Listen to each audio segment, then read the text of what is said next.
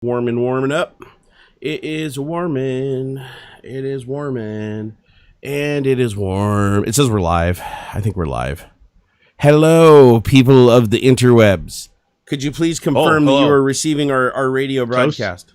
Toast? Toast? There? Toasty? Are we live? Hello? Toast. Is this All right, thing let me on? pull up the super chat thing so that we have that front and center in case anybody wants to send us off on random topics and stuff, because you guys can do that with super chats because we're both money whores. Yeah. Let's see. What do we got here? Okay, so I'm just getting set up, guys. So I'm going to talk to myself for just a few minutes while people get comfortable. Space out a little bit and just kind of ignore you guys. A window. Okay, wait. So I got you up on Skype. Oh, and by the way, guys, David's not joining us today. He wanted to. He messaged us and wished us a great show, but he's got to go make that money doing that acting thing he does. And you know, he's such a terrible actor, guys. I mean, it's like really hard for him to find work. So when the dude can get some work on a Kraft, mac and cheese commercial, you gotta just cut him loose and let him go do it. I think in Canada they call it Kraft dinner. Oh, is it Kraft dinner? All right, I think so. Dude, why is everything in Canada better? You notice that, like, you go up there, their candy's better. Their candy looks the same, but it's better somehow. Yeah, and it's like the Mexican Coke, right? It tastes better because it's cane sugar, not high fructose corn syrup. Exactly. We're like down here feeding our people like wood pulp and shit, and they're up there like using the real ingredients. Like they're down here, we're all soylent and green. Up there, they're like, oh, sugar. How much sawdust can you put into a Rice Krispie before people notice? See, those are actual questions that I'm sure get asked at companies in the United States. Like they're sitting on the board and be like, hey, have we really maximized the amount of wood pulp that we can put into this candy bar? Like I feel like we could get a little bit more wood pulp in there, and then a little bit and a little bit and a little bit over like 50 years just turns into a solid like MDF board you're eating. Yeah, it's true.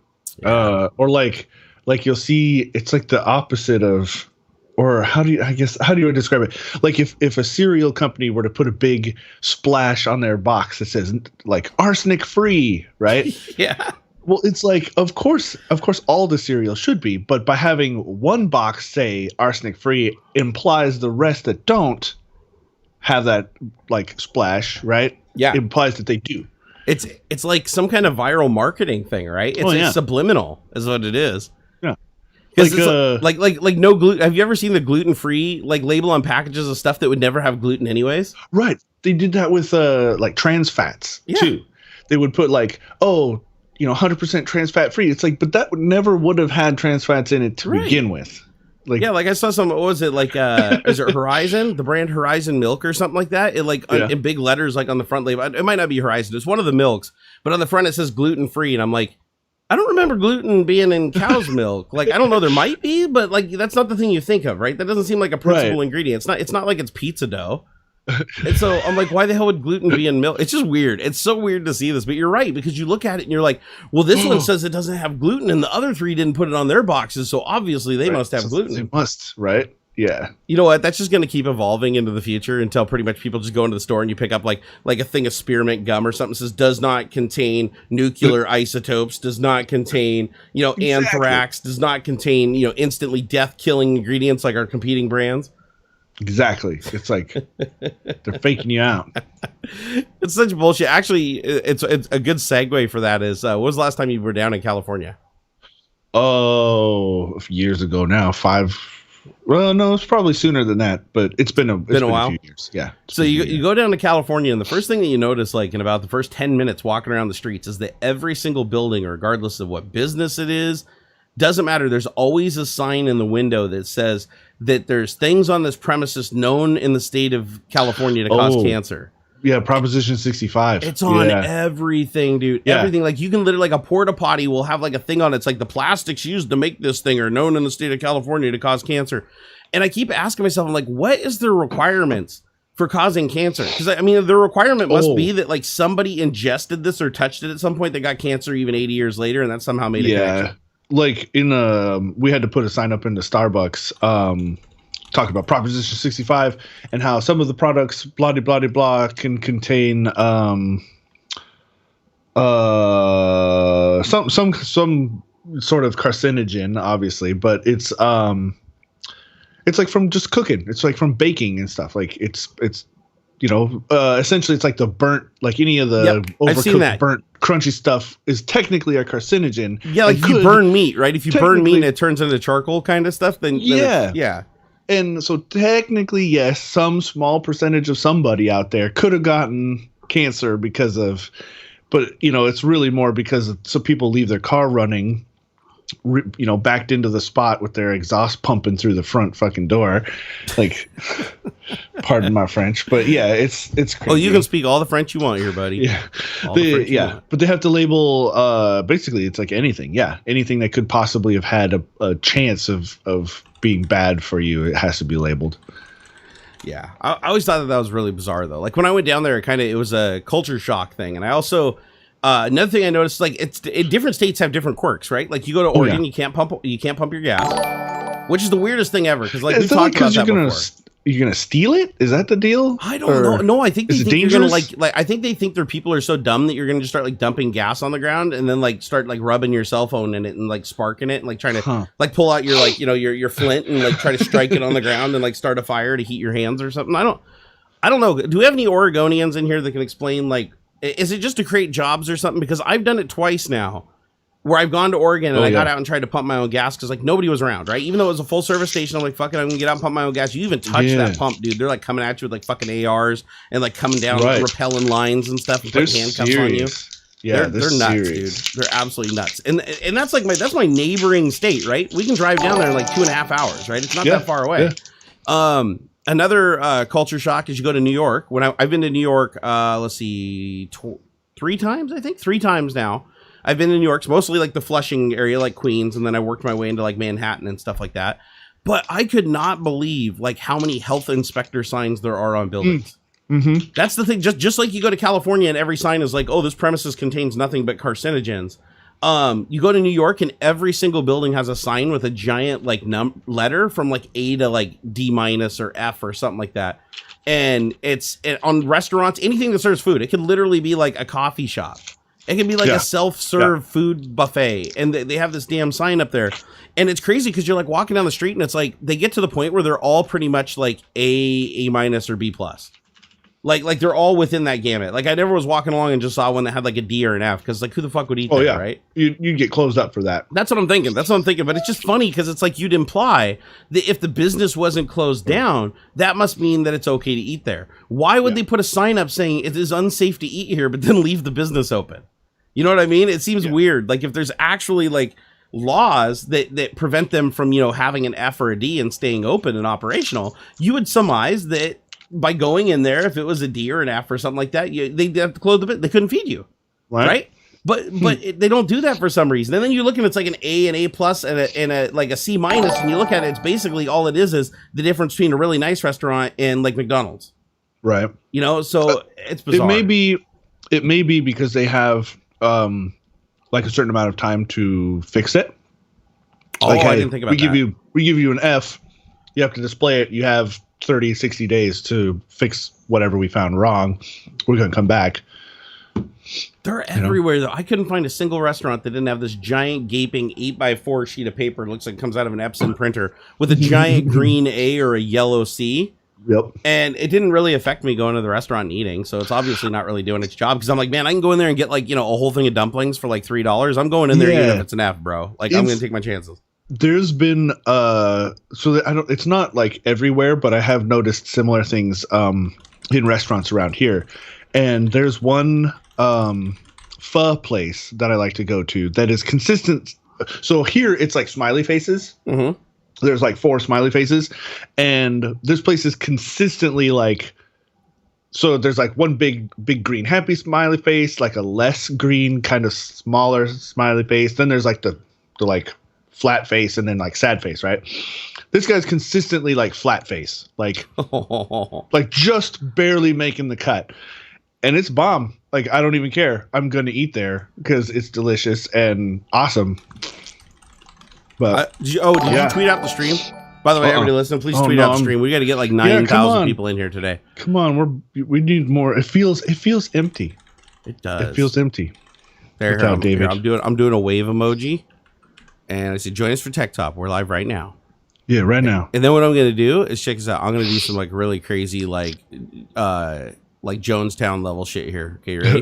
What I'm going to do is I'm going to drop the link and spam it in chat here and say, everybody go click on that tweet and like retweet the shit out of it and hit like and everything like that. We're going to artificially inflate a tweet. Yeah, we need to pay for bot. Where's the ViewBot? ViewBot's on YouTube. Yeah, we need ViewBots and sub-bots and social media bots and Russian bots and bots to buy graphics cards for giveaways and shit. Like lots of bots. Yeah, I need one of those. Yeah, as a matter of fact, that's one of our topics we're going to get into today if we can ever get like over 500 people in here. Yeah, what's the deal? We're going to talk about how you can become a scalper yourself, because we're not gonna fix the scalpers. I've come to the conclusion that scalpers don't have ethics and there's no way we're gonna fix them. So instead, what I'm gonna do is help all of you become scalpers too, so that at the end of the day, every single person's a scalper and no one person can get enough product to sell because everybody's a scalper now. That's right. Scalp the scalpers. Yep. That's what do they call that? Like proliferation or something like that. If you can't fix it and make it go away, just pump as much as humanly possible into it to level the playing field. There you go. Yeah, it's kind of like the same thing that, like, you know, some countries do with like firearms and stuff like that. It's like, oh, you can't control it? If I could just give everybody one. Then it's like, then you're looking around like, oh man, this isn't so unique anymore. So that's my plan. That's my plan to take over the universe. Let me head over to Facebook too. I'm going to spam my family members because every once in a while I can get one or two of my family members in here going, "Go Junior! Oh my God, you're so famous on the internet! Oh my God!" No, not really. None of them think that. Let's see here. Tech Talk is live right now. Woo! Come hang out or you're dead to me. Yeah, come on. Tell your mom. Is that too harsh? That's a little harsh. Is that a little harsh? Yeah, it's a little harsh. Okay, what I'll do is at the end, I'll just put P.S. Just or else. You're not really dead to me. I was just being a little sandy mangina. I was just blowing a little sand out of my mangina. It's fine. It's fine. Here we go. All right. You know, we're just going to get the S&M crowd in here is what's going to happen with that kind of advertisement. Be like, Barnacules told me to go in there. Put a belt around their neck and get on in here. I don't care, man. It's Tech Talk. They can do whatever they want with my video. I'm not, as long as it's them and they're not forcing anybody else to watch it, they can do whatever they want with my video. Yeah, right. Oh, hold on here. We had some super chats coming. We got to thank those guys because those guys are the guys that keep the wheels turning. Hey, right. Dave Leviathan Prim, my man. Thank you for the $5 super chat. He said, hello, Jerry and Beard. Hope the week was good. Was your week good? Yeah, it was a good week. Man, my week wasn't bad either. Right. We had a pretty good Thanksgiving, you know, just me, wife, and the kiddo, and we had some turkey. Dude, we literally made like everything. It was like this huge like Thanksgiving feast for us, you know, just on a smaller scale. We didn't make a whole lot. But we forgot, like, we didn't realize till like a day later that like something was missing, and it was stuffing. How do you miss stuffing? Like, we literally cooked the turkey and somehow forgot to make the stuffing, and nobody noticed. Like, I didn't notice. She didn't notice. We're like sitting there eating like sweet potatoes and pumpkin and apple pie and stuff. And it's like, no stuffing. Weird. Hey pup, thank you for the $5 super chat. He said, Wags, thank you for commenting on the use of my PC to prop up my tripod. Oh, I didn't even realize that was you, pup. I was reviewing a Surface Pro 6 we had in the office for my Simple Silicon channel. Well, rock on, pup. Get after it. You got to review that shit so people like know what's up. Oh, by the way, I want to do a quick product review right now, if you don't mind. No, not at all. This is a complete and total unsponsored review, but do not buy a Sleep Number bed. It is the biggest hunk of shit ever made on the planet. That company honestly should be burned to the ground. I'm not saying you should burn it to the ground, but I'm just saying it should just in general just explode and burn to the ground, because it is a terrible company that makes a terrible product, and they are no better than like fucking Amway and Shackley and all those pyramid schemes. They are terrible. I have spent the last 3 or 4 years dealing with the shitty this $14,000 absolute fucking car, dude. Like, I paid $10,000 for it. They replaced it like twice, and then finally just gave us like the highest end model they had, because they were like, oh my God, we don't want you to have any more bad experiences because you're an influencer on the internet. We don't want you bitching about it. So they literally went like above and beyond. They would go for any other customer, and still giving me the best of the best, all the best parts, everything. It still has broken 7 times now. Holy cow. Yeah, and 3 of those times it had to be completely taken from the house and replaced. Like, all new parts had to be shipped. They had to tear the whole thing out, take it out of the house, rebuild it from the ground up. I mean, I was like, holy shit. It is the worst product I've ever had in my life. And I want to do a special shout out to my buddy Adam, aka Kevlar Condom. Because when I bought that thing, he told me it was the biggest fucking mistake I ever made and I should cancel the order immediately. He said he had one and it was such a bucket of shit that he literally just took it out and left it on the curb for the garbage people to pick up. Wow. He said that's how pissed. And I was like, no, that was a long time ago, dude. They got it all figured out now because I just bought into the shit that they were selling me. They're really good salespeople. Like that. I mean, they'll tell you everything that you want to hear and it all makes sense. And then you lay on it and you're like, wow, this is really comfortable for a while. But then you start to realize there are some really seriously bad problems with this product. And I mean, inexcusable problems too. And they don't fix them. Yeah. That's the biggest problem. I don't mind if a product has problems. Everything has problems. Like I don't think I've ever bought a product that just works like flawlessly out of the box and doesn't have some little niggle about it. Well, yeah. But holy shit, do they just keep... And here's how they fix your bed. Your bed breaks. They come and just put the same replacement part in it, even though they know it's going to fail again. I've literally gone through 4 heater cores, like for heating your feet, because it's got to heat, better heat your feet for 14 grand. I've gone through 4 of the heater mechanisms on the thing. I've gone through 2 of the pump and ECU assemblies. I've had to have the hoses changed out twice. I had to have the bladders changed out 4 times. And the actual bed that holds it all together in the foam has failed and torn multiple times away from the magnets that hold it onto the base. Wow. So everything on it's failed. And now the bed frame just goes... Because the pipes that they use for extending it, if you put it at the top of its height, there's too much play in it. So if anything moves the bed, if it was tight, it would be fine. But because there's play in it, every time you get on the bed, and you're going like crazy on your old lady, it breaks. The legs just bend on the damn thing back and forth and like open up the pipe. Anyways, total absolute bucket of shit. And yeah, I'm still trying to decide on whether I want to make a video on it or not, because I don't like making negative review videos. That's something that's very rare for me. I kind of did one for the Chevy Volt because the Chevy Volt was like the second biggest turd I've ever owned in my life. But this is legit a turd. Think about it, guys. A bed that's supposed to have a 20-year warranty. A bed that like literally breaks every couple of months, and it takes them weeks to get the parts and get out to your house because everybody's beds are breaking, so it takes them that long to get the shit. And then half the time they come to your house, like they ship the parts to your house. They don't bring the parts; they ship them to your house. So you have to have all these like parts and bed frames and bladders and shit like piling up at your house. Then they come in, they install them, and they haul the old shit away. And half the time the stuff isn't there that they need. Damn. Like they showed up for 2 calls. Out of all the calls they showed up, 2 of the calls they showed up, and they're like, "Oh, we're missing parts, so we're gonna have to come back and do that later." It's not okay. No. So we're gonna shit can this bed. Once I photograph it and videotape it and make a review warning everybody to stay the fuck away from this company. I thought it might have been just a bad experience with me, but literally over the course of 3 years and talking to so many other people, I realized that how is this company still in business? Should not. No company should be in business that does that. Like, period. Like, if you are a company that has a 20-year and their warranty is absolute bullshit. So check this out. They say they have a 20-year warranty on this bed. They're like, we have a 20-year warranty on it. The problem is the bed's made up of like 7,000 pieces. So the mattress, the mattress itself, they'll warranty like the cover for 20 years, but then the bladders are only warranted for like 5 years. And then like the heaters are only 90 days. And the foam that packs around it for like a year. It's like every single component in the mattress is a different warranty period, but they only say 20-year warranty when they sell you the bed. Oh, the bed has a 20-year warranty. No, the one piece on it that can't fail because it has no electronics or moving parts. That's the part that has the 20-year warranty. Everything else doesn't. And then when you call them and you're like, okay, listen, my bed is broke like 20 times. Can you guys come out and actually like fix this?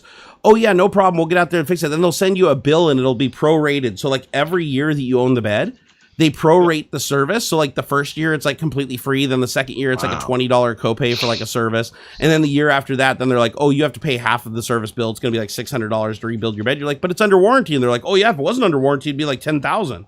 So you're getting a really good deal. Does anybody else here own a Sleep Number bed? I'm curious in chat. Does anybody own one? And while you guys are conjuring that up, let me read a couple more of these super chats. Lawrence, thank you for the 5 Canadian dollars. And Andy Cheese, thank you for the 3 pounds. We appreciate that. Said dihydrogen monoxide is the real killer, ain't it though? It's true. It's true. It is. People drowned every year in dihydrogen monoxide. You can actually die from something called hyperhidrosis if you consume too much dihydrogen monoxide. It's crazy. But yeah, it is a total scam. It's a total scam, and I should have known that because when I watched them build the bed the first time, I wished I hadn't watched them build the bed because I got to see just how jank it is. So like let me explain. So you go into like the Sleep Number store. That's how this all started years ago. We go into the Sleep Number store in the mall, and they have all these beds, and you can just jump on them and lay on them. They got like a controller, and you can push the buttons and make it go up and down and left and right. And everything in the store works great, right? You sit on, you're like, man, this is really comfy. I can make it like super squishy. I can make it really hard, and it's great. So now you're like, okay, I'd like to order one of those. They ship it to your house. The guys show up and they build it. They don't just take out a mattress and put it on the frame. That's what happens with any other bed. Any other bed you buy, they put down a frame, they put down a box spring, they put down a mattress on top. With this, they completely build the mattresses from scratch. They literally show up as a cover, and then they unzip the cover like a sleeping bag, and then they pack the inside of it with foam, like shipping foam, like you were shipping something. What? And then they take a Coleman, like inflatable air mattress. That's what it looks like. Literally, I feel like I could rip the mattress out of that and just put a Coleman air mattress in there. And they put that in there, and then they put another layer of like cheap memory foam on top of it, and then they zip the whole thing together. And the only thing that's like keeping it rigid and upright is that they use really stiff foam around the perimeter of the outside of the bed, like around the air mattress, so it can't like pivot left or pivot right. Yeah. Oh, dude, when you watch them put it together, you're like, how can this be a $10,000 bed? Like how? There's no way. It's literally like 2 Coleman air mattresses packed in memory foam, shipping foam, and zipped up into like a sleeping bag. You can make one of these. You can absolutely make one of these for like under $100. Wow. So, anyways, I ended up just living with it for a while. Like I was like, they came and fixed it. It's a big item. It's not something you want to keep removing. But they had to come and rebuild the bed completely twice. The first bed we bought was like a dual zone where like each bed could go up and down independently adjustable. But the way they're designed is they're so shitty. They have magnets between them that hold the fabric together. So like literally the two mattresses goes together. There's magnets that hold them so that they don't fall apart. Weird. The problem is the magnets are too weak. So when you lay on them for like, a month, eventually they start working their way apart and the magnets come undone and then the foam gets distorted and then you have this giant chasm between the two mattresses. Oh. And so we called them. We were like, how do we fix this? They came out once and tried to fix it by putting in more magnets. That didn't fix it. Then I went in an online forum and it turns out like every single person that ever bought that bed all complained of this giant chasm that just keeps showing up. And most people just literally just stuff stuff in it. They just take blankets and stuff and just stuff the hole and live with it. Wow. It's so ridiculous. It's so ridiculous. So they finally said, listen, we'll upgrade you and we'll give you like the bed that's way more expensive. It's like the big king, but now we lose the dual zone adjustability. The whole bed, like the whole back has to go up or the whole legs have to go up. I don't got the dual zone. So they give us that mattress and it solves the problem. And we're like, awesome. But now we've already had one of the bladders fail twice. And you know why it failed? Oh my God. So light coming in the window causes the I'm not even kidding. This is how little testing Sleep Number does. The fittings on their air bladders that they've already had manufactured for like the last 50 years. So they're not going to make any new ones or fix the problem. So they just replace it every time it breaks. And then charge you for it later on. Well, these little things, little plastic fittings on the side of the air mattress, which, and let me tell you, it's not like a silicone air mattress. It's like this air mattress literally looks like they took some of that heat material used for vacuum sealer material. It's literally just vacuum sealer material. It's a giant vacuum seal bag that they made that they just inflate with like little chambers in it. So yeah. So the fitting gets bleached by the sun and it makes the plastic brittle and then the plastic cracks. Wow. So you know what their solution was? Oh, just don't ever leave your mattress without a sheet on it. Like you have to always have like a sheet and a blanket on it so that light isn't getting to that fitting on the side of the bed. And then that'll solve your problem. Wow. And I'm like, but people wash their bedding. Like they take their bedding off and go wash it. And then their mattress is exposed to the sun coming into the room. Like that's a common thing, dude. And they're like, oh yeah, but here's how you fix it. Just make sure that you always have a thing draped over the side and it won't happen again. Instead of saying we're going to fix it. It hurts when I do this. Well, don't do that. Exactly. Like, you're not holding it right. Yeah. Right. Dude, it is such a piece of shit. And even the hoses, like the hoses that they use for routing the air to the mattresses, you'd think that they'd be like nice silicone hoses that are rated, to a million billion. No, they're acrylic. They're like the cheapest acrylic hosing that you wouldn't even use in like your first liquid cooled rig. And they're trusting all the air pressure of you like bouncing up and down on that mattress and everything to it. It's so horrible. Their fittings are horrible. Their build quality on everything is horrible. It is totally a scam. It's totally, and everybody that I've talked to that owns one, like there's one person I know of that was like, oh, we love our Sleep Number. We've had it for 7 years and haven't had a single problem. And I'm like, do you have the adjustable base? They're like, no. I'm like, do you have the basic or do you have the advanced model? Oh, we have the basic one where it's basically just an air bladder wrapped in like a cover. Do you have any animals that can like puncture it or oh no, we don't have that. And it's so the cheapest one, which is like their $1,200 just for the mattress. That's like their cheapest bed. You can't get it cheaper than that. $1,200 just for a mattress, nothing else. That one is apparently somewhat reliable if you don't put it next to a window and the sunlight doesn't bleach out the connectors. So yeah, anyways, total effing garbage. I just want to warn you guys, buyer beware. Like this is a product that I have an insane amount of experience with, and I can tell you right now that it's absolutely garbage. It's not worth it. I've gone through every painful thing. Put it this way, I am to the point now where even though I have a total with the service bills and everything in just like 3 or 4 years, I have about 14 or 15 grand into this bed. Like that's a car. Damn, son. That's a car that I have invested in this bed. Okay. Insane. And I am not even comfortable selling it to somebody unless I tell them that it's just a piece of shit. Like unless you're going to tear the base apart and just harvest the motors off of it or something. Like I wouldn't. So it's literally just going to go to the dump. Like this bed, when I'm done with it and I get the new bed, it's literally just going to get loaded into a truck and just taken to the dump. I might take the linear actuators off of it and some of the electronics, but no, I'm just, that thing's just backing up and just going right into the dumpster because it's absolutely fucking garbage, dude. Dang. Let's see here. Pod Lassie said, nice to meet you. I have back problems and it's the only mattress that helped me a bit. See, for me, it didn't help me at all because the damn thing, it's like a water bed. It does that thing where it's like if you push on the top, it pushes up the bottom. Oh. If you push on the bottom, it pushes up the top, and I don't like that. So, but if it's comfortable, that's the thing. At the end of the day, like if it's the only mattress that you're comfortable on, then it's worth putting up with some of the headache, right? Like obviously, I drive, like a Tesla. I drive a Tesla if it needed service every 3 months, just because I love Teslas and they're awesome and the pros outweigh the cons, right? And plus, the dude comes to your house and fixes it. That's okay. What I'm talking about here, though, in my case, is it's a bed that has never been particularly comfortable because it never holds its pressure right. Right. Like that's the other thing too. Like I'll put it on a certain setting, and every time I get out of the bed and I come back, it never can do the same setting again. It's like no matter how many. That's the whole point of the thing, isn't it? Like, you can set it to 37, and like that's my spot. Yep.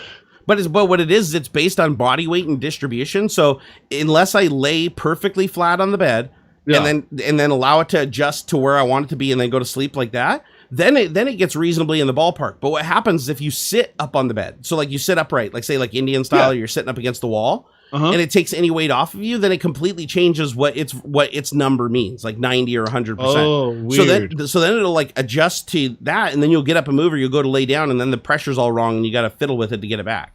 Oh, that's dumb, dude. It's a joke. Just reset it every time. Yep. And the way it tells I'm gonna take my rant to the next level here. This is what really grinds my gear episode of Tech Talk. So, oh my God, this gets worse. So there's a feature on the bed that we basically got it for free because, our bed broke so many times. They're like, hey, listen, if it makes you happy, we'll give you this like really expensive $1,000 feature called like sleep analysis or sleep. Oh, sleep sure. something. That sounds familiar. Yeah. It's supposed to like, it monitors your breathing. It monitors like what side you're laying on, your heart rate, all this stuff. And I'm like, oh man, okay, that sounds cool.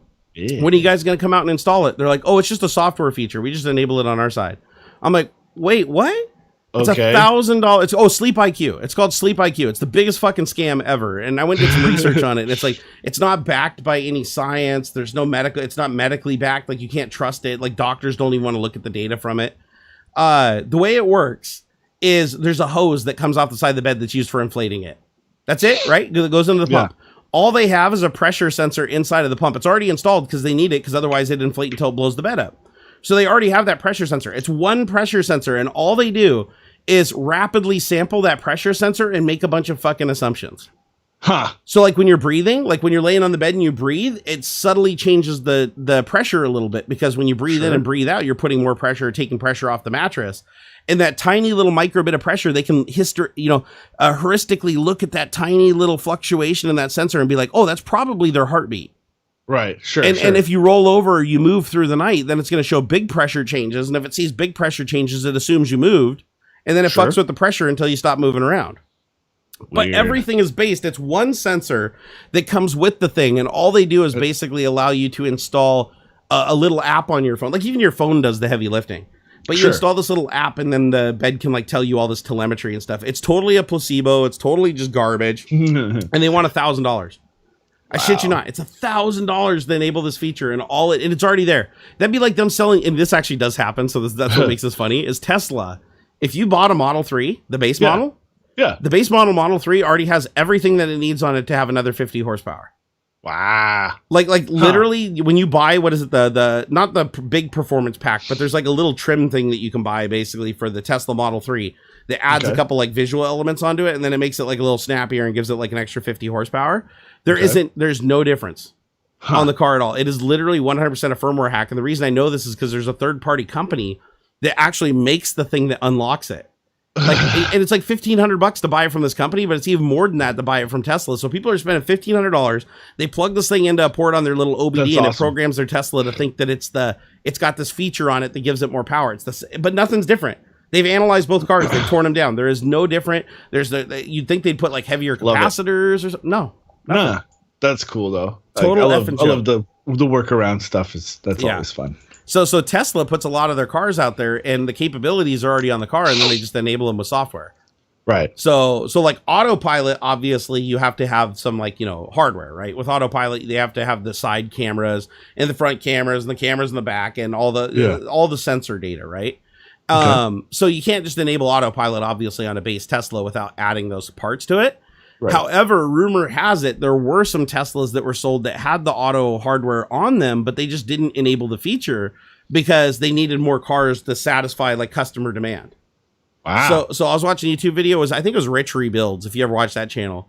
And he bought like a salvage Tesla that didn't have autopilot. Like it would have been listed under the VIN that, with the trim level or whatever, that it had autopilot, and it had all the autopilot hardware. Like when he was tearing the thing apart, it had everything for autopilot. So all he had to do was just swap out the ECU part with one that had autopilot, and he like plugged it in and it just worked. That's awesome. This shit happens, man. This is the new world that we live in. It's crazy. Wow.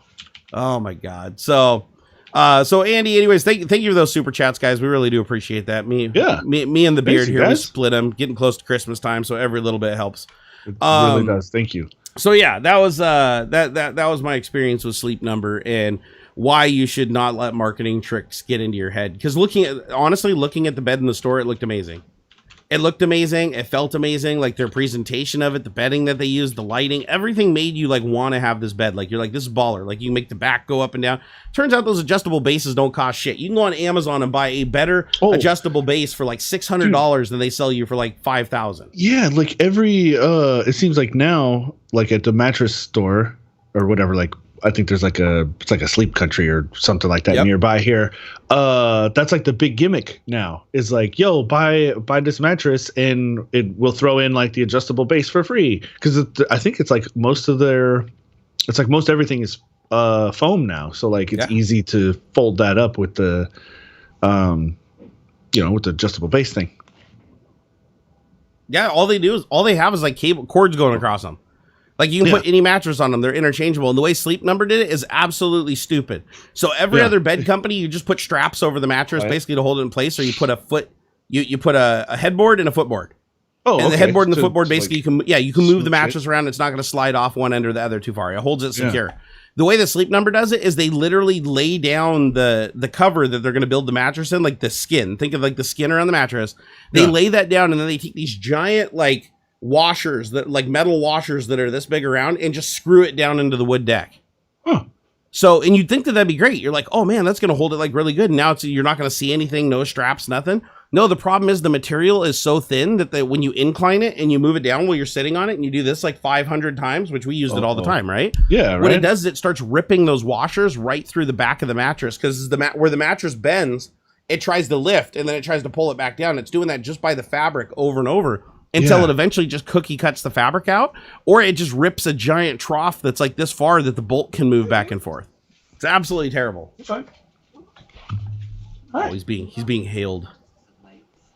Those are all the lights that were on my car. I put them in the mudroom there. I know. With the candy canes and stuff. We bought like 12. We're listening to private conversation. We'll keep looking around. He's getting okay. What? Is he here now? He's coming in like. Oh well, then I'll come and help. You don't have to. That's why I asked you to do it this morning. And I thought that was all of them. You don't get this kind of stuff anywhere else, guys. What's the deets, dude? What's going on?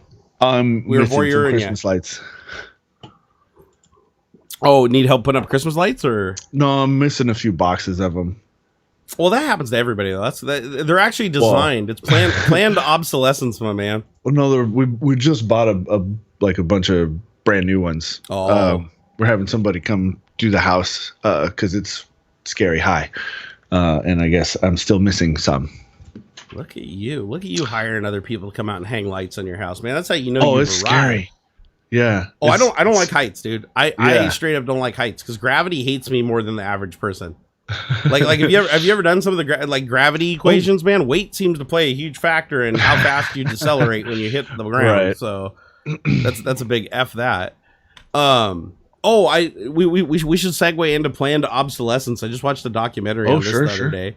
So you guys probably are all familiar with Apple's like little scam that they did that they got sued $25 million for decreasing the performance on old generation phones. Right. Did you guys remember that? Like they literally did a software update that like nerfed the phones, and they claimed they were doing it to like preserve these old batteries in these phones. But no, it's clear that they made it unusable. They literally made it unusable with like modern applications. Even the most basic functionality of the phone that worked fine didn't work fine after the update. And then they kept suggesting the solution is, just buy a new phone. So planned obsolescence is something that's existed all the way back since the light bulb. Oh yeah. So I was watching this. I think it was on Netflix. I think it was it? There's a docu. No, it was never mind. It was on YouTube. I'm watching this documentary where they're talking about Thomas Edison and the light bulb. Mm-hmm. First of all, Thomas Edison did not create the light bulb. He created a light bulb. Light bulb was like 80 years before he did. But he created a light bulb that the first light bulb that he created that was viable, that actually had like an inert gas inside of it and a filament that was like, pure carbon. That bulb is still lasting today for like, it's over 100 years. It's been running continuously almost for like 120 years. It'll just never burn out. Yeah. In a fire. Exactly. In a fire. It even has its own webcam and YouTube channel. So this light bulb's been going for like 100 years, and it turns out there's nothing special about this light bulb. Actually, this light bulb was like handmade, just like all the light bulbs were back then. And they should last for 100 years. What happened was the light bulb companies, when electricity started becoming popular and people were putting light bulbs in their house, they noticed that there was like this huge market that everybody was buying them for like the first 5 or 6 years, and then it tapered off and they sold less and less and less every year after that.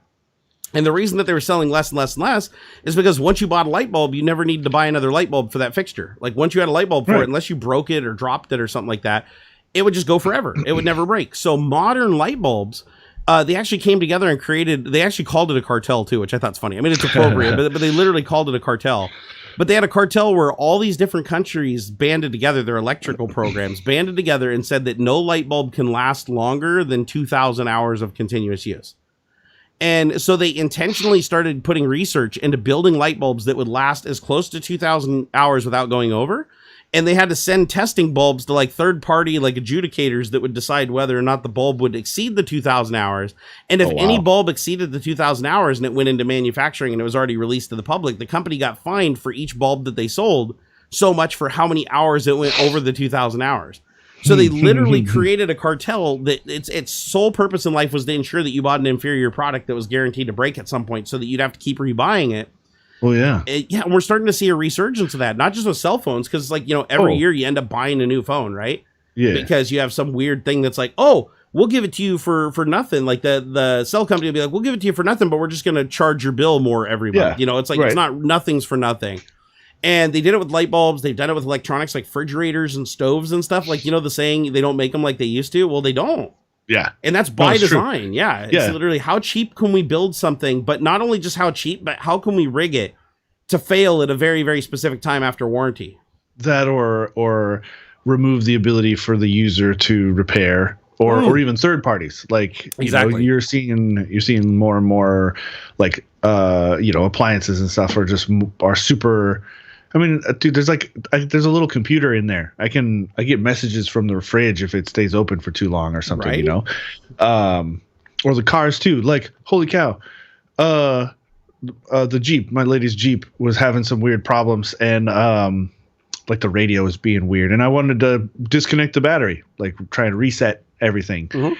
I can't even find where the battery's at. I popped the hood, and I find there's a couple leads for where to hook up like jumper cables, right? Yep.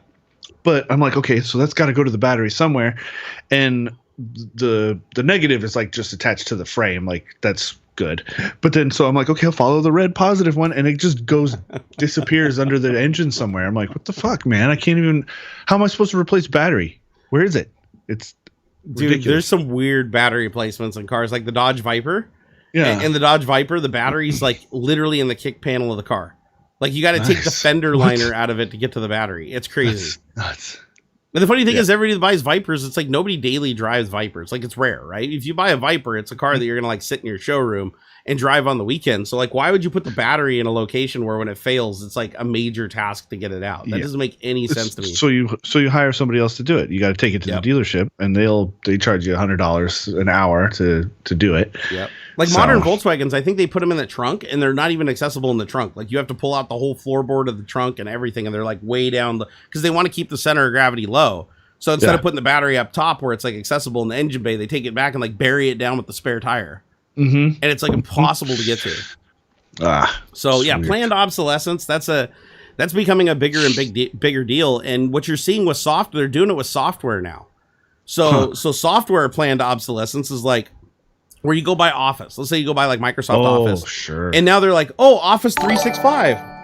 It now still supports all these new standards and everything like that. And then they'll start releasing updates for the old product that actually pulls functionality out of it, slows it down. They stop fixing bugs. They stop servicing it. And then they literally released an update for Office. Was it Office 2003? Or like Office 2003, whatever the last Office was, 2007.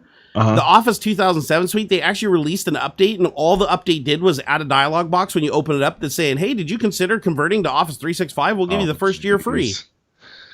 So they literally like wasted your bandwidth to send you an update that basically just harasses you endlessly. And there's like a whole forum on people that are removing the update, like going in and actually removing the KV themselves through Windows Update just so they stop getting harassed every time they open the application. It's so stupid. It should be illegal. It genuinely should be illegal. Yeah, I mean it's almost getting to a point where like your ownership of the hardware is more of a license to use it. So, you know, it's like the software licenses. Like you don't own your copy of whatever software, right? It's just there to help you use your license. And it's almost like that with the devices in general, really. Yeah, can you think of a single device in your house that you really like well and truly own 100%? Or please keep an eye out for the guy. Okay. It's difficult because you have like, you know, your refrigerator, right? If you have a smart fridge, you might own the refrigerator, but like if it's dependent on the computer inside of it controlling it, and that computer has a firmware and it has to be internet connected to like get its marching orders based on season and stuff. Like eventually when the internet goes down, you know, in the way after, you're screwed. Same thing with Roombas. Did you hear about Adam's experience with his Roomba? No, So AWS, I don't know if you guys know, but AWS, the biggest back end in the world. They make Google look like tiny. And so AWS is basically like Amazon server infrastructure that they lease to people. Like you can lease it, Microsoft leases it, Apple leases it. Like all these companies use their back end services because it's cheaper to use their bulk services than it is to basically maintain and build their own. Right. So AWS runs everything. Like Twitter runs on AWS, YouTube and Google use some AWS. Apple uses AWS for its store along with some of Microsoft's Azure. Like everybody's using their own services. So, okay, you expect that with software. Website goes down, no big deal, right? So get this. My buddy Adam, he has Roombas in his house. These the brand new ones. Not the older ones work just fine, right? They bump around like a fucking idiot. But the new Roombas actually take pictures and videos of your house and create like 3D maps and know how to maneuver around objects and everything. Like they're really clever. And you're like, man, they'd have to put a shitload of graphics processing power into that fucking thing for it to be able to do that. Like, wow, how does it do? No, they don't. It's the robot itself is a dumb terminal, and it basically takes the video feed and like sends it up to AWS. Not the video feed itself, but like it basically has AWS do the heuristic processing using neural networks and machine learning. So it just like Siri does. Like when you say, hey, Siri, do something, Siri doesn't actually like do anything really on the phone. Like your speech is sent as a pattern to a cloud server, and then it uses like everybody else's speech patterns and shit to figure out, you know, this guy's drunk as fuck, but we still kind of understand him. And then it sends back the command to the phone. That's why it takes so long for Siri to do shit when it's not internet connected, right? Or it'll say, sorry, I can't understand you at this time.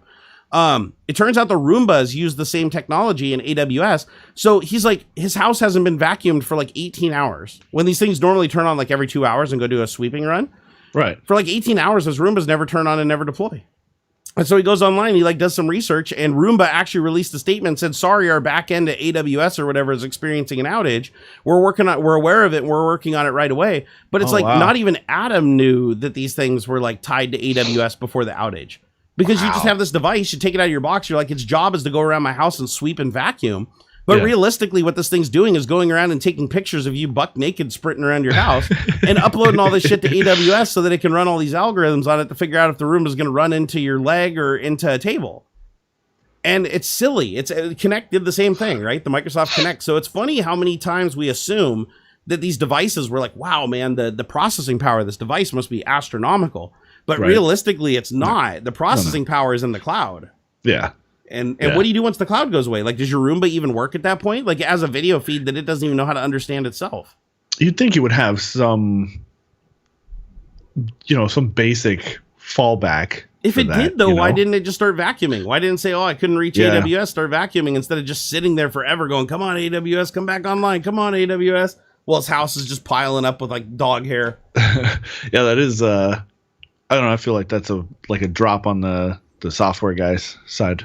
Yeah, I think it is. Like as long as you can get the firmware update, right? As long as the apocalypse doesn't take out the internet before you can get it. Right. Hey, Michael J. Morrison, thank you for the $5 Canadian dues. He said, I sat in meetings in Detroit, and it will make you never drive a car again if you heard some of the warranty designs. Yeah, I know, because like I've owned new cars and old cars, and the thing is, new cars, they all have firmware updates, all of them.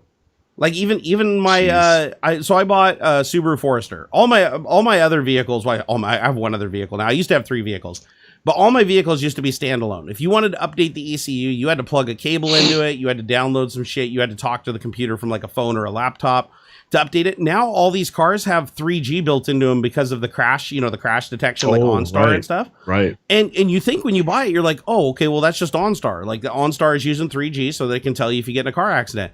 No, that shit is like tied into every piece of telemetry on the car. They can push firmwares to the car. I've actually gotten into the Forester before, and it pops up on the screen and it's like, oh, new feature available. Like in the menu, and it's like, this thing literally got like a Windows update while it was sitting in my driveway, and it's a gas powered car. So it managed to like power itself up. Like, so it stays in some kind of a low-powered state. It powered itself up. It got an update. Same thing with Ferraris and Lamborghinis. If you own a Ferrari and Lamborghini, like every time I went for a drive in my friend's Ferrari when I was working back at Microsoft, we'd literally like go down to go to lunch, and we'd get in this Ferrari, and he'd turn the key on, and it'd go beep, boop, beep, beep, boop, beep, boop, beep, boop, boop. And you're like, what the fuck? What does beep, boop, beep mean? And he's like, oh, that particular beep, that means that it's getting a firmware update, and we just have to wait like 2 or 3 minutes before we set off. Wow. And this is this was even an older Ferrari, so it didn't have like a screen that like told you a text like, oh, update includes blah. So you have no idea what you're getting. For all you know, they're sending you an update that fucks with like the drive-by-wire acceleration, and then you like floor it, and the car like loses traction and flies off the road. And the only reason you know when you get into it is what if you have to get away, like somebody's trying to stab you in a parking garage, and you're like, oh my god, I gotta get out of here. You jump in your car and you turn the key, and it's gotta go beep boop beep boop boop boop, and it's like in the middle of a firmware update. Like, that would piss me off. Yeah. Wouldn't that make you mad? Oh, for sure. No, and I think it's kind of like that with the Tesla, right? Like, it is. You have to go to pop in the thing, and it's like, wait a sec, we gotta download this update first, right? So you can play Candy Crush, while you're driving. Well, the thing I like about Tesla is, one, I don't think that they'll push the updates unless you have the choice of when it installs the update. Oh, that's nice. Like Tesla, I'd have to ask Adam to be sure, but like I know one of the times when I was in the car and there was an update available, but he had to actually click it and tell it to do it. Right. Like it wasn't like he was just in his house in the middle of the night. I think you can set it up to do that. Like you can say, I accept the update, and then overnight it'll download and install it for you. Oh, that'd be nice. Yeah. But it asks you, right? It doesn't just, the Ferrari's just like, fuck it. Like they just assume you're not going to drive your cars for like 6 months, so they can just put the update on there whenever they want. Yeah. And, So yeah, but the Teslas, I think they do a pretty good job of it. The other thing that I don't like the idea of like a firmware update in place on a car like that is, what if you're out somewhere and you install a firmware and it bricks your car? Like that could happen, right? The update doesn't finish halfway through. There's a bug, a developer missed a divide by zero bug or something, and now your fucking controller crashes. And your car doesn't go down the road. Like, what do you do at that point? Like, you call AAA, I need a tow. You have a perfectly good car, and the only problem is that, like, some dude, like, forgot to check a variable. Yeah. Like, you had an out-of-memory exception or something like that, and your car doesn't move. I don't like that. I mean, I understand. Don't get me wrong. I understand why that exists, but I feel like that because it's just a car, like, there's not a backup of a backup of a backup, like on an airplane. Because that would be too expensive. Like, nobody would be able to afford the car if you had to have, triple redundancy, right? So there might be some redundant systems. Like, I know on the Tesla, I think the brake Like in the new Tesla, I think the brake is drive-by-wire, so you physically do not have a connection from the brake pedal to the calipers. That's all controlled by a computer. And you're like, oh my God, that's really scary. But if the computer fails for any reason, then it basically just reverts into the pedal being directly connected. Oh, okay, that's nice. Like so normally I think that's how it works. Correct me if I'm wrong, guys, but I think that the pedal, you're basically like going against like a servo, and then it's operating whether you do regenerative braking or whether it's using the calipers. But if that system fails in any way, shape, or form, like basically the telemetry coming from it isn't exactly what it's expecting, it basically just reverts to a dummy hydraulic pedal. Nice. So it just like closes down the pathway, and you just gun the thing, and it'll engage the calipers. So I think that's a good design. I actually do think that that's a good design consideration. Just like on airplanes, right? It's like you can have like two sets of systems fail. Like, I think it was Hobbs that was telling me this. So you know Hobbs, right? Yeah, Old dirty Hobbs. He was the one that was telling me, because he's really big into airplanes. He's like, you can actually have a firmware update go to an airplane that's like completely fucked, like completely just fuck the thing, and it will have a complete secondary backup of everything. Like it can fall back completely on another system that never gets updated. Like it literally has like the gold standard firmware since the day that thing was built. And so it can fall back on that firmware. And then if that system fails, you have a bunch of manual shit too. So like even if the whole fucking, like you can have an entire hydraulic system fail and a commercial aircraft, you can have both computer systems like completely fail and you can still fly the aircraft. Wow. But they don't do that with cars. Like with cars, it's like you might have one redundancy on like the brake pedal, but like where's my redundancy on my throttle and my autopilot and all the other shit you're trusting your life with? Right. Well, you also have to think like how many potential people are going to be affected by a catastrophic failure in a car versus an airplane. Depends on if you're doing Brody's in like the parking lot of a nuclear waste facility or a biological warfare. Like you're doing Brody's in the parking garage right to the adjacent wall where they have like SARS, 3.0. Oh, geez. You never know, man. You never know. Hold on. I think I saw a super chat come in. Hey, Pup, what's up, my man? Thank you for the $5. He said, I'm looking into level 1 text videos. We love Wendell. Oh, yeah. Level 1 text videos about self-hosted smart home stuff. I don't trust any of the Internet of Things devices. My cell is it. PC has no sensors. Dude, becoming disconnected is way harder than I thought it would be. Yeah. So yeah. Oh no, I've done some research on this because a lot of people have been asking me like, how do I stop the Windows 10 telemetry? Right. That was like kind of my shtick back in the day, was like, how do you go and hack up the registry, and what services do you disable, and what DISM packages do you remove? And I made a series of videos, but the problem is every time you make a video, Windows just releases a Windows update that then fucks up 90% of that process. Right. And so it doesn't work anymore. And then people are like still doing it because it'll allow you to do it, but it's not having the intended effect.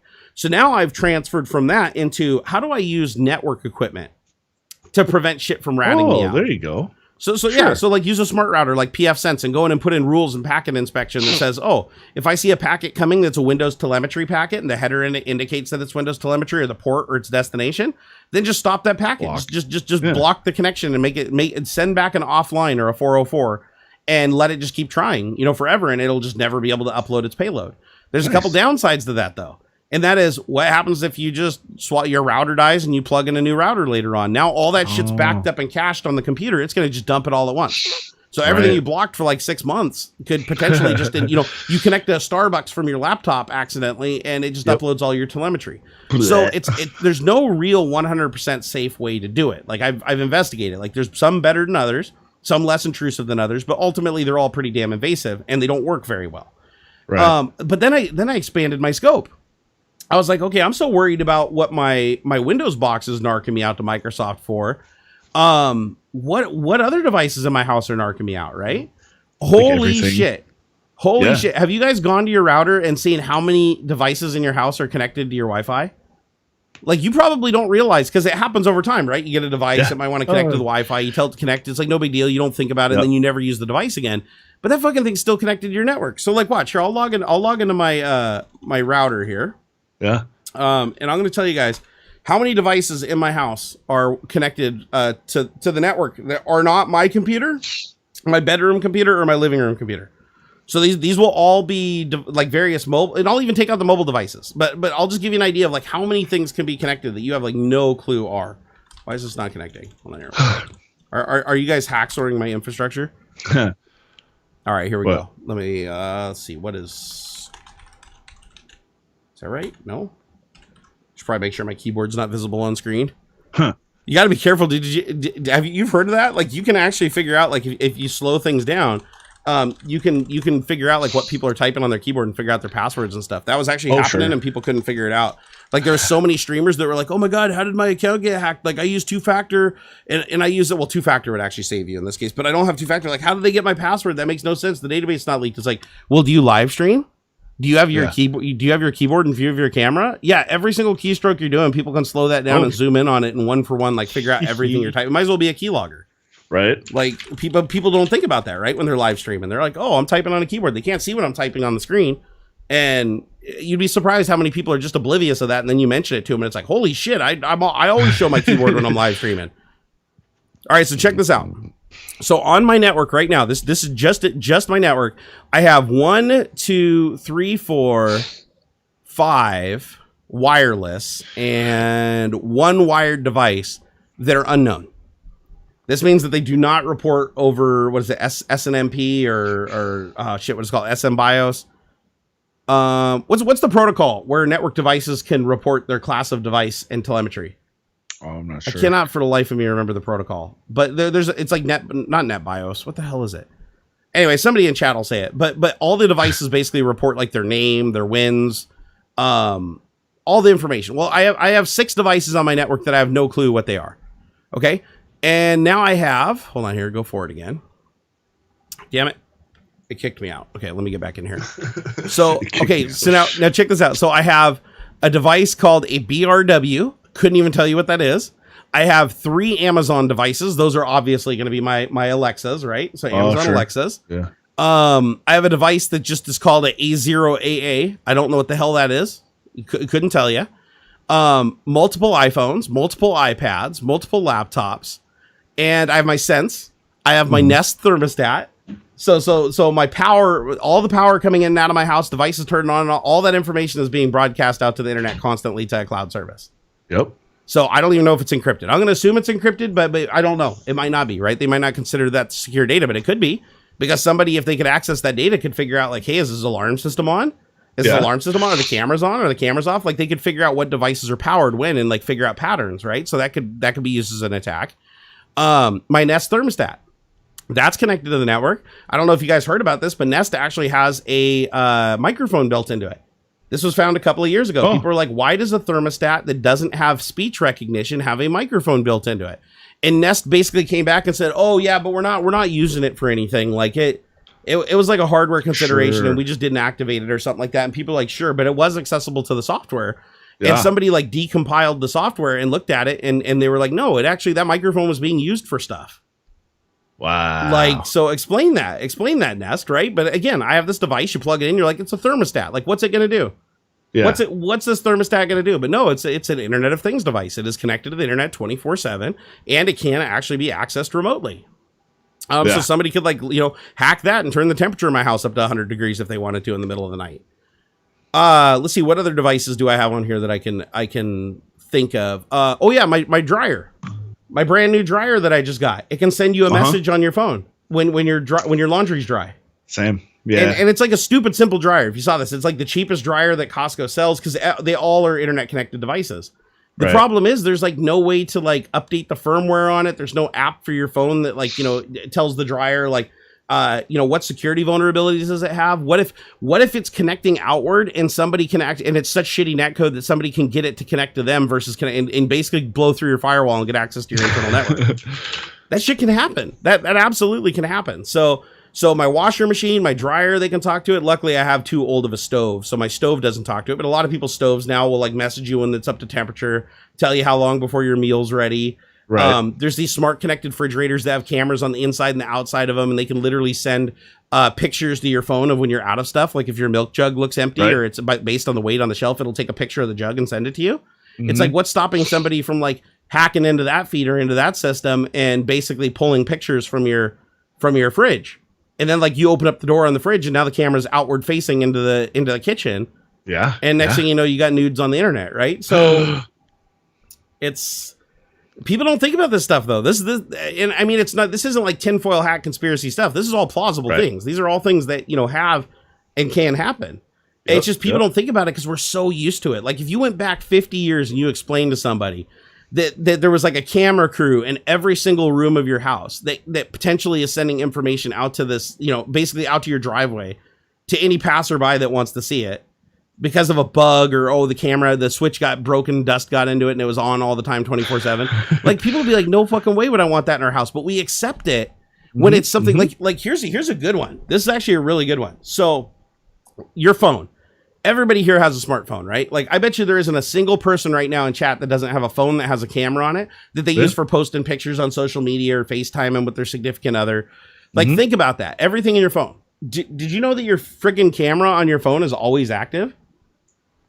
Do you know that? Because there's no need to turn it on and off physically. They just leave it on all the time. It's always like, how do you think facial recognition happens? Like when I pick up my iPhone, I just look at it. I don't have to push a button, nothing. I just pick up my phone and it's already looking at my face. And once it verifies my face, it's good. So it's always pulling in that data locally to the phone. And then when it thinks it sees my face, then it does like a challenge authentication response with the phone and lets me in. Yeah. So that camera is always recording. And Apple is always sending telemetry and data if something crashes.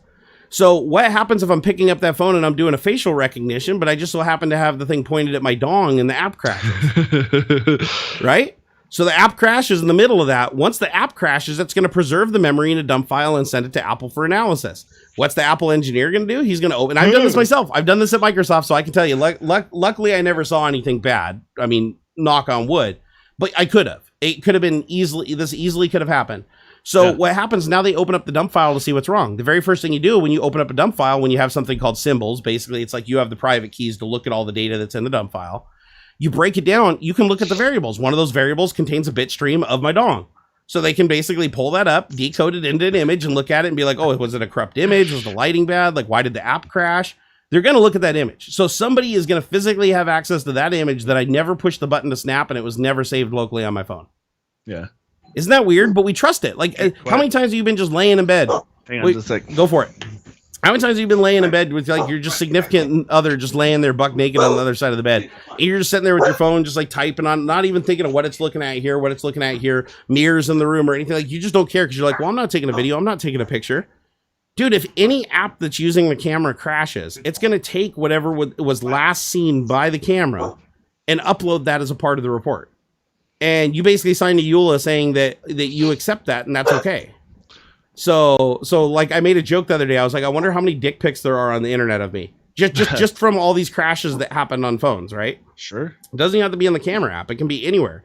And that same thing with Windows. Like when I was a software developer at Microsoft, if we experienced a crash in testing inside of the company, the very first thing we did was verify if the crash happens in the wild.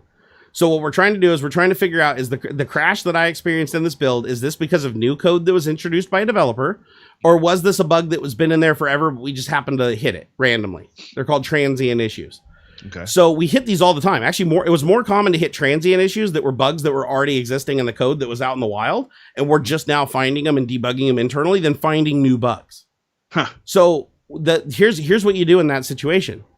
You say, oh, I'm going to go check the Watson database. That's basically Windows error reporting. If you've ever heard of WER or WER service or WER agent, WER, Windows error reporting. So you go into the database, which all Microsoft employees and all Microsoft developers have access to this database. It's open to everybody internally to the company. So you go into this weird database and you say, okay, I'm going to go search for this particular crash. So you go look at the exception code, the stack trace, the memory, the variables, error codes, anything that's relevant to the crash. You basically go do an analysis in the SQL database and say, show me everything that looks like this. Yeah. And sometimes you get back nothing, and that's good. If you get back nothing, it means that it's a new bug that you introduced and you can fix it before it goes to the public. But more often than not, you get like 1,000 or 10,000 or sometimes even 100,000 cases that look similar.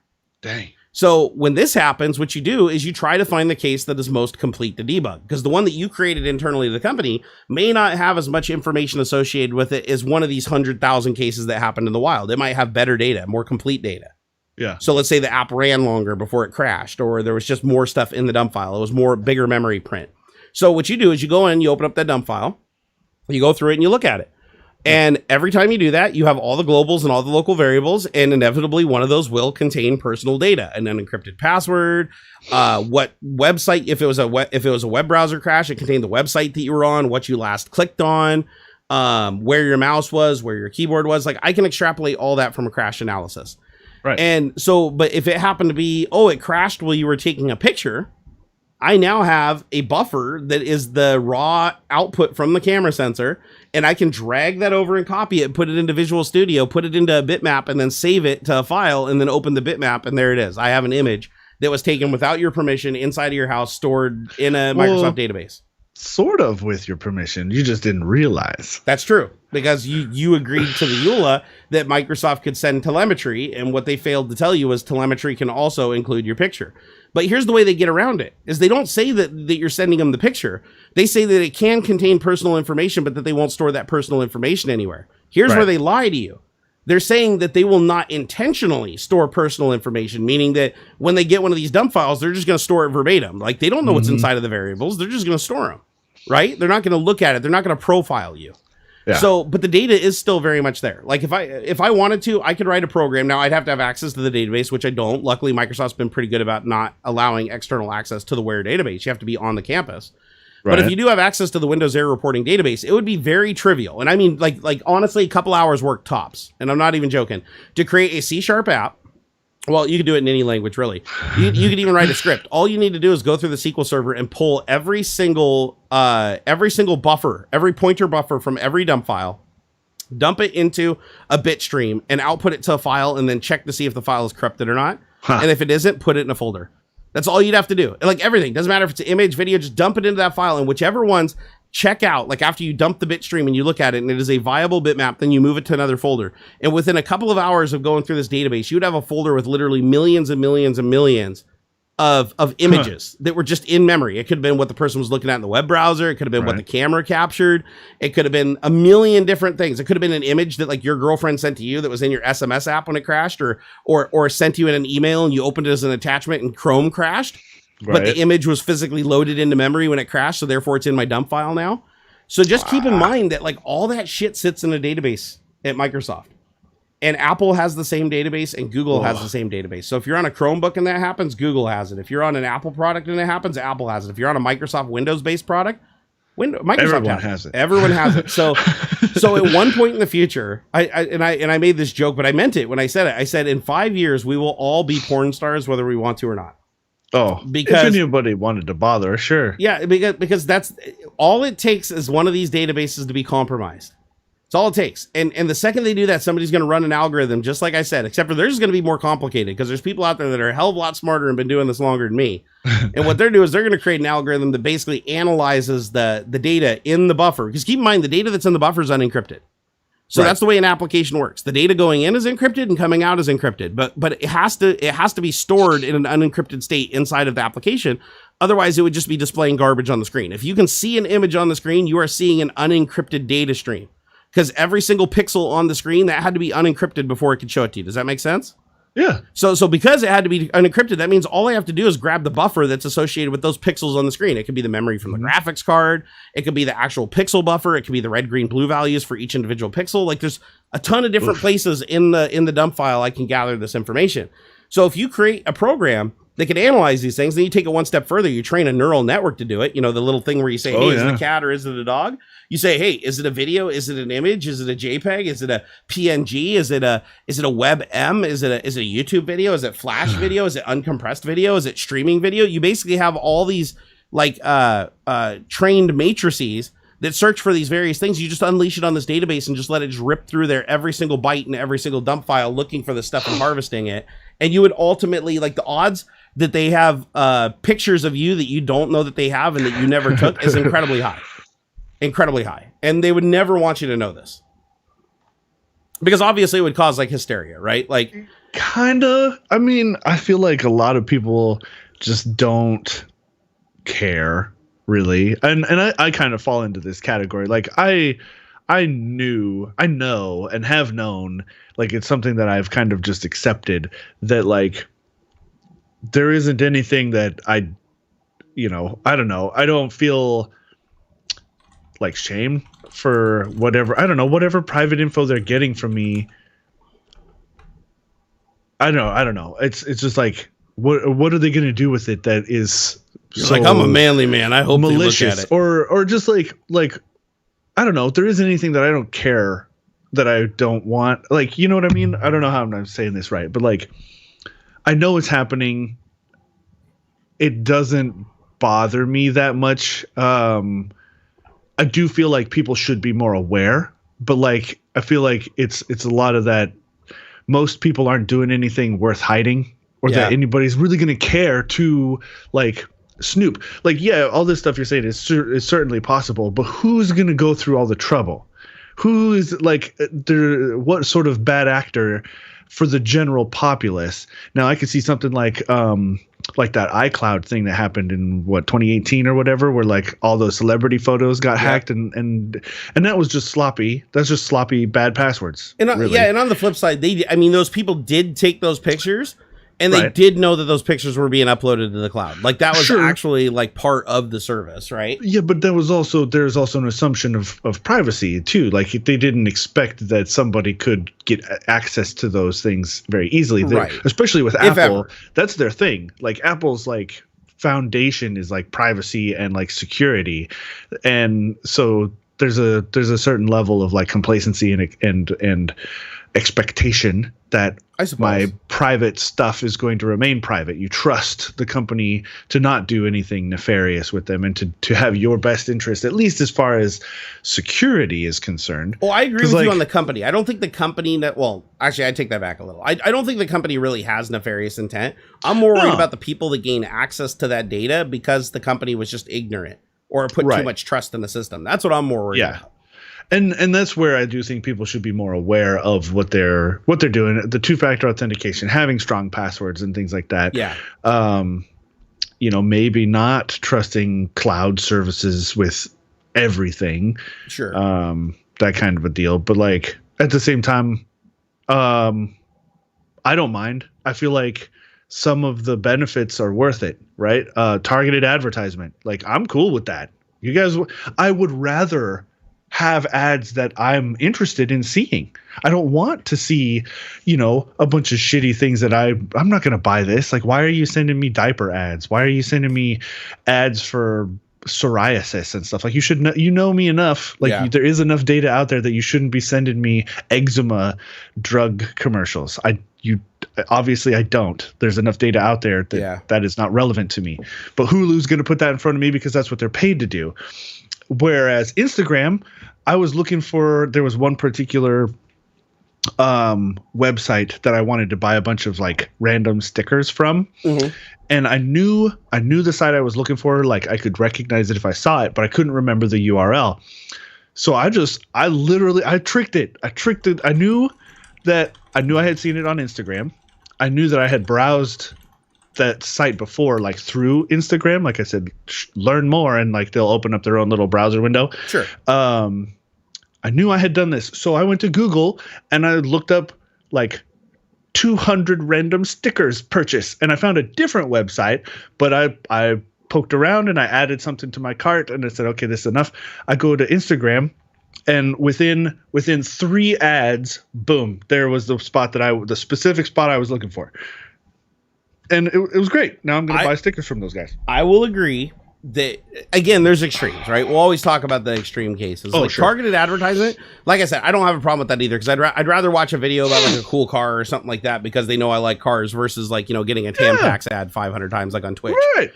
So I get that. However, there is an extreme that scares me. And that is like deceptive marketing practices and preying on vulnerability. Sure. Because these are two of the biggest things in marketing, right? It's like, let's say that something analyzes your Facebook and finds out that your mom just died.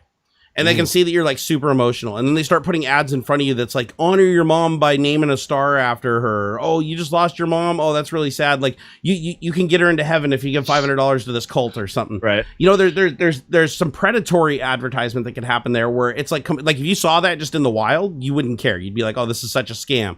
But in the moment, if you were emotionally compromised, and it's making the decision to show you that when you're emotionally compromised and they're getting a higher click-through rate, I then see that as predatory. Like that's actually not okay. Right. So you do have to draw the distinction. And then as far as the people like not caring if they have your pictures, let me explain like the extreme there that I'm worried about. Yeah. So let's say I want to send a dick pic to my wife or something like that. I'm going to get the angle just right. I'm going to get the lighting just right. I'm going to take 2-3 pictures, make sure it's just perfect, right? Because I want to present it the best I can, right? So I'm gonna, and then that's the picture that goes to iCloud. So if it gets leaked, it's like, yeah, it's still embarrassing, but at the same time, it's like, at least I put my best foot forward. Now what happens? My best something forward. So now let's say alternative scenario 2. I just have my cell phone sitting on the charger on my nightstand, and I've got some really crazy, weird, awkward, adult stuff up on the screen, and I'm just going to town on myself, covered in sweat with whipped cream all over me. And I mean, literally, I'm just at the bottom of my game. I'm just like the worst angle, worst lighting, and my phone literally records like an hour of me doing that and then uploads it to Windows Error Reporting because the app crashes. I didn't know it was recording. I just had my phone on, and the Face ID app crashed and sent the last, hour of video to see why it wasn't identifying a face from my whipped cream marks. Yeah. That's what I'm worried about. I'm worried about the data that's leaking where it's like you didn't even know you were taking a picture. Like your phone was just sitting on your desk, like recording you having a really personal conversation with somebody or just talking to somebody in the room. You weren't even talking to anybody over the internet. And then that becomes public because it was stored in a database and it was carelessly mined by some freaking, AI. Right. That's what I'm worried about. Hey, Christiana, thank you so much for that $5 super set. Jerry, why are you not doing any more regular videos? I missed that. I hate these podcast type videos. Well, I'm glad you're still here, even though you hate it. As for the update for crashes, mine is turned off. See, it is good to turn off your. If you turn off crash reporting in Windows, it kind of turns it off, but not really. Yeah, I was going to say, I think they still at like blue screens and stuff, they'll still take a memory dump. And for like critical failures, they are still reporting the memory dump and some telemetry data. I also called out Microsoft for a really shameful practice that they're still doing today. And that is, even if you disable everything, so you go in, you disable window error reporting, you disable telemetry, you disable everything. The second that you get a major update, it resets those all back to factory default. Sure, and it still does it even today, even with the H121 update or whatever that came out. Same thing. I've been closely monitoring that. It resets all of those settings. And then what happens is all the crashes are still stored under Windows error reporting in the folder, your folder under Windows, until they're sent to Microsoft.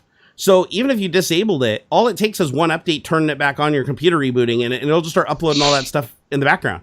Yeah. So just because you disabled the error reporting doesn't mean that it's not still gathering the data. It just means that it won't send it to Microsoft at that moment. But the second you enable it, it'll upload the entire backlog again. So that still worries me. So, but as far as these podcast style videos, thank you so much for that $5. We appreciate that. I would like to make regular content again. That is always the goal. I gotta get my sea legs back, editing video and stuff, but that's, that depends on me getting my whole nerd cave squared away and all my camera equipment and audio equipment back up and running, because people don't like it when I just do videos like this. Like live streams are a lot different than edited content. Oh, sure. Like anytime I've made content for like the YouTube channel, it's just me sitting here talking to a microphone as like a talking head. It's complete hit or miss. People get confused and thrown off by that. Yeah.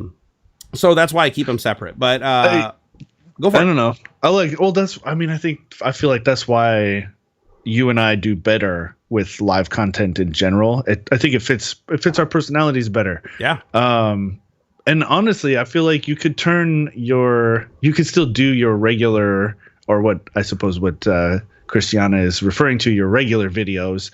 You could do them live. You just don't respond to chat as much and say, "Hey guys, I'm going to do a review of this thing or whatever." So sit tight for a second. I'm going to tell you guys all about it. Save your questions for the end.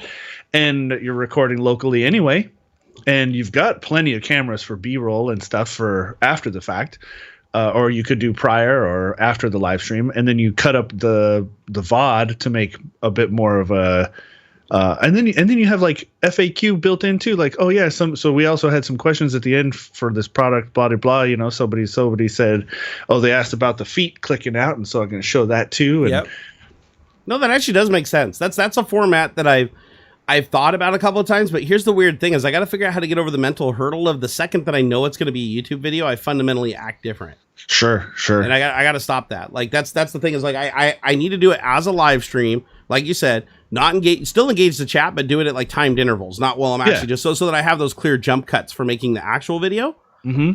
But the most awkward thing is like when you have to like redo stuff. So you're like, you screw up a word or something, and then you redo it like 2-3 times. When you're doing a live stream, then that becomes stressful. Yeah. Whereas when you're doing an edit, nobody knows about the 30 times you said it wrong, right? They're like, man, I can't believe you know so much about Bitcoin. You're like, dude, that was take 65. Like, you just don't know. Hey, Zed, what's up, my man? Thank you for that $5 super chat. He said we're like we like the floating head talks. Just maybe have a regular schedule for it, and I'd love every to. Saturday. Well, no, we do for this. Yeah. For Tech Talk and for my Twitch, I've been really, really reliable with the schedule for the most part. Yeah. But with the video and content, like the direct content creation, I don't have a schedule for creating Instagrams or doing social media. I don't have a schedule for uploading YouTube videos. I should though. But the reason I don't have a schedule is just because the last 3 YouTube videos I've tried to make even just frequently, they all had like problems that prevented me from releasing them. Like personal, I could have released them. Like I should have just given them to my patrons and just said, let them give me feedback. But I ended up aborting them all because I just didn't have enough data. I no longer had access to the device. I didn't like the way it turned out. Like it was actually cringeworthy for me while editing it. And that's something that never used to happen before. So it's one of those things where I just basically have to ignore it. Like I have to ignore my inner monologue telling me no and be like, treat it like a live stream. Shoot it like a YouTube video. Treat it like a live stream. Like there is not just, I have to convince myself there is nothing I can't do in editing to make it entertaining. Like I can speed things up. I can slow them down. Hell, I did a video on an air conditioner. And people loved it. Like that's actually like becoming one of my most popular videos. Because turns out people just like they like the personality of it. Hey, what's up, Shoe Nice? What's up, my man? What is the minimum focusing distance of the human eye? Like probably a couple inches. Actually, I think the Corridor guys just did a video on like if your eyeball was a camera, what would the specs be? So they may actually have an actual answer for you. I'm going to say about 8 inches, and then it starts physically hurting. Like I have to strain to focus. Try doing one eye, though, because like when it's too close, you have too much divergence on each eye, and it looks like double vision. But with one eye, I can't focus there. Yeah, I don't know. I'd say maybe 4. I got like maybe 3-4 inches, and my left eye is my bad eye. So yeah. So your eye does function a lot like a camera. I think it's crazy though that we created like cameras that started off with just exposing light through like film and like capturing like, you know, a black and white like silhouette, and then figured out how to do coloring and make it sharper and higher resolution, and then transition to digital because film doesn't have the concept of pixels. Like film is you're literally just exposing lines, right? Right. And but then you go to digital, and then the evolution of digital, and like where we're at today, where it's like you're seeing this live image at this incredibly high resolution, and it's like transferring real time over the internet as digital data and being reconstituted back into an image that the human eye can see, and it looks convincing.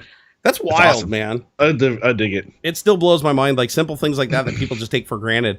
I'm like, just think about like how much time and how many iterations it took to get to this point. Oh, right. It's just mind blowing. It's like, but it always starts like TV. TV blows my mind. I watched the documentary and how they created the television. I think it was, was it Zenith or no, it wasn't Zenith. Probably Vizio. RCA. RCA, I believe, created the first marketed television. There was televisions before that were like, you know, science experiments, but they were the first ones to like bring the cathode ray tube television to market. And the resolution on it was like 140 by something. It was like the shittiest resolution ever. It was interlaced like crazy. The electron beam steering on it was slow as hell. And the picture quality sucked. Like by today's standards, you look at it and it looked like compression over like a 1200 baud modem. Yeah. But you look at that technology and you're like, they just refined that all the way up through like the 90s and early 2000s. And then we completely, we aborted and went to a whole new technology. Like we got OLED and LCD and all this stuff. But that was all like brand new technology where somebody made a big leap. But before that, it was the same leaps on the same old technology. It's like, if you look at a modern Sony Trinitron television, like an actual CRT television, and you crack it open and you compare it to that round tubed, yeah, they were round, not square. The first of the RCA round tube black and white televisions that were like the first marketed TVs. The technology is so similar. You can tell that they didn't really change the fundamental practice. It's literally a magnet steering an electron beam shooting against a phosphor net. The only difference is we figured out how to make better phosphor nets, tighter electron beams, easier, better magnets that can be controlled with, you know, computers rather than an analog signal. And then digital, right? When we decided how to do digital, you still had to convert it to analog, right? Like the first digital signal, you still had to make it analog to show it on a CRT. A CRT is incapable of showing a digital signal. It is by its nature, because it's literally an electron beam just, you know, going across the resolution as fast as it can and then starting over again. I mean, you literally have to have like the little pits in the record to be like dee, dee, dee, dee, dee, dee, dee, dee. And the size of those pits can dictate how long the beam is focused, or the intensity of the beam and how much the phosphor lights up. And that's how you get the different variations of white, right, on a black and white TV. And then with red, green, and blue, you basically have 3 black and white electron beams that are all focused at a green phosphor, a blue phosphor, and a red phosphor. And if you look really close, you know, each one of those little pixels in that grid are kind of separated, but they mix together as you back away. Yep. So it's wild. It's absolutely freaking wild that like they just kept evolving it and making it higher resolution, more bandwidth, higher resolution, more bandwidth, higher resolution, more bandwidth. But it was the same technology. Like they didn't really, just like cars. What has fundamentally changed in cars, right? Yeah, we figured out how to do like more compression, better fuels, computer timing. But at the end of the day, it's still a cylinder that goes up, an explosion happens and pushes it down. Yep. You know, and so it's like, what now? There are some weird motors that were created where they tried to go different directions, like a rotary motor, right? Or the Dorito engine. So they have rotary engines. Right. They have variable compression engines now. That's like the new shiny that may or may not catch on. We don't really know yet. They're brand new. But fundamentally, like each time we try to create a whole new engine technology, it usually ends up failing because the old way has been so heavily refined that even though it's not technically the best, it's so good in every area that it's really hard to create anything that can compete with it. Yeah, you know, the rotary engine was more lightweight and put out more power, but it guzzled gasoline and oil. It was horribly inefficient. So, and you could, and they tried to fix that, right? They created new seals and new ways to like hone the wall in the thing, but it didn't have the longevity that a piston engine did. And so that's too bad. I like watching technology evolve, like the light bulb. The light bulb just in the last like 10, okay, let's say 20 years. We got CFLs, right? So we got the compact fluorescent lights, which are basically just like they say, they're compact version of the fluorescent bulbs that have been around since like the 40s and 50s or whatever. Yep. Super simple technology. Fill a tube with gas and excite the gas and it lights up, right? Right. So and then you have conventional bulbs with a filament in them. Well, you can still buy those today, even though they're not technically like, you know, mainstream anymore. You can still go buy an Edison style bulb. Like that bulb still exists. And that was the common bulb me growing up. Like in the 80s and 90s, that was still the bulb everybody had. Even in the early 2000s, it was considered, you know, opulent to go and buy CFLs and LEDs because they were more expensive, right? Expensive, yeah. Dude, I spent $200 on my first LED bulb that I bought just because I wanted one. Yeah. I bought like this giant LED bulb that had a huge heat sink on an array of like 200 really dimly lit LEDs. And I didn't pay 200. I think I paid 75, but it was a 200 retail and it was on sale for 75. And I was like, dude, I have to have it. And it was like one of the first generation publicly accessible, like consumer soldable LCD bulbs. But if you wanted to put those in every fixture in your house, which it wouldn't fit, they were giant, right? If you wanted to put that in every fixture, I mean, you'd be spending thousands and thousands and thousands of dollars for these bulbs that aren't half as bright as an incandescent. Huh. So, but now look what we got. Now you can get a bulb that has a single LED. Just a single LED in it. Like there's no arrays. It's just a single LED, a single driver. The thing costs like $7 and they still make a profit. And those things, if they didn't have the planned obsolescence by putting a shitty capacitor in them on purpose, they'd probably run forever. Like that LED would probably run for, you know, millions of hours. Oh yeah. They don't though, because they plan obsolescence that shit too. Hey, Collie Commander, thank you for the $5. He said, do you trust hardware and software indicators for do you trust hardware and software indicators for mic and camera usage on iOS 14 or the light on the webcam? Some webcams can disable the light via software. No, I don't trust it. I mean, generally, yes, because again, what are the odds? Like,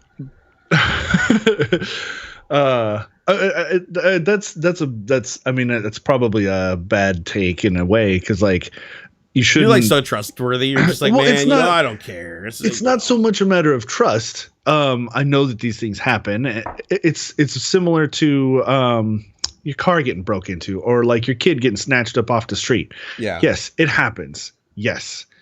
It's exceedingly rare.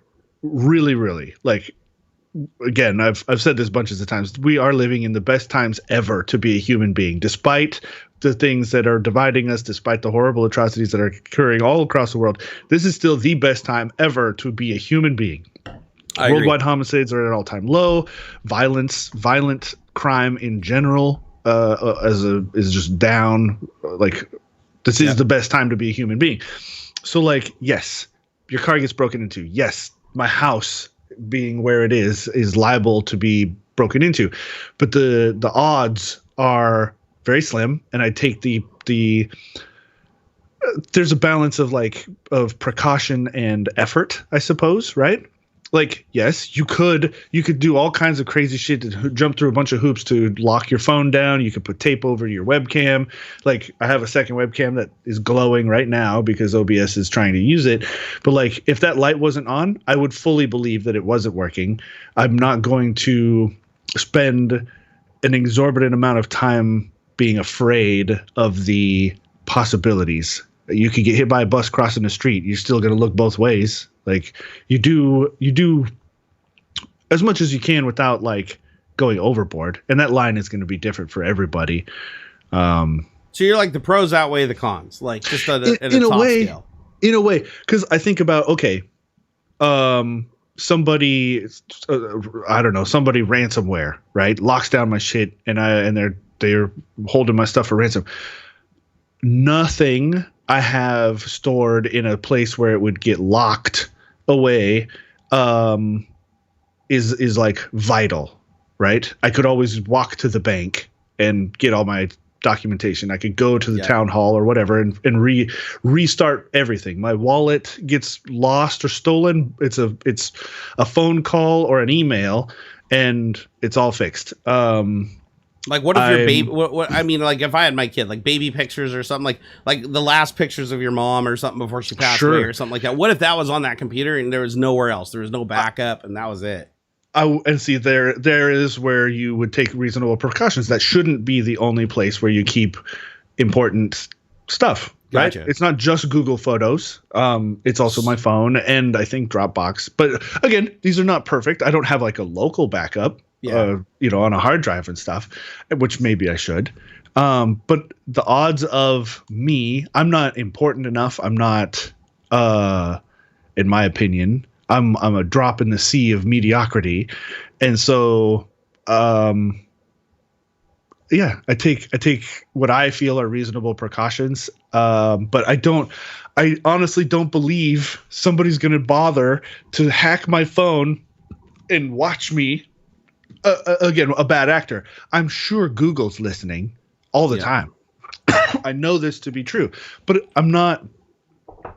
Nothing I say around my Google Home devices am I that concerned.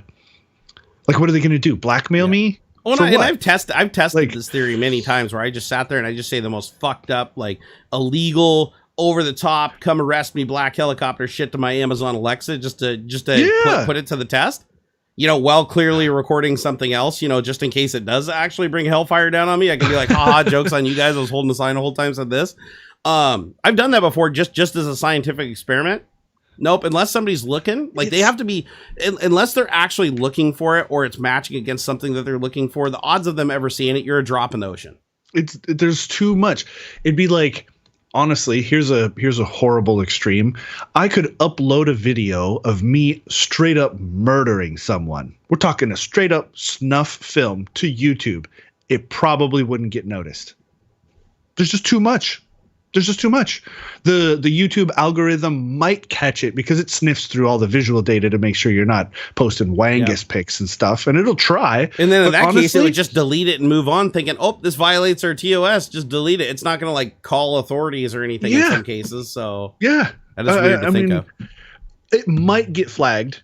But with how often are people putting up videos of like action movies and stuff and people getting shot and like gore films and stuff that are fake, it'd probably just get filed under a Blumhouse sort of thing, and I'd come up under recommendations from bloodydisgusting.com. Like, you actually do make a really solid point. Is like, how do you? And if you're the human auditor and your job is to audit 1,000 things a day, you're not going to give it the level of attention to figure out if it's Hollywood or not. No way. You're just going to be like, oh, this doesn't fit our TOS. Bye. And you may have just witnessed like 20 murders that day. Yeah. And you don't know.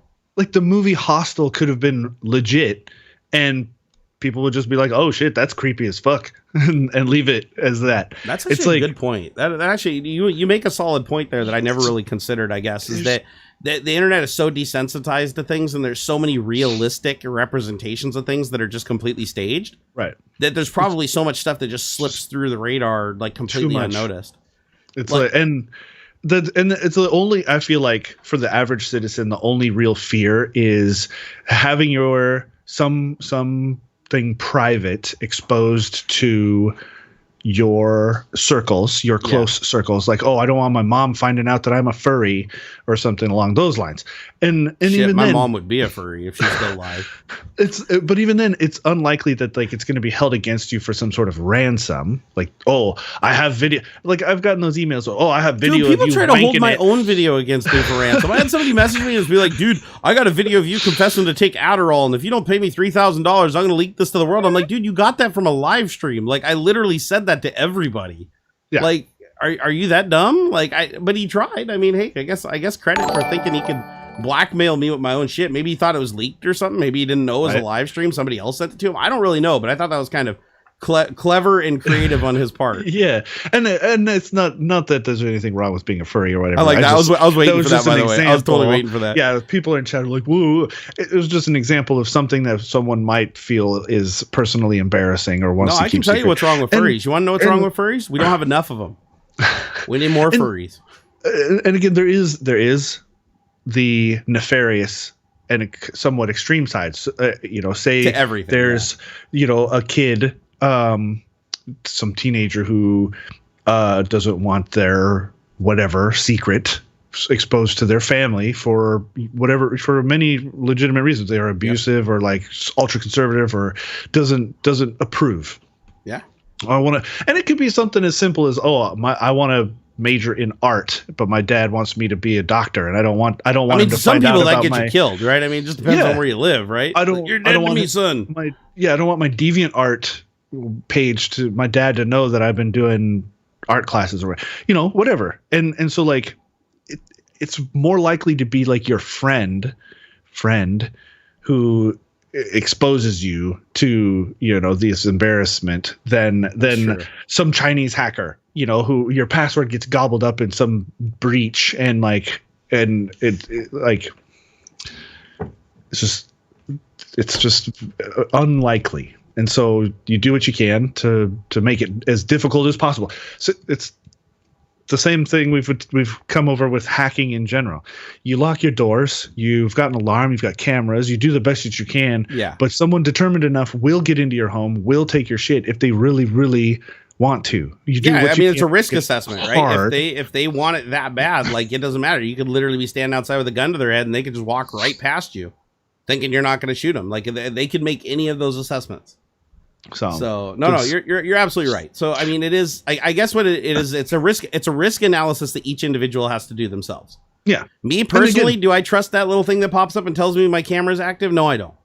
I don't, because there was actually a huge thing that just happened. I think it was 2-3 years ago, where a bunch of videos started showing up on the old P-Hub site, and they were videos of just women and men sitting in front of their computers doing unsavory things.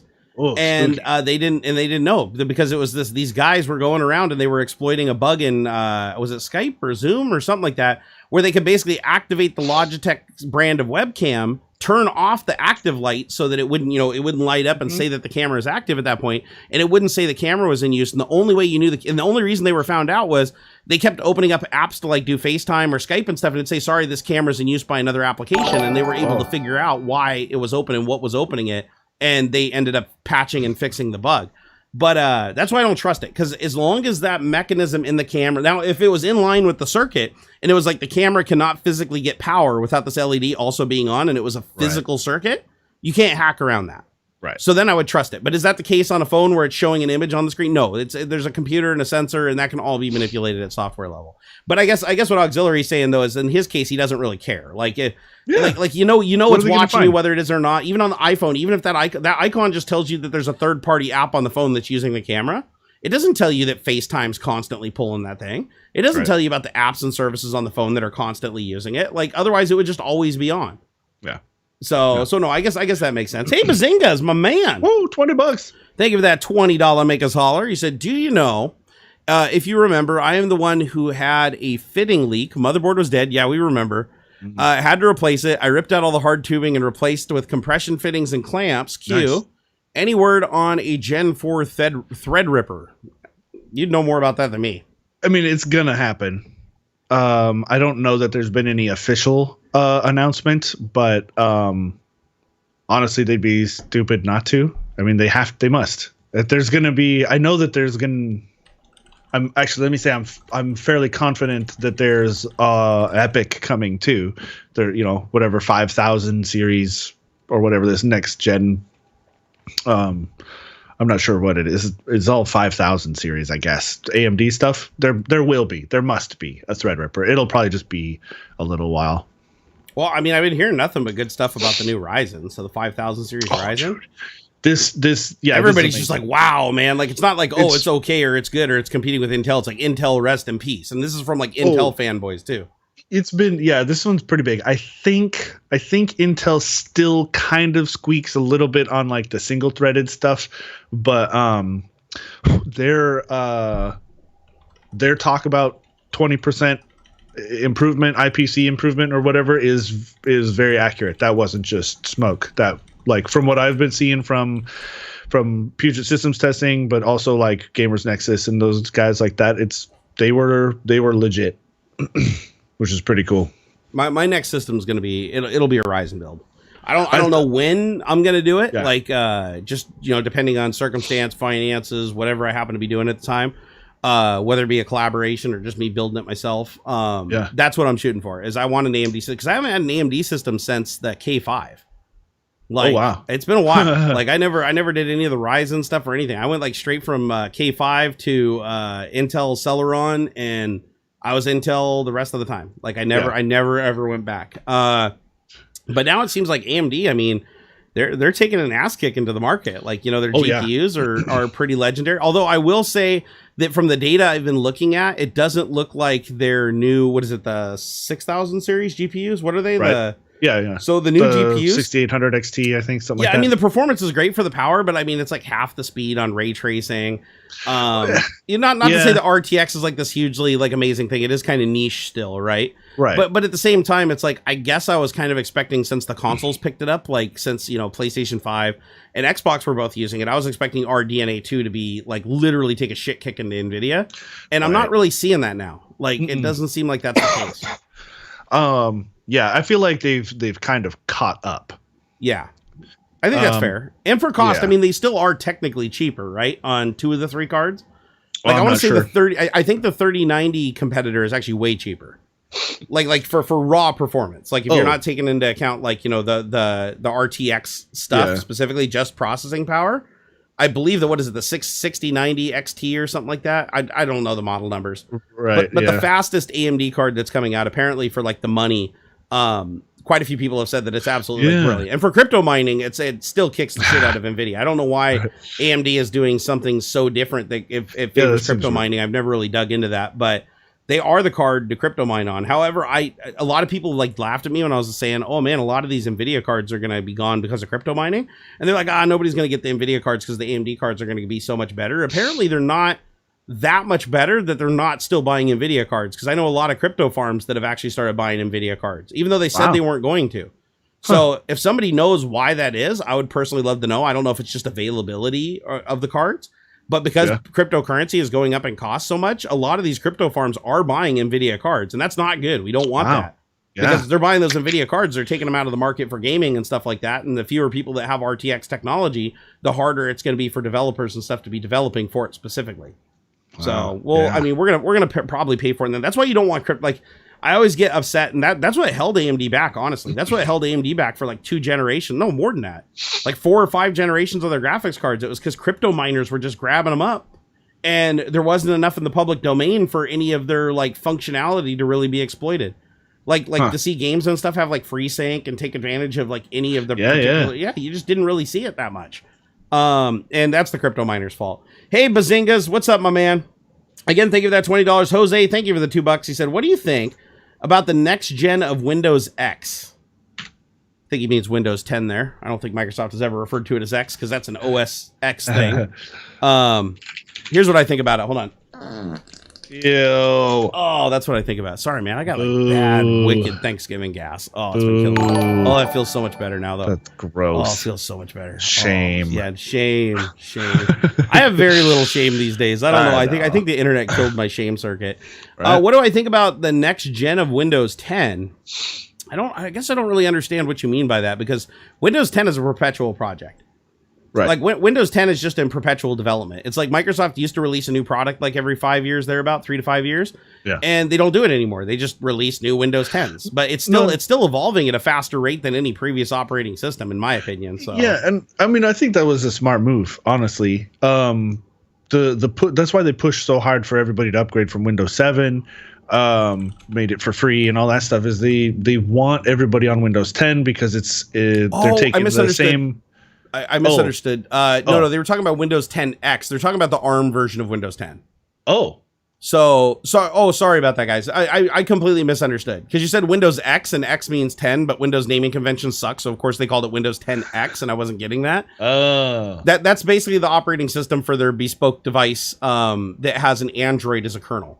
So Windows 10X is Android as a kernel, but then Windows is the UI and services on top of it. It's basically what they're running on their foldable tablet. What do they call it? The Surface Fold or something? The Surface something? What the hell is it called? I don't know. And anyway, so Windows 10X is not Windows really at all. It's like it's literally an Android kernel with a Windows UI built on top of it for Android mobile Windows devices. I know that's confusing as hell. And what makes it even more confusing is that there's already an ARM build of Windows for the Surface Pro X. So if you buy a Microsoft Surface Pro X, which is also based on ARM system on chip, you're running another version of Windows that's Windows 10 built for ARM. So it is a full-blown, it's basically the same as Windows RT and Windows 8, but for Windows 10. And so they already build Windows 10 for ARM. They just don't sell licensing for it because it only comes with the one device they sell. And the other thing I don't understand is why they didn't release that on their foldable device. Because their foldable device could have run the ARM version of Windows with 2 screens, right? And then they could have just made the UI, messed with the Explorer to make it work. I don't understand why they chose to go with ARM, because that alienates their entire marketplace.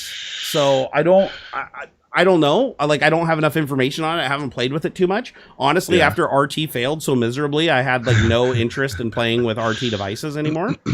But as far as Windows 10X though, it's not Windows. It is and it isn't, because Windows is built on Android. So, and that gets really confusing because Microsoft competes with Google. So they literally have an operating system built on top of the open source operating system from their biggest competitor. So I don't really understand the logic behind it. All I can think of is that they're ultimately trying to run Android apps. That's the only thing I can think of, because if you use an Android kernel, then you'd be able to use maybe not the Google store, but you could use any number of other Android repositories, and it means every Android app would just work on your mobile device, just like it was an Android phone or an Android tablet. And I think that's what they're going for, because if they put Windows 10 ARM edition on it, like the Surface Pro X runs, then it would only be able to run core apps built in the Microsoft store to run on Windows ARM, which would be a very small marketplace. So I think what Microsoft's really doing is testing the waters. Whichever one works the best, like the one that works with ARM apps, if that one ends up being the more popular device that more people use, then what they'll probably do is just transition the Surface Pro X, which is an ARM-based tablet, a really powerful one, mind you. They'll probably just transition that over to the same operating system because it should be fully supported. Huh. Yeah. So that's the little bit that I know about. Although I know people that have the device and they think it's awesome. Like I've talked to a couple people that use the Windows folding, I don't even know what it's called, the Surface tablet or Surface Fold or something. People love it. They say the build quality on it's absolutely fantastic. They said it has high usability. It runs Android fantastically. Like everybody I've talked to says it's a badass device. And a lot of these are people that are critical of Microsoft products too. So it sounds to me like Microsoft actually did something really good with this. And a lot of good will come from it. Plus, it also gives them a test bed for Android. And if I know Microsoft, their goal is to run every piece of software on the planet. So they've gotten out of that whole we want to be proprietary shit. They want to own DirectX 12 like forever, obviously, because they want to be the one that can do gaming when nobody else can. However, they want to run everybody else's stuff. So they've already successfully done that with, and it's improving every day, is WSL2, the Linux kernel running side by side with the Microsoft kernel. That way in Windows 10, you can natively run Linux apps, at least a lot of them. You can run side by side with your favorite build of like SUSE, Debian, Lime, whatever you want. You can run all those distributions of Linux without having a VM. You can literally run them like on just about bare metal hardware, which is cool. Like that's something you couldn't do before in Windows 10. Now imagine if they expand that to include Android. So the legality of that, I don't know. I need to figure out what that is. But if there is a way for them to use the Windows 10X as a proving ground for Android, and it works really well, I don't see why they couldn't just pull that in, not just for the Surface Pro X, but also emulate it or create a translation layer like they kind of did with WSL2 that allows ARM code to run on x86 and x64 architecture, bring that into Windows, and now you potentially have a Windows 10 build that can run everything across every device, like have the ARM devices emulate x86 and x64, have the x86 devices emulate ARM, and now the technology is getting fast enough that you could probably have a good experience. And one thing that gives me a lot of faith in this is actually what Apple has successfully done. So do you guys remember on previous episodes, I was kind of ripping on the M1 processor for not being able to run x86 and x64 code natively at speed, at performance? Turns out I was completely full of shit, man. I went and did some more research, and Apple thought about this long and hard. I thought they were alienating x86 and x64. Yeah. No, they literally they created a translation layer, not emulation, not a VM. They literally created a straight up translation layer so that they can run the x86 and x64 version of the apps natively on ARM. Wow. So, and apparently it performs really well. Like I saw a demo. I didn't know you could run Adobe Premiere. That was my biggest complaint, is because they're creating an M1 version of Adobe Premiere, but it's not ready yet. However, people say that the Adobe Premiere running through, I forget what they call it. It's called Rosetta 2. So that's basically like the wine stack or whatever, the non-emulator stack that just does the direct translation between x86 and x64 and ARM. Okay. They're running it under Rosetta 2, and they said that it actually performs better on the new MacBook Pro, which is an M1 processor with a fan, basically. It's literally the MacBook Air with more cooling. Yeah. And they said that they actually got Adobe Premiere to perform better on it than the previous generation MacBook Pro that was native x86, x64. So that's pretty mind-blowing. That tells me that Apple, honestly, they already cleared the roadblocks out. They already thought about this stuff. It's going to be wildly successful. And Microsoft has no choice but to follow in their footsteps. They have to. Yeah. This is I saw somebody doing Resolve. Blackmagic has a specific version of Resolve, like for the M1, and it looks pretty crazy. Looks pretty good. I'm excited. Like I'm not gonna buy one because they're too damn expensive, and Apple doesn't send out review shit to anybody unless you have like 10 trillion subs. Yeah. But I am actually really interested in the new MacBook Air, because the new MacBook Air has no moving parts. It's passively cooled, and its performance is like on par with a previous generation entry level MacBook Pro, which was a beast, which was an absolute beast of a heater. And the specs that they're getting off it, even running now they don't get the power benefits running x64 apps. So if you're running like Adobe Premiere, obviously your battery life's not going to be like 15 hours. Okay. Until they have an M1 version of the app, then it may very well likely get much better. So, but as long as you're like plugged in and you're running, you can still run your entire library. I haven't seen anybody complaining about apps, mainstream apps that aren't working properly. So Apple did their homework, man. That M1 is fucking baller, man. I'm excited. Yeah. I think they did. This will be a good step forward. ARM is going to be a lot more easy to transition to. I think because of this, Nvidia is going to just steal. Hey, do you know if the deal went down with Nvidia yet, or is that still like being litigated? Where they bought ARM from Europe? I think it still needs to work through, like European approval and things like that. I think for the US they're good to go. Dude, imagine everybody. The only path for Microsoft to go to ARM, right, outside of their one device, right, because they have the licensing to do the Surface Pro X, but they don't have the licensing to use it in perpetuity. Right. So basically, Microsoft would have to license everything from Nvidia. Anybody that's not Apple, that doesn't have a pre-existing contract that was grandfathered in with ARM, that was picked up in the contract transition process, they will have to license, which means AMD, the company that is in direct competition with Nvidia, will have to license their technology to transition into an ARM SoC situation. So if Intel starts making ARM chips, which I'm starting to think that's the case, because how is Intel fucking up so much? Intel's still like 14 nanometer. They're not competing with it. Their prices are still insane. It looks like they've just given up. But what I think's actually happening is, behind the scenes, I think Intel has been working on an ARM processor and their version of it. And what they might already have the licensing and everything established before Nvidia even gets a hold of it. That would shut AMD down so fast. If Intel just announces, listen, we're making ARM chips, and Microsoft's like, well, we already got an ARM build of Windows 10 that can run everything, including x86 and x64. However, there is one big, huge pitfall between the way Windows 10 runs ARM and the way that Windows 10 emulates x86 versus the way the M1 does on the Apple. So on Apple, it uses this thing, like I was saying, called Rosetta 2. Rosetta 2 is a translation layer. That means it's not an emulator. Basically, the way it works is if I call an API, an x86 or an x64 API, they create an ARM equivalent that does the same thing. So the instruction, it's the same number of instructions going to the CPU, give or take, and it's the same amount of performance, give or take.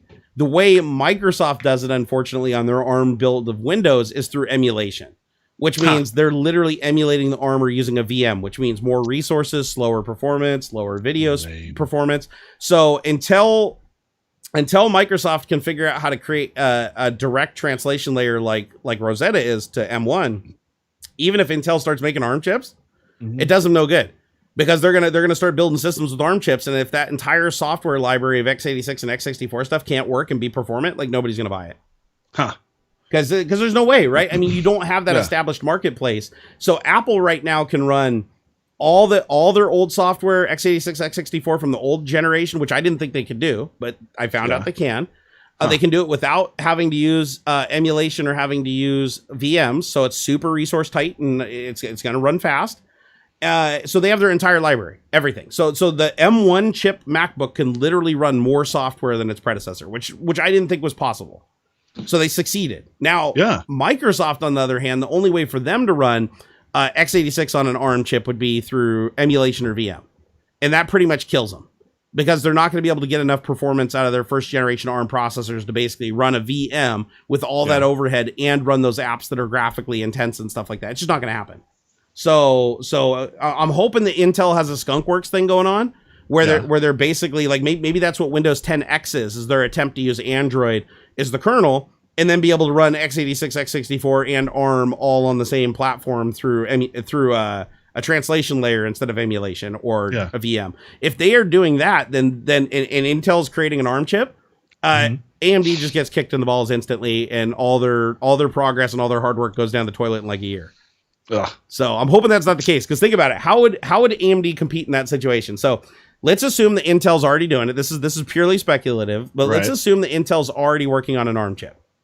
So their own version. And I think they already do. Honestly, I think Intel already has the license to make ARM chips, because I want to say that Intel created a bespoke processor at some point that was based on ARM, like back in the day.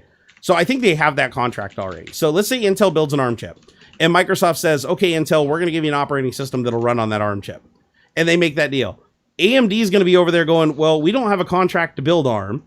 The only way we get that contract to build ARM is by paying a licensing royalty to our direct competitor for GPUs, Nvidia. And so they would never be able to create something at a competitive price to compete with Intel at that point, and they would just be completely priced out of the market. Yeah. So let's hope that's not the case, because if that's happening, I mean, AMD is going to go from like climbing up out of the ashes and becoming the Phoenix to just getting like shot between the eyes with like a double out buck and hit the ground hard. So people are in chat are saying Intel and AMD both have licenses for ARM. Oh, do they? Okay, well, if AMD already... Oh, no, they would. Duh. Never mind. I'm looking right at it. Right here. That's an Nvidia Shield, right? With the Nvidia... Oh, no, this got the Nvidia Tegra processor. Never mind. That's not created by AMD. For some reason, I thought it was an AMD processor. What was... So why does AMD have a ARM license? What did they do that got the ARM license? No idea. Yeah. Okay, Anthony got it. It's the Intel Atom. Remember the Intel Atom processor? That was an ARM derivative chip. So Intel already has the contract. Yeah. Oh, wow. So the question is, what did AMD create? The security enclave of AMD is ARM? Oh, are you talking about like the TPS modules on AMD are basically ARM chips? Huh. Okay. Somebody said Atom was x86. Now I'm a little bit confused, because I kind of think that might have been the case, because they put them in netbooks, remember? Yeah. So let's see here. Intel Atom specs. I think that guy might have actually been right. Let's see. Processor number N45, clock speed 1.66 gigahertz, manufacturer Intel. Hold on, I want to check. So CPU type Atom. Surprisingly capable of 64-bit computing, so it's not an x86. Let's see. Chipset NM10 Express. Let's see. Huh. Yeah, it doesn't say in the spec sheet on CNET that it's a x86 derivative chip. So, but it also doesn't say it's an ARM either. So let me see if I can find this one and show ARM, because I'm curious now.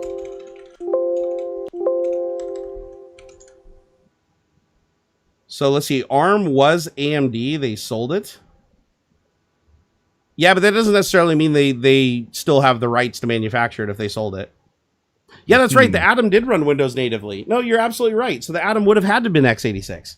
Crazy. No, I agree with that. Because I remember I have 2 netbooks. I have a Sony netbook and I have a Gateway netbook, and both of them ran native Windows Vista. Well, so yeah, there was no ARM variant of that operating system. So yeah, no, you're totally right. Wow. So what did Intel make that was ARM? Like, why does Intel have a license for making ARM? Like, what did they do that was ARM? Yeah, that's kind of what I'm interested in. But ARM is the future. I mean, undoubtedly, like, oh yeah, there's a reason Apple's not just making like some willy-nilly bet on this. Like, changing a CPU architecture across your entire product line is probably the most hardcore thing you can do as a technology producer. Like, I can't think of anything else that you could do that's more hardcore than that. So you know that this is something that they've worked on for many, many years, and they knew that this was the way to go. And the fact that they got x86 and x64 working flawlessly on it through this Rosetta layer is weird. Like, that's not something that just happens overnight. That's something that Microsoft tried to achieve for a very, very long time with Windows RT and never did. But I do think, I do genuinely think that the M1 processor by Apple is going to be the first big step in getting everybody else to follow suit. I agree. Yeah, I don't think they did it. Now they do have they have set precedent for not doing the correct thing. Like, remember when they were PowerPC? Right. When they were PowerPC, like, nobody wanted to follow in their footsteps. Everybody was like, no, PowerPC is too damn expensive. It's too complicated. There was too many factors. Yeah, I think now with just how ingrained mobile devices are, because that's everything, you know, cell phones and basically any portable computing device is going to be an ARM chip. If it's iOS or Android, or hell, even probably some of the older Java stuff. Yeah, I like the idea of like distributed computing too. Like, you could potentially have all of your mobile devices, you plug them all into a dock, or like your phone and your PC work together to, share the load essentially, which is totally doable. Yeah, or you'll see more of a sort of modular computing experience where, like, it is basically all just your cell phone and you just plug it in and boom, now you have a big screen, and maybe your monitor has a little bit of extra oomph attached to it, but a better graphics chip or something.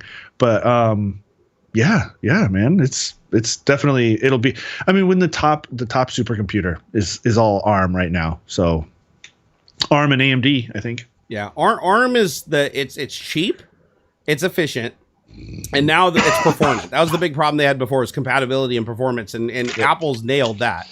So they've paved the way for that. So now everybody else will follow suit. I'm gonna give it just a rough estimate, 5 to 10 years before x64 is just dead. It's not going to transition fast, even if it can, just because of people's existing computers and their upgrade cycles.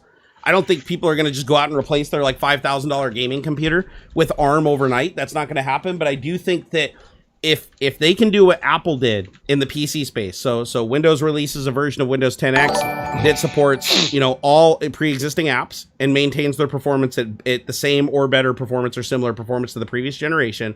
Yep. If they do that, then anybody that's upgrading to a new computer is going to be left with the choice of, do I buy another x64 that can only run this software, or do I buy an ARM-based system that's cheaper, higher performance, because the GPU, you can spend more on the GPU if you don't have to spend as much on the CPU.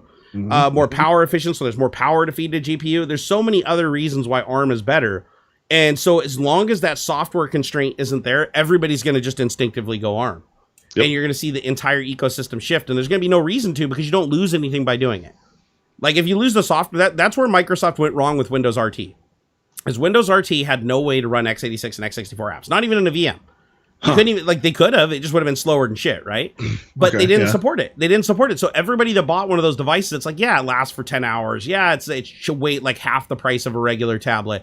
Yeah, it's got all these cool drawing features and stuff that you would never see on a device priced like this. But the problem was it could only run apps from the Microsoft Store, and specifically only ARM apps.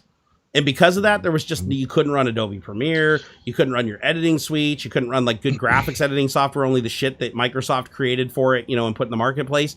And it killed the device. It was software that killed the device, not the hardware. The hardware was actually really sound. But now that's all solved. All these problems have been solved. So it's just a matter of Nvidia just going, you know what? Or not Nvidia, sorry. It's a matter of just Intel and AMD saying, okay, it's time to switch to ARM chips. We're going to start manufacturing our own really hot, and then you get that competition, right? You start having Nvidia and Apple and Intel all competing with each other to create CPUs. And yes, Nvidia would start creating CPUs at that point, not GPUs, but CPUs, just like they did with the Tegra, right? Right. So you're going to see Nvidia, and the thing is, since Nvidia owns the license and has all the perpetual technology that would come over with that, I'd imagine that they would be able to pretty easily create a chip that could outperform Apple's. Yeah, I can see it. Hey, we'll see what happens. Hey, Neota, thank you for the $20. Said happy belated Turkey Day. He said, hope you guys had a good holiday. Here's 20 for your holiday treat fund. Keep up the good work, and long live Tech Talk 2.0. Well, I think it will, because we love doing this. This is a lot of fun, guys. Let's see here. Bazinga, thank you for the $5. Said sending you a bill for Febreze for that. Oh, there's no Febreze that could kill that fart, bro. There's no Febreze that could kill that. Let's see. Scrolling through here, I think I missed one or two. Let me make sure that I get these. I want to make sure that anybody does a super chat gets it read on stream here. Kenneth, thank you the $5 super chat. He said, hey guys, hope you had a good Thanksgiving. Sad I didn't get my Nitro Plus 6800 XT like I was hoping, but hopefully stock goes up and price goes down. Yeah, honestly, to be able to get a graphics card now, it's either really good luck or you have to just become a scalper bot yourself. And we're going to talk about that a little bit on stream here in a bit. Bazingas, thank you for the $5. Said Barnacules, look behind you. Your mother called and said clean your room. I know this place needs to be cleaned so bad. And Codeman, thank you for the $5. Said thanks Aux for the kick in the butt I needed to start Twitch. Oh, is AuxxZillary responsible for making you become a Twitcher? Where did AuxxZillary go? I just looked up and he's gone. We lost him. Where'd he go? Did he get murdered? Can somebody explain what happened to my co-host? Is he in an altercation right now? Uh-oh. Is he getting chewed out? Oh, no.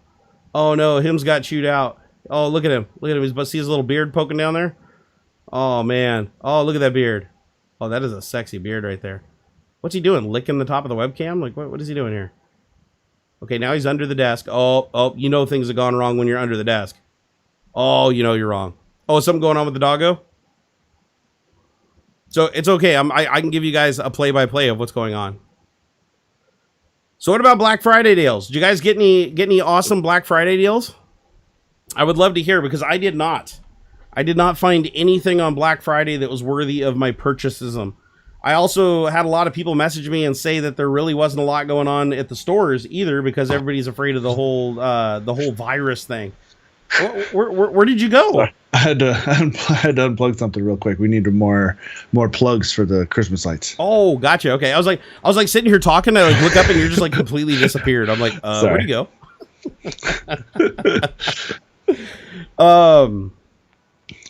What virus? You must have been sleeping, bro. Oh, yeah. We're dealing with a little bit of a global pandemic here. A little bit. Although we got lots of vaccines on the way. That's promising. Yeah, that's good to hear. So it's always nice to have 3 or 4 choices. Yeah. As long as they're, free or cheap. No, they better be free. After all this, they I mean, no, nothing's for free. They're going to get paid no matter what, but be the government using our tax dollars. I ain't paying for that shit. Yeah.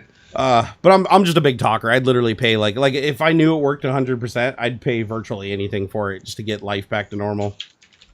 Yeah, right. Yeah, the only thing is apparently the storage of the virus is the vaccination is crazy. Did you see that? It has to be stored 30 below Fahrenheit or something. Yeah, I saw some quick little talk about that. The people who are spinning up the storage facilities and stuff, and it's very, it's very kind of specific. Yeah, isn't that crazy though? They have to store it only. I didn't know this. Apparently, it's true for other vaccines too, but this one's insanely, because it's an RNA based vaccine. It's only good for 6 hours out of deep freeze. So you can't refreeze it. So once you take, you have to make sure that you know exactly how many people you're going to dose within 6 hours. Pull those out, and then if it spoils within that 6 hours, you have to just chuck it. Wow. So you have to basically have dry ice, reinforced or a cryogenic freezer, basically. Yeah. So that's going to be a problem when you're out in the middle of the Sahara Desert. And you're trying to vaccinate people out there. I mean, it's going to be a challenge. It turns out that creating the vaccine was just like phase one of like trying to figure this out. Distribution is a big nightmare. Like it's not as simple as just throw a bunch of stuff in FedEx boxes and like send it to the four corners of the planet. Like no, it requires deep freeze infrastructure, and that's gonna. I mean, literally, you're gonna go down to like your pharmacy or your doctor to get a shot, and he's gonna have to have cryogenic freezing on site, or he's gonna have to go every morning and get like how many shots he thinks he's doing that day, and basically get them all done within 6 hours of pulling them out of deep freeze. Wow. That's oh man, it's gonna be a race against the clock. It's gonna be crazy. But hopefully they can just do these things in cars though. I hope you can just like drive up to a station and just like throw your arm out the window and just done. You know, get those guns from like, you know, where they used to vaccinate in World War II, the guns that would just basically just like blow it through your pores. Yeah. Oh yeah, that's the way to do it. Those things hurt like hell, by the way. My dad said that that's what they used when he was in the Navy, and he said, my God, it hurt. It felt like somebody was like seriously just stabbing you in the arm. Oof. And they didn't care about like doing it easy. You didn't get a lollipop or anything. It was like you just walk through. It's like boom, boom, both arms. Walk through another boom, boom, two more. That's freaking crazy. At least we don't do that anymore. Now they just mix them all together in one cocktail and just inject it. So they don't have to torture you. I don't know. In the military, they probably still do the crazy shit. The mRNA has not been long-term tested. None of these have. None of these have. I mean, they're all like a month. Yep. They're all in. I mean, as far as I know, they're all still technically in phase 3 trials. Like, not a single one of them has been approved by the FDA yet. Huh. Like they've already spun up. They've already all three of the companies already created literally millions and millions of vaccinations, and if the FDA just looks at the data and goes, nope, this isn't good enough, that all goes in the garbage. Like $1 billion for each company. They're taking a lot of risk. They're taking a lot of risk. Well, actually, they're not taking any risk. The government's taking a lot of risk because we still paid them. Like they're still going to get their $1 billion even if they throw it in the garbage. Yeah, like some of them. Or I know one. I think it was Pfizer said like they didn't take any money to develop it. But they are taking a bunch for distribution. Yep. And shipping. Yep, and I think it was, I don't think it was Moderna. Moderna was the one that took the biggest risk. They were like, they literally just like started manufacturing this stuff like 3 months ago. Before it was even done with phase 2 trials, they were just like, nah, screw it. We're just going to make like 1 million gallons of it and store it. And that's all having to be stored in deep freeze perpetually. Mm-hmm. So, but their payoff is by doing that early and investing the money, if it does make it through the phase 3 trials, which it looks like it's going to, and it does get approved by the FDA, because AstraZeneca is the one that screwed up their tests. Apparently, Moderna did it correctly. So Moderna could not only be like the first to market, they actually have more doses available like right now to ship than the other two companies like combined. So they could just end up like taking over the world on this. But I don't care who it comes from, honestly. They all have roughly 95% efficacy, so and they all use similar technology. I think it'll be all right. I think it's gonna be fine. But that is a testament that we were able to create a vaccine that quickly. Like, go science, right? Right. Like, that's pretty baller. And the fact that it's like a new, it's kind of a new type, which is interesting. Like it's still like conventional in that they use the dead virus to like make antibodies, but the delivery mechanism, like the proteins that they use or whatever, and the rDNA thing is different. Like somehow. Like it's not the same as a flu vaccination. Like I was looking at them and they're like, it's like kind of new technology. So not only is it a new vaccine, it's also kind of a new delivery method a little bit. Weird. So, but so far, yeah, it looks like the only, I think it was Astra that had the problem with the 4 people that had adverse reactions, but they weren't life threatening. Huh. So they think they understand like what was happening, and that was like kind of expected. Like when you dose like 30,000 people, like 4 people having adverse reactions, like that's less than what you get with the flu vaccine. Yeah, flu vaccines are known to cause really, really bad allergic reactions in about 1 in 1,000, but not necessarily life threatening. But you know, they do have to get additional drugs to stop your immune system from running away and getting like fluid on the brain and stuff like that. Jeez. Yeah, 1 in 1,000 like usually have adverse side effects, and then there's the common side effects everybody gets, right? Like flu dry shots. Mouth yeah, exactly. Dry mouth, feels like somebody, you know, like it feels like Jean-Claude Van Damme was doing round kicks on your arm. You know, it's like it just. But it's crazy. It's like I'd love to like sit in a lab and watch how they develop this stuff, because it all looks fine and good when they do the infographics. Right. It's like, oh, the way we did this is by taking CRISPR and like cutting out these 3 pieces of the genome and introducing these, which cause the protein spikes to create a resistance, blah, blah, blah. And you're like looking at all this and you're like, yeah, that's all fine and good. But like, what did you have to type into a computer, and what piece of equipment had to be built to like do this on a microscopic, like subatomic level? Yeah. Like, that's the part I don't really understand. Like I've done a little bit of research on CRISPR, but it's just wild that it's like we figured out a way to like go in and like punt out little pieces of, you know, RNA coding codons and like kick in our own codons and like keep the thing all together and not like unraveling. It's like we basically created like a microscopic ability of like cutting pieces out of a film and like cutting in other pieces of film. But we're doing that like on a DNA helix. Yeah, right. It's balled up. Yeah, it's crazy. It's so crazy, man. Let's see here. The AstraZeneca one isn't an mRNA vaccine and doesn't require crazy cooling, but the testing is a bit screwy. Oh, AstraZeneca actually created a conventional vaccine? I didn't know that. I thought that they were all mRNA. Okay, there you go. Nice. No, that's actually, that's a big thing. If they can get through testing with that and show the similar level of efficacy, that's going to be the one everybody wants. Because which would you rather have if you were given the choice? Do you want the virus that has a delivery mechanism that's never really been used before? Or do you want the one that's basically just a bastardized like vaccine you've been getting for like the last 20 years with just a couple different, dead virus chunks in it?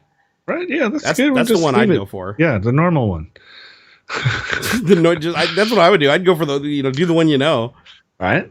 Yeah. You know what's crazy though is CRISPR is available to everybody. So like if you want to become like a little like geneticist out in your garage, it's like $150 or something like that. Like do it. If you want to grow tomatoes in your garage that glow green, like you actually can. Like I'm not even joking. Jose, thank you for the $3. He said my wife said no more Black Friday to buy. Oh, you got cut off, huh?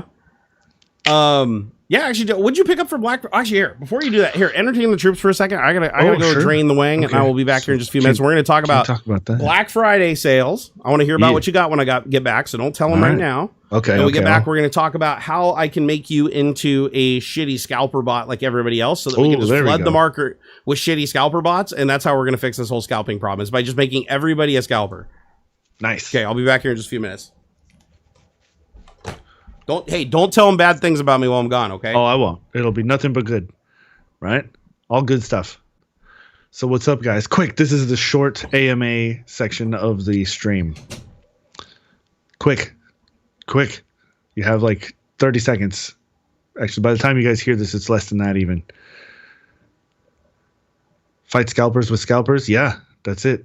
It's going to be scalper hunters. Kenneth D, the answer is maybe. Yeah. Listen to your healthcare professionals. Who are you? Man, who are you? Pineapple on pineapple, go. Love that stuff. What kind of dog do you have? She's a pit bull. And also, like, we have a couple, like, Chihuahua mixes, too. They're fun. They're really cute. When you had your house built, they installed Cat 6 cabling. I bought a new house, and they didn't. I could have had them do that, but it wasn't worth it. There's only, like, 2 devices that need Ethernet connection. Everything else is wireless, so I didn't bother.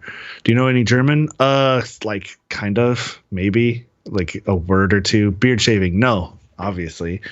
1.5 times 1.5, I don't know, 3. How do you eat with that beard? Man, carefully. I got Omaha steaks packed in dry ice, so maybe they should use Omaha steaks for storage. Yeah, right, that's funny. Got any Winnie Lotto numbers to read off for us? 7. What toys does your dog have? A lacrosse ball, a red like Kong thing that's hollow and has like ridges on it. I got her this like T-shaped, it's supposed to like be like a toothbrush thing that she chews on. And then there's like this orange like 3-4 knobbed. It looks like a D4 but like rounded out. She loves that thing. It's orange and chewy. How long into your relationship with your wife did you grow the beard? I had the beard before I met my lady. Has the lights fitting guy arrived at? Yeah, earlier. He's been crunching it out. Big beard grooming tips for a fellow big beard guy. Brush it out every day. I've found too. I used to not use beard oils much, but I get the beard dandruff, right? No? Okay. It helps. Beard oil helps. How much time to grow the beard? 8 to 10 months. Is 42 really the meaning of life? Yes. It's the answer to the question of life, the universe, and everything. I thought you mentioned shaving your beard for 10K or something. Yeah. If somebody donated 10 grand, I'd shave my beard and keep a baby face for 30 days. Just if you do that, make sure you send it to him directly. Don't super chat it. Yeah. Yeah, because otherwise it's only 5 grand and I won't shave. No, it's just the taxes on it would be like insane. Oh, man, I'd probably have to fill out paperwork too, right? And like 30% of it would go to like YouTube. So it's it's a big pain in the ass. Yeah, don't do that. Yeah, look, just PayPal me directly. Yeah, like, just send it to him directly. Seriously. He'll have to pay me for once. I'm like, come on, transfer that shit over, bro. No, just do it on the down low. Just if he shows up shaved, just lie to me and just be like, dude, I mean, it was itching. Yeah, Like, I don't know why I took it off. 1.5 times 1.5. Ask Barn. Wait, 1.5 times 1.5? Yeah. Wait, he just wants me to ask He says ask Barn, yeah. What is the answer? So 1.5 times 1.5 yeah. would be... I want to say 3, but it's not. No. It's not, because it'd be 1.5 times 1.5, so 1.5 times... So multiply times half again. Right, what's half of 1.5 is 0.75. So wouldn't it be 2.5? 2.25? 2.25. Yeah. Shit, let me check. Because half of 1.5 is 0.75. Yeah, that's what I'm thinking. That's the trick, right? You're adding it back on. So yeah, 2.25. It's got to be. We'll just calc. Yep, it's 2.25. 1.5 times 1.5. The way I came to it is I just split the difference, right? Right. So basically what 1 and 1, right? Because 1.5 is 1 times 1, then you still just have 1, but because it's 0.5, right, then you can actually multiply it. So you got a 2, and then I just split the difference of the 0.5. Yeah. Why is that so hard to wrap my head around? That was weird because like when I first said it, I was like, "Oh, dude, that's easy," but it's kind of not. It's kind of a little bit of a trick question. Not really, but it's like I guess I'm just not used to multiplying in my head by fractions. Yeah. Like I don't know, man. I should have busted out my son's common, but there's a common core strategy for dealing with that. I refuse to accept it. Yeah, honestly, it's not that bad. I kind of like some of what I'm seeing from the intern. She's in 5th grade now. Yeah.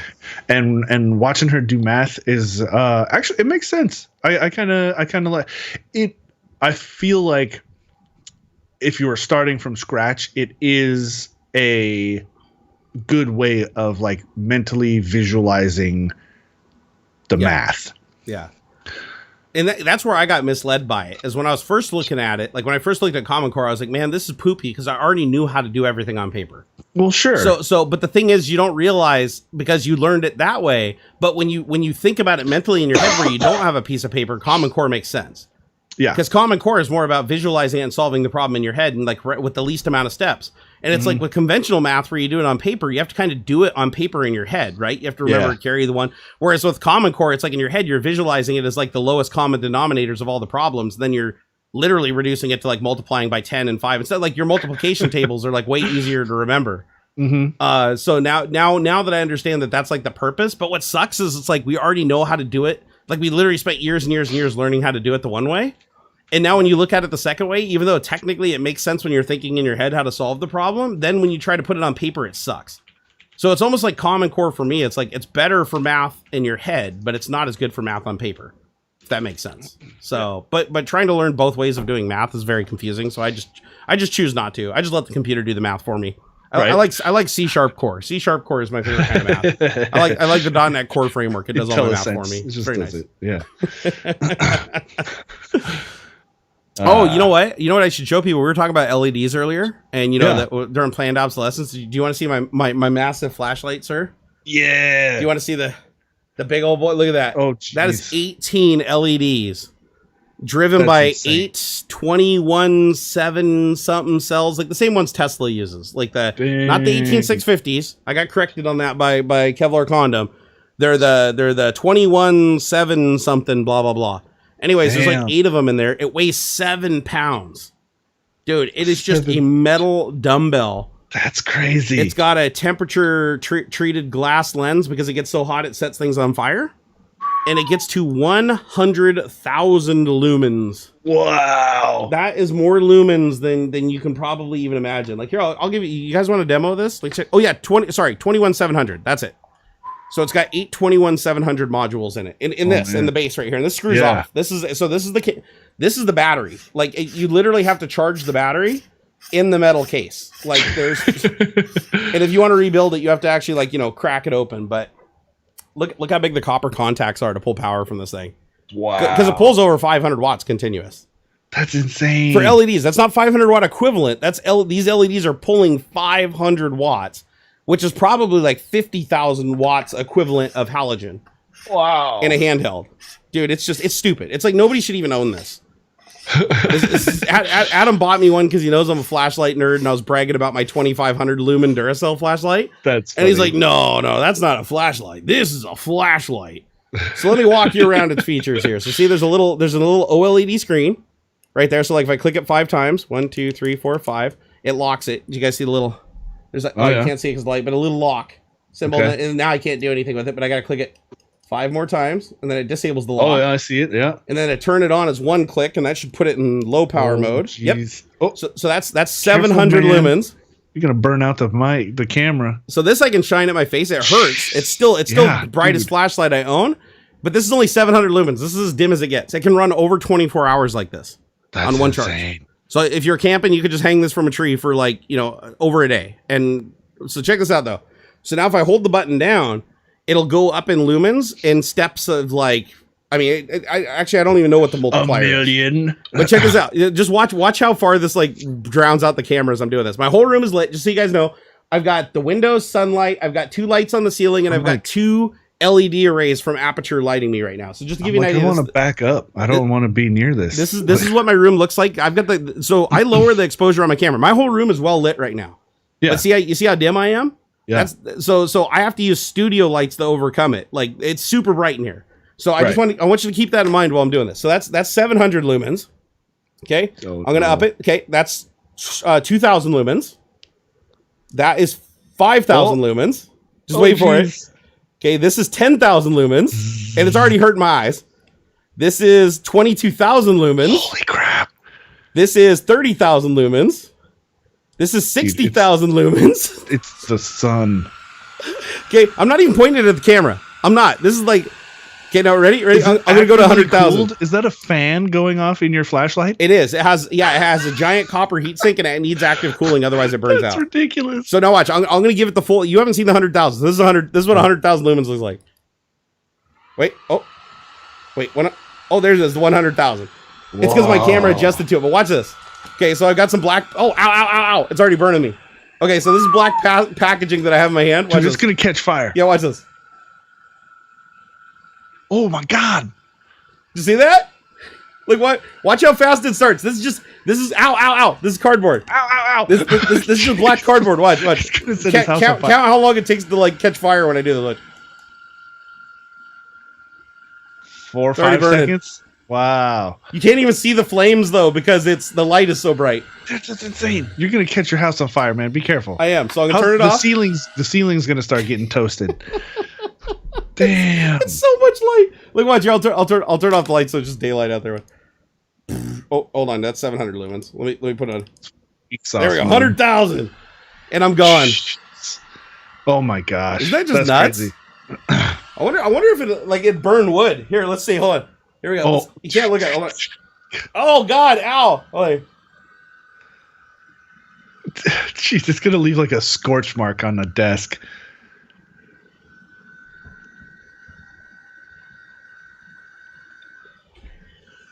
Oh, it gave me a bad sunspot. Yeah, be careful, man. You're going to go blind. A little bit. I gave myself a pretty gnarly one last night, too. Let me feel.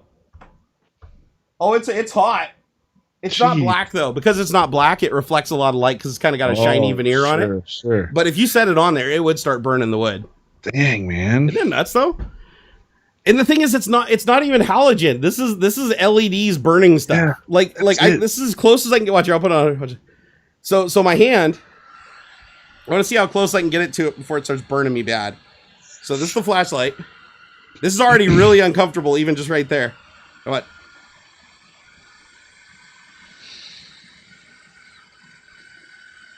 Ow! Oh God!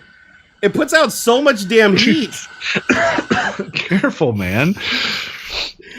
So it literally feels like sunlight, though. Like if I shine it at myself, like from away from my body, like this at half power. It feels like you're out on a super sunny day on a beach, just have the sun just beating down on you. So I'm pretty sure I give myself a wicked suntan with this thing. Oh man. Careful not to burn your camera sensor. Yeah, no, I wouldn't shine it at the camera, but I think I don't know if it's the world's brightest handheld flashlight, but it's up there. If you guys want to see what it is, it's an MS-18 from Hewlett. And the battery pack is 3.6 volts at 92.2 watt hours, not milliwatts, watt hours. So it's basically a 92,000 milliwatt hour battery pack, which is double the milliwatts of my largest USB battery pack that I have. Jeez. And it's already like just running it that long. You can't touch it for more than like just a second. It's already like it'd probably melt. Like here, let me see.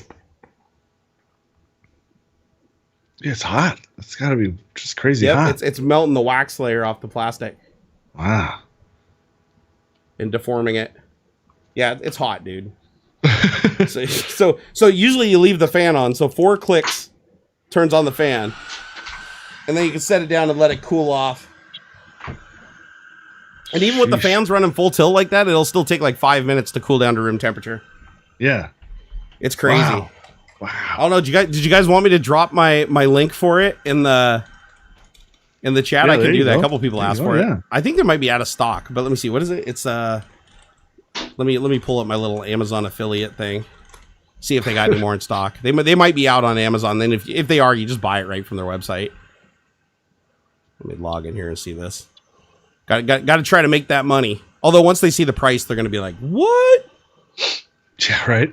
Oh wow, man! A lot of people used my affiliate link yesterday. That's nice. Made like $25. I know that doesn't sound like a lot, but that's a lot for an Amazon affiliate. Let's see. It's the MS-18 flashlight. Although technically, this would be a torch. Like I know in the UK they like to call these things torches. That's actually appropriate for this one.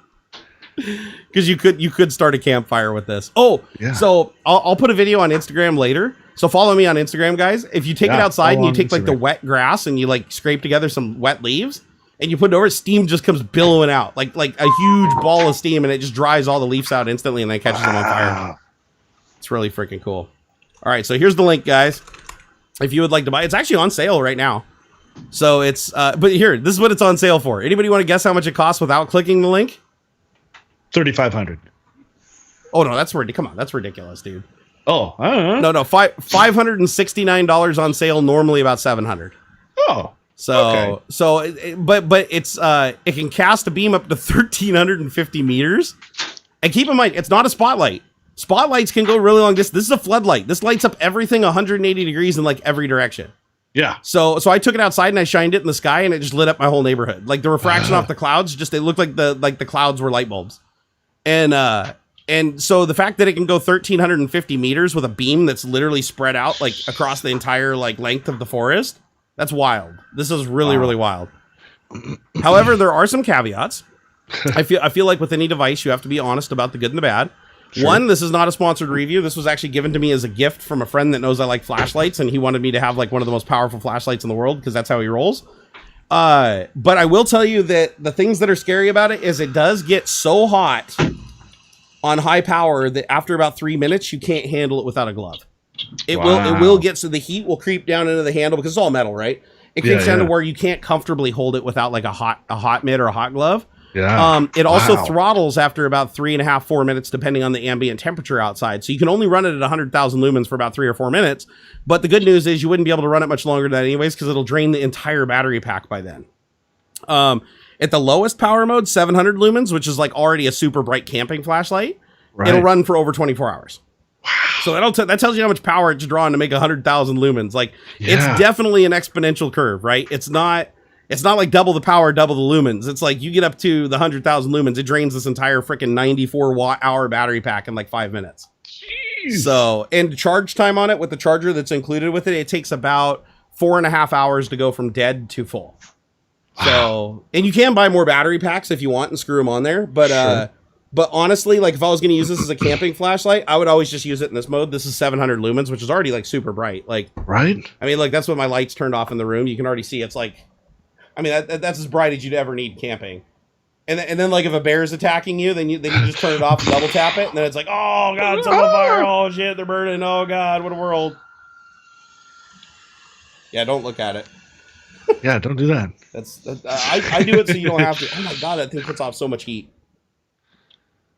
That's nuts. Yeah, I don't know how the glass doesn't shatter on the front of it. That must be like borosilicate glass or something, because this is just absolutely ridiculous. It's gotta be nuts. But yeah, if you ever find the need for a $600-700 flashlight to show your friends who's boss next time you go camping, or you want to like literally alert any aircraft within like a 20-mile radius of your 20, right. That's the light to do it right there. Hey, my Uber driver can't find me. Just follow the beacon. Dude, could you imagine like if a home intruder came in the middle of the night and you just blasted like pitch black room, just go straight from that to 100,000 lumens right in their face?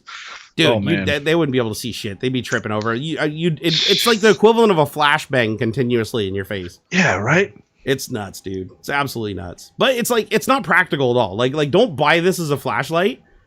because even if you use it in 700 lumen mode, it weighs 7 pounds. Do you really want to be carrying around 7 pounds for 24 hours, like while you're camping and hiking? No. Would you want to put it in your hiking bag? No, it's 7 pounds. Look how big it is. It weighs more than like your entire cookware set in your sleeping bag. Like it's just all in this. So the only practical use for this in a survival situation is if you needed to start a fire, it was freezing cold outside and you wanted to melt some snow to like drink, or you wanted to heat yourself, like, shine it into a sleeping bag for a couple of seconds, then turn it off and climb in, then it'd be nice and toasty. That's really the only practical use for this. Or if you literally want to blind every animal in the forest temporarily so they're easier to shoot, that's literally the only reason you'd get this. Like, this has no practical application as an actual flashlight, in my humble opinion. So that's just what you break out at a party to be like, hey guys, like I shit you not. So yeah, no, I did this yesterday. I walked outside and my neighbors have 2 girls that are like, I think they're in their teens, like 13 and 15 or something like that. They're within a couple years of each other. They're out on their porch with a couple of their friends that came over, and they got their masks on and they're having like an outdoor little COVID party. And so it's like nighttime and I walk outside and I saw them sitting on the porch and I was like, I don't even know 2 of the people that are on the porch. I only know the neighbor girls. And I was like, hey, you guys want to see the brightest flashlight in the world or whatever? And they're like, sure. And I just pointed it up in the sky, and I hadn't been out there yet. I turned it on for the first time. I double tap it, and like the whole sky illuminates. And like, it was a perfectly clear night. Like you could see for 100 miles, but there was still enough particles in the air that this thing was so bright that it literally just made, like, have you ever shined like a fog light into snow? Oh yeah, sure. Like where all the snow illuminates and you can't see 3 feet. Yeah, that's what happened. I turned it on and like the whole sky just turned into this solid cloud of fog. It was pretty epic. Wow. Like this is not a flashlight that would really be useful at that setting, other than just for, and of course they were on the porch. They're like, holy crap. And then I shined it at my house and it just completely blinds. And if you shine it on anything, it just washes it out instantly. So like it can be completely dark outside. You shine it at your house from like, 100 feet away and your house just looks like this giant white orb of light. It's epic. Oh, Jackie said Nighthawk and Light used the same flashlight. Was this the flashlight he used for his bat signal? Oh, okay. Oh, no way. That would be ironic because Adam got this for me after I got my little Duracell flashlight. He doesn't even know I watch Nighthawk. And so that'd be cool if this was actually the flashlight Nighthawk used in that video to make the bat signal that actually shined on clouds. Hey, Bubba and Matt, thank you for the $2. Said, hola, senors. Now you got a bat light portable. I know I should do that. All you need is a Fresnel lens and a cutout of something, which actually I don't even need the cutout. I could just use the actual... Actually, I want to know where Bat Knife is, though. Bat Knife's been AWOL for a little while, but I could use that. I bet you if I stuck that in the flashlight with like the Barnacules logo on it and put a Fresnel lens behind it, like that would be a nice sharp. I might do that. That'd be a fun little project. Hopefully, Nighthawk wouldn't care if I ripped him off as long as I gave him credit for it. That's the trick with the internet. As long as you give him credit, you can rip everybody off. That's there how you it go. Works. Yeah. Just got to send them creative some comments, right? With it. Actually, I'm still convinced that everything on the internet is a ripoff of something else before it. Like everything is like light bulbs were a ripoff. Edison's inventions were a ripoff. Like it's just like, I actually had somebody message me. I shit you not. And I didn't even know how to look at this. I'm like, what the fuck? Like they messaged me and said they saw my video where I was doing RTX voice. Yeah. And they literally said that I ripped off another YouTuber, and they put the link and they're like, I can't believe you ripped off this YouTuber. And I went to the YouTuber's video and he literally created his video a week after I did mine. And he even said in the video that he first saw it from me. And the guy messaged me and he's like, you're such a fucking, you rip off his shit because you can't come up with your own stuff. And I was like, you realize my video was the first one and even mentions me in the video and says that I'm the one he learned it from my video. This is just, oh my God, this is how dumb people are. It drives me nuts. It drives me absolutely nuts. Or like last night, I don't know if you saw the tweet that I sent out, but I was like, on my Twitch stream, I talk about a lot of stuff, way more in depth than I do here. I go pretty hard on my Twitch stream. This is like censored compared to that. But I was on there and we were talking about like fanatical fans, like fans that'll message you, and if you engage them, then they like hold you hostage. Yeah. And And I literally was just talking about that like 2 days ago. And what do? I log into Facebook and I accidentally click on the inbox for the messages for my Facebook page. And I normally avoid it because it's so spammed, right? After you get to a certain size, you can't even, I mean, the messages are coming in like 10 a minute. And so I clicked on the top one. I saw this top one. It says, you got a new message? So I was like, oh, well, I'm here. I'll click on one. I haven't been in here for a while. And it was literally a guy that like in 2014 was like, hello, how you doing? In 2015, hey, how are you doing? 2016, hey, I hope your son's doing good, blah, blah, blah. Oh, I love your videos. And it just kept going down. And then the last one was like, you fat fuck. Oh, wow. Come on. Like he literally went from like he wanted to get my attention, and because I didn't respond to the messages because I obviously didn't see any of his messages over the last couple of years, he literally just got upset and just like went full like aggro on me. And it happened like right as I was in the dashboard. So this was like a new message. And so one of these days I think I'm going to go through there and I'm going to see like what the ratio is of good messages that are nice and positive to messages where people like are stan from Eminem, the song Eminem, they just go completely like crazy on me. And so that if you guys want to know, the best way to get in touch with me is on my Patreon. The reason that I do DMs on Patreon is for this very reason, because anytime I respond to a direct message on any platform, I end up having people that just hold me hostage.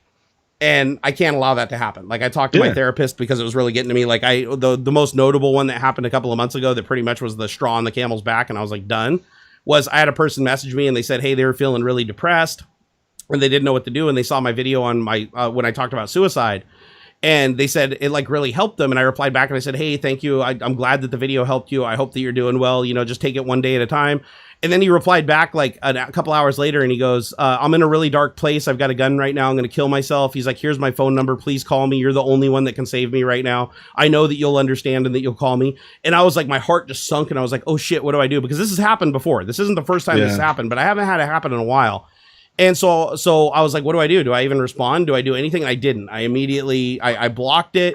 I put a filter in place where if anybody talks about suicide or any of that stuff, it just instantly like gets it out of my way. And then I finally made the decision that I'm just no longer going to engage outside of a public forum, because unfortunately, more often than not, you get these people where it's like, they'll say something like, hey, I'm your biggest fan. You reply back and you're like, hey, and if you don't reply to every single thing they send you, they'll start like trying to hold you hostage and say they're going to hurt themselves or they're going to hurt others and like try to force you to call them and have a relationship. And that gets really scary really fast. So I had to talk with my therapist about it, and it's just not worth it. Don't get me wrong. The vast majority of people are good. But even if 1% of them are like that, that's too much. Like, that's just too much to put that kind of level of stress on me, where it's like a guy is literally like, you know, I love your stuff. I'm your biggest fan. But if you don't call me and you don't get on the phone with me or you don't send me your address or you don't come to my house, then I'm going to kill myself. Like that's not fair for me. That's not fair for my family. So I have to just disengage from that. Yeah. Yeah, it's exactly emotional blackmail would be the word for it. Actually, I'd never even really considered that. But yeah, it's emotional blackmail, and it does hurt. It does really, really hurt. And it is, you know, it's sad to see that, because you know that that person is probably in a really bad way. But at the same time, it's like, had I never responded to him in the first place, they would have just been like, oh, he never got my message. But then once they know that you respond, even if it's just once, like I even started putting stuff on there that's like, listen, I can't respond to every message because of the sheer volume. I hope, I hope everything goes good. And then they'll reply and they'll send me 30 or 40 messages. And then a week, 2 weeks later, I log in and I'd see the message eventually.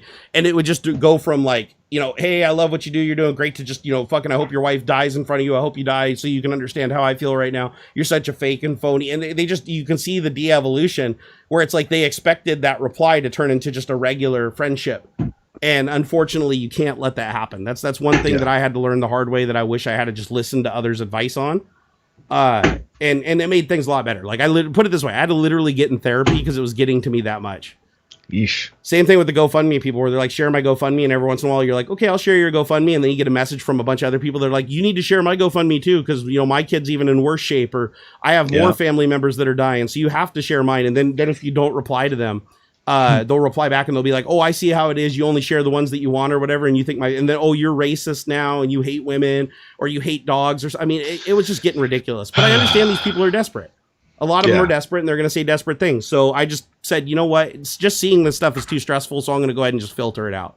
So that's smart. So now I only have business contact and public contact, and the only way I take DMs is on Patreon, because it turns out if somebody pays $1 a month and they have their real information associated with the account, they tend to be a little less felonious. Yeah, right. So but yeah, it's scary, guys. It's scary. Like I should do a YouTube video sometime on like just all the things that big YouTubers deal with that alter them and change their emotional states, because it's not fun. It's really, really not fun. Because it also screws over the vast majority. That's the thing I hate the most about it, is it's like the vast majority of people are really good. They're really understanding. They're really supportive. But all it takes is 1%. Like one message out of 100 is all it takes when you receive that much correspondence to like completely just like ruin your day and put you in a bad emotional place. So that's why David hangs out with you. Just kidding. Sorry. Yeah.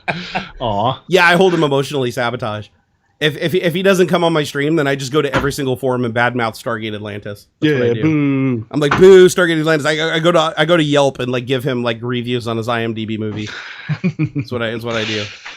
No, but even him, man, I've seen him. You know, people attempt to hold him hostage just in tweets. Sure. Like it happens to everybody. This isn't a unique problem I deal with. I even talked to 3D printing nerd last night. And he's dealt with, you know, similar things. You know, I've especially, oh my God, female streamers, they have it the worst. Like, oh my God, compared to like what I get is nothing compared to them. Where they'll start off all nice, like, oh, I'm your biggest fan. I love what you do. You're absolutely amazing. And then it just evolves into like just completely a sexual assault. And you're like, what? How did it go from I love your content, you're an amazing gamer, to you know, you're a POS KYS. Right. Like, where? And all because they didn't respond. That's what it was. Like they'd respond. Seriously? And yeah, just that's all it takes. If you respond and you don't respond after that, then they build a dialogue in their head. Like they're frantically waiting for you to call them back and to respond. And if you don't, they think you're ignoring them, even though the sheer reality is the odds of you seeing another message from them is relatively low when you have that many messages coming in. Yeah. I mean, even my email box. I mean, at one point I was getting 10,000 emails a day. Like I couldn't even fish any emails out of there. Just don't get me wrong. They weren't all from real people. A lot of them were bots and people signing me up on news lists and people just being stinkers, right? That's dumb. Yeah. So I had to put a bunch of filters in place and have a human filter in place that goes through that so that I just see business stuff. So when I see personal stuff, I don't respond to it. Because you can't. Because as soon as you respond to it, the same thing happened in email. I had a guy that messaged me, tried to hold me emotionally hostage, and said, here's my phone number. He's like, and they keep saying over and over again, like, oh, I'm not a stalker. I promise I'm not a stalker, because they realize that what they're saying is very stalkerish, because it is. That's super weird. They're being stalkers, and they're like, I'm not a stalker. I promise I'm not a stalker. I just really need to talk to you. It's super important. And I've fallen for it a couple of times, and I learned harsh lessons from it. Like, one time I had a person message me. They're like, oh, I found your information on the internet. Call me at this number, and I'll tell you where it is. This is a long time ago. I've learned my lesson. Yeah. And so I called them back because they already had the number. They already had the number. So I wasn't worried about like calling them and them having the number because they already had it and they found it. And the person on the phone's like, oh yeah, man, I'm really glad I found this before anybody else did. But it was a paste bin. So I explained to him, I said, listen, people dox me all the time. My information's out there. I don't try to conceal it. I don't try to hide it, but I do appreciate you doing this. And he's like, oh yeah, no problem, dude. He's like, yeah, I'll keep an eye out and I'll let you know if I find anything else. And I was like, oh, it's really not necessary. You know, don't worry about it. My shit's all over the internet. It's like, I'm used to it. And he's like, okay, cool, bro. And I was like trying to get him off the phone, but I couldn't. He just kept talking and talking and talking. He's like, oh, one more thing. And I was like, okay, man, I really got to go. And I hung up, and then immediately he called back. And so I was like, okay, this is weird. So I answer the phone. I'm like, hello. And it's like, oh, I just got to tell you one more thing. And I was like, okay, this is getting weird, because I literally spent like 15 minutes trying to be super, super nice. And now you called me back right after I said I really have to go. So then I hung up the phone and it rang again. So I just disconnected the phone line, because I was like, okay, at this time he's not understanding that what he's doing right now is stalking. And so I just unplugged the phone line, and then I plug it in a couple of hours later and it stops ringing. And I'm like, awesome. And then I just got all kinds of weird emails from him. He created fake accounts on Twitch and on Discord just to like get in there and send me messages. And he's like, dude, you can't just ignore me like that. You can't ignore me, dude. Like we were really hitting it off and everything. Why would you do that, man? Why would you do that? And I was like, holy shit. Like, I was even showing Miss Barnacules. I was like, dude, this guy is like crazy. Yeah, so I literally just ignored him, had nothing more to do with him. Anything that came in, I just added it to a police case that I have ongoing with my local police department, just in case there's any follow-up on the stalking. It's all documented. And he eventually just gave up like after a couple of days. But I was like, and this is a long time ago. A lot of this stuff doesn't happen unless you're really making a lot of videos and you have a lot of views coming in. A lot of people see you, right? Okay. But I was just shocked by that. I was like, this is a guy that literally called me trying to help me by telling me he found my information online. And then because I didn't maintain a constant form of communication with him as a best friend, he reverted into the guy that was like trying to dox me. Like, he was actually logging into like Discord and stuff and posting all the information in the paste bins that he found, saying that I was a piece of shit and people should harass me because, you know, I don't understand a friendship, or I shouldn't treat friends like that. And I was like, dude, we weren't friends. I took one phone call from you. Yeah, like, that's... Like, wow. Oh, dude, it's crazy. So, yeah, I totally understand the whole song Stand from Eminem now, because I think that that's actually a fairly common occurrence for celebrities. Like even when I talked to the FBI when I was getting death threats back in the day, like I was getting really bad death threats. Like people had taken pictures of my house and stuff driving by on a cell phone and saying they were going to put shots through my front window and kill my wife and son in front of me and then kill me last so they could see my tears over my family. And I was like, holy shit. So, like stuff where it's like makes you go grab the AR, right? And so I contacted the FBI and the FBI's like, nah, fuck. We've seen this letter like 5 times just in the last week. People just keep taking it and like putting new photos in it and changing out the words. But the letter itself about this U.S. military sniper who's going to kill me or whatever, he's like, that's a generic letter everybody sends around and then nobody act on it. And the FBI made a really good point. They're like, if somebody's going to try to kill you, they're not going to tell you about it.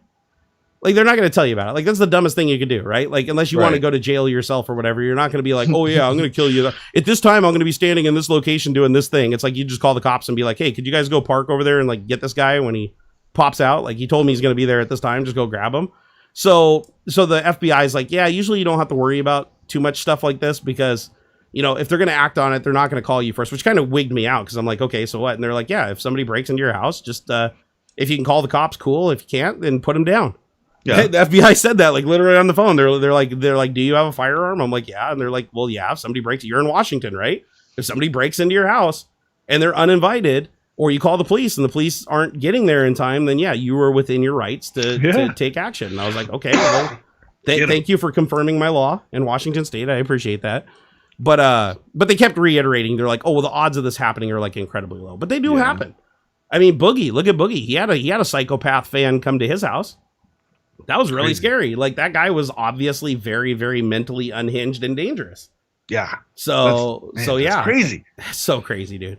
It's so crazy. But yeah, just to let you guys know, to the people that aren't psychotic, just realize, I mean, that's the reason why I don't respond. Like I still every once in a while open up like Instagram and look at my DMs in there and I'll have like 10,000 DMs and I'll just scroll down and it just shows the last message sent. And it's like every 5th or 6th message is like, why don't you ever respond, you fat fucker? What, I loved your videos and now I'm one less viewer. You never respond. Oh, you're such a piece of shit. And it's like, dude, I've never even responded to you before. Like, I've never even seen your message before. And it's like, you get these people that go from, I love your stuff, please respond, to, I hope you kill yourself because you didn't. And that's unhealthy. I really hope those people do get some help. But I can't be the one to give it. I cannot be the one to give it. Yep. So, be quiet. That is the interesting stuff. So, anyways, tell us about your Black Friday deals. I want to hear, because I got none. I got zero things. I didn't get anything crazy. I got a new TV. Best Buy had some good deals. Probably still do. That's funny. Amazon. They actually did a news story on Best Buy being like one of the only stores that still had like a legit Black Friday with like really crazy deals. It seemed really good. Most everybody did like multiple days. Like Walmart, I think, had like 2 separate weeks or separate sets of days for their stuff. Yep. I heard you didn't even have to go into the store either. Like you could just park out in like the spot and like do online ordering and they'd bring it out to you. Actually, that's how it was at Best Buy. Like we rolled up there and like there was a line of people. I guess they were letting in a few at a time, kind of a thing. But I had ordered it and they came out and it was all very hands off. Yeah. So what TV people are complaining about the noise around with the lights going on. Sorry, just lights. Oh, the people hanging lights, is that what we're hearing? Yeah, they're like, oh, what's that knocking around and stuff? Yeah, sorry. People will always complain. It just means they're paying attention. Right. I got, it's an LG, their NanoCell, the 80 series. Is it the CX? No, I didn't want to go that's too expensive. And honestly, like, I know like the picture quality and stuff would be so much better, but like, nobody here is going to really notice that much. So how much was it? After tax and everything, just shy of 1,100 for 75. Oh, a 75 for a grand? That's what was the MSRP on it before Black Friday? I think 12 or 13. I don't recall. Oh, so it's pretty good. It was a pretty good deal, yeah. And it's a good one. Like it's not. I mean, obviously the CX, that's like their top notch. That's the what is it? Oh crap! I can't remember what they're calling it now. Do you remember the model number? Their special panel. This one is it's an 80 series, NanoCell 80 series. Okay, I can't recall the full. Is this the one that has like a true HDMI 2.2 120 hertz input? I believe so. Let me see here. Because I'm looking for screens to replace. I have to replace these 3 Samsungs because the screens are delaminating finally. Yeah. So I've been looking for replacements, and the CX is the one that I want, but of course they're stupid money. Yeah. But I'm wondering, as long as the nanocell can do HDR, it can do 120 hertz HDMI 2.2 at 4K. So then I'd get it. Let's see. Daisy, stop. It'll do active HDR. Daisy, stop it. Come here. And let's see. Oh, by the way, LG's selling that same TV for $999 right now too for a Black Friday sale. Yeah, it's that same deal. I just went through Best Buy because they had local pickup, so I didn't have to wait for it to be shipped. All right, I got the specs up. Okay, so it does. It does the True Motion 120 hertz. Oh, it's only natively 60 hertz. Okay, so it can't do the 120. Okay, that's unfortunate. I mean, that's only really useful if you're doing like gaming with a modern console or a PC. Yeah, I would look up at like the 90 series, 95s as well. They have like different levels within the nanocell model. Oh yeah, here, let me look at all of them. They got them up here. So okay, Black Friday deals are here. Because I might actually pull the trigger and just get the screens now. I was hoping that like over time I would just like maybe do a deal with like LG or something like that to rebuild the setup, because it does get a lot of attention here in the Nerd Cave. Right. But at the same time, I'm like, you know what? I don't really want to wait with these delaminating because I need good screens. Yeah. So I might just say screw it and just be like, do the business expense thing, which I don't like doing. The 90 series ones have the True Motion 240, which is native 120. Okay. What's the smallest size? They're 55 though. I need smaller than 55. Oh, okay. So it looks like 55 is where they start for the nanocells. Oh no, they got a 40. No, they got a 49. And the 85 series only though. Damn it. Because the 90 ones have the full array dimming, which is nicer. It'll get you better blacks than like the local dimming. Yeah. Versus because I know the CX stuff, it's a different kind of technology where it's like, it's OLED, right? So like each individual pixel is its own light. And so like when it's black, it's just not on, and so it has an infinite contrast, right? That's not the nanocell though, right? That's the no. That's the OLED. Yeah. No, the nanocell is it's still your liquid crystal style, but it's like a little bit better than Samsung's. They have just a better dimming process than Samsung by like just a little bit. But yeah. Yeah, the QLED on the Samsung does still have the halo effect on really dark scenes. Yeah, I've noticed that too, and I've got their Q7F, which is like their 3-year-old top of the line screen. Yeah, it was like, I want to say I paid like $3,200 for it on sale. Like it was their top of the line 74-inch. I'm kind of shocked. Free now. This thing's fucking huge. Like there's like a space over the fireplace, right? The mantle has got like a spot for a TV, like it's supposed to be up there. It just fits. Like there's like maybe an inch before it touches the top of the space. That's crazy. It like just fits in there. I'm like, holy cow. We were lifting it up and I'm like, dude, I hope, because there's technically like a little divot with it a couple of extra inches up there, and I'm like, man, I hope we don't have to like tuck it up into there and have half inch of the TV cut off or something. But it's right there. It's good. Dude, I think I just found my next TV. I wanted to do OLED, but just doing 3 screens is too expensive. Oh, it'd be wicked expensive. But check this out. So LG, they're out of stock, of course, because they had the Black Friday deal, but hopefully they get them back in. So I'm looking at the 85 series because it's the only one that has a 48.5 diagonal, which would fit perfectly. Like I could replace these screens verbatim with those and even push them back a little bit. Yep. So, but I'm looking at the specs on them, and it supports 40 gigabit bandwidth, allowing 4K 120 hertz at 4x4x4, not at 8-bit, but 10-bit color. So that'd be HDR at 4K at 120 hertz. Yeah. And the screen on sale right now, if they were in stock, I could get them for $500. $500, dude. $1,500 for 3 screens. Like the cost of like less than one OLED, I could get 3 of these. Yeah. Oh man, I wish they had them in stock. I would totally pull the trigger on this. So Elminster, you can get 4K on a smaller screen than 48 inches. I have a 32. I think this is what I'm looking at. It's a monitor, so we're starting to look into a different sort of technology. But Yeah, I have a 32-inch 4K Samsung that I'm using as a monitor right now, and it's awesome.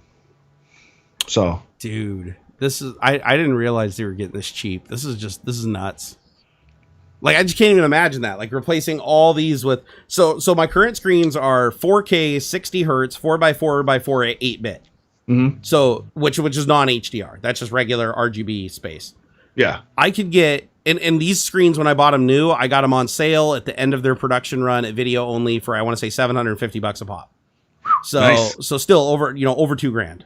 Yeah. For these 3 screens. For $1,500, I can get the LG equivalent with the nano technology, 120 hertz, so twice the frame rate, and 10-bit HDR versus regular 8-bit color depth. Yeah. At 4x4x4 chroma sampling, which means each pixel is perfect. There's no compression artifacts. And this can do it, and it looks like it has a mode built into it for ultra low latency for gaming, which is what you want for a PC monitor. Right. Oh, dude. Man, I want this so bad. I can't afford it though. I gotta say no, but I want to. Yeah. Actually, they might even get. Who knows? They may even get a little bit cheaper on Cyber Monday. I don't know. I'm gonna keep an eye on. They may. Yeah. So you can get a 55-inch nano cell in the 81 series for $500 too. So you can get 7 more inches of screen. Yep. If you drop the 120 hertz. Well, I'd want the 120 hertz though. Oh wait, does it do 120? No, it does. Oh no, it doesn't do 120 hertz. Okay, never mind. So that's your choice. You can get a smaller screen with 120 hertz or a way larger screen at 60 hertz, but with the same nanocell technology for $500. Yeah. That's like, dude. That's like you paid more than that for like a shitty 1080p Vizio screen at like Costco a couple of years ago. Right. Yeah, I didn't realize these were getting so. But you do like it. Like they look good. What's the viewing angle like on the nanocell? Is it decent? It seems pretty good so far. As far as like angle and stuff, because it's up a bit. It's funny. Yeah. We're like, man, it's like sitting front row at the theater. Kind of. Do you notice any kind of color shifting? Like if you watch it from off at the side, do you have to be like dead on, like straight in the middle? I'll have to try because like the way the couch is set up right now, it's like you're only off by like a little bit, even sitting on the side. Because like from where I sit, I got to be careful with the technology because having such a big screen sitting so close, your viewing angle to the edges of the screens. Right. You'll get if you get up really close, like just do this. Just go stand like 2 or 3 feet away from the center of the screen and open up like a scene that's all white. Just like put up like something that's really bright and really white and let me know if it dims at the corners. Yeah. Like when you're standing in the middle. If it doesn't dim at the corners, then that's exactly what I want. I'm going to order 3 of these damn things the second I get some money. Right on. Because, then these old screens are going to go to the simulator. So the racing sim I'm building up here, I want to put 3 screens on it and have it facing the back wall of the nerd cave. So that I can just transition onto the simulator. Because I don't care if it's delaminating on the sim. I don't need it to look perfect on the sim. But for video editing, it's really difficult to do video editing when different quadrants of the screen are like different brightnesses and washed out and the contrast is wrong. It's really difficult to color grade on that. Simo W said they're on sale for $500 for the entire month. Wow, so they've been this cheap for a bit? Cool. Yeah, they're sold out, unfortunately, though. Hey, Dave, thank you for the £5. He said, hey, how's it going? Hope all's good. Jerry and Ox just joined, so sorry I'm late. Was playing Destiny 2. What do you think of Phasmophobia? Phasmophobia? Do you know what that is? I haven't played it. What? Where? Phasmophobia. Do you know what that is? Phasmophobia. The maybe that's it. The ghost hunting game. It looks cool. I haven't played it. It seems pretty neat though. Like it'd be fun. It'd be fun with friends. What game are you most excited for right now? I really want to play Assassin's Creed Valhalla. I heard that's Cyberpunk. A GPU murderer, dude. Oh, I imagine. Because I really liked Origins and Odyssey were freaking great. I like the direction they've taken with Assassin's Creed lately. Cyberpunk seems pretty cool. I want to check that out. I've been watching a lot, like more than I should have, honestly. Like there's so much footage of it online now. Yeah. And I've been watching it, and I have to be honest, I'm not that impressed. It kind of feels like it's stuck between GTA 5 and like Fallout. But sure. It doesn't seem like it does either side particularly well, at least from the videos that I've seen. So yeah. I'm hoping the storyline is just kick-ass, though. Because if the storyline is amazing, then I'll be really forgiving on a lot of the other stuff. Right. But I'm going to be honest, like from watching the videos, it seems, I don't want to say like slow, but it does. It seems slow. Like when I was watching it, like the way people talk, the character engagements, the speed at which the cars move around. Like, it just seems like the whole game is kind of meant to be kind of slow and taken in kind of slow. I don't know. Has anybody played it yet? Are there any beta testers here or anything? I'm curious. And I do know it's 1 p.m., dude. If you got to get out of here, you I was just gonna say. Yep, I got to get out of here. All right, you get out of here. I'm gonna probably put another half hour in because I want to touch on the Starlink beta because apparently sure. I may be invited.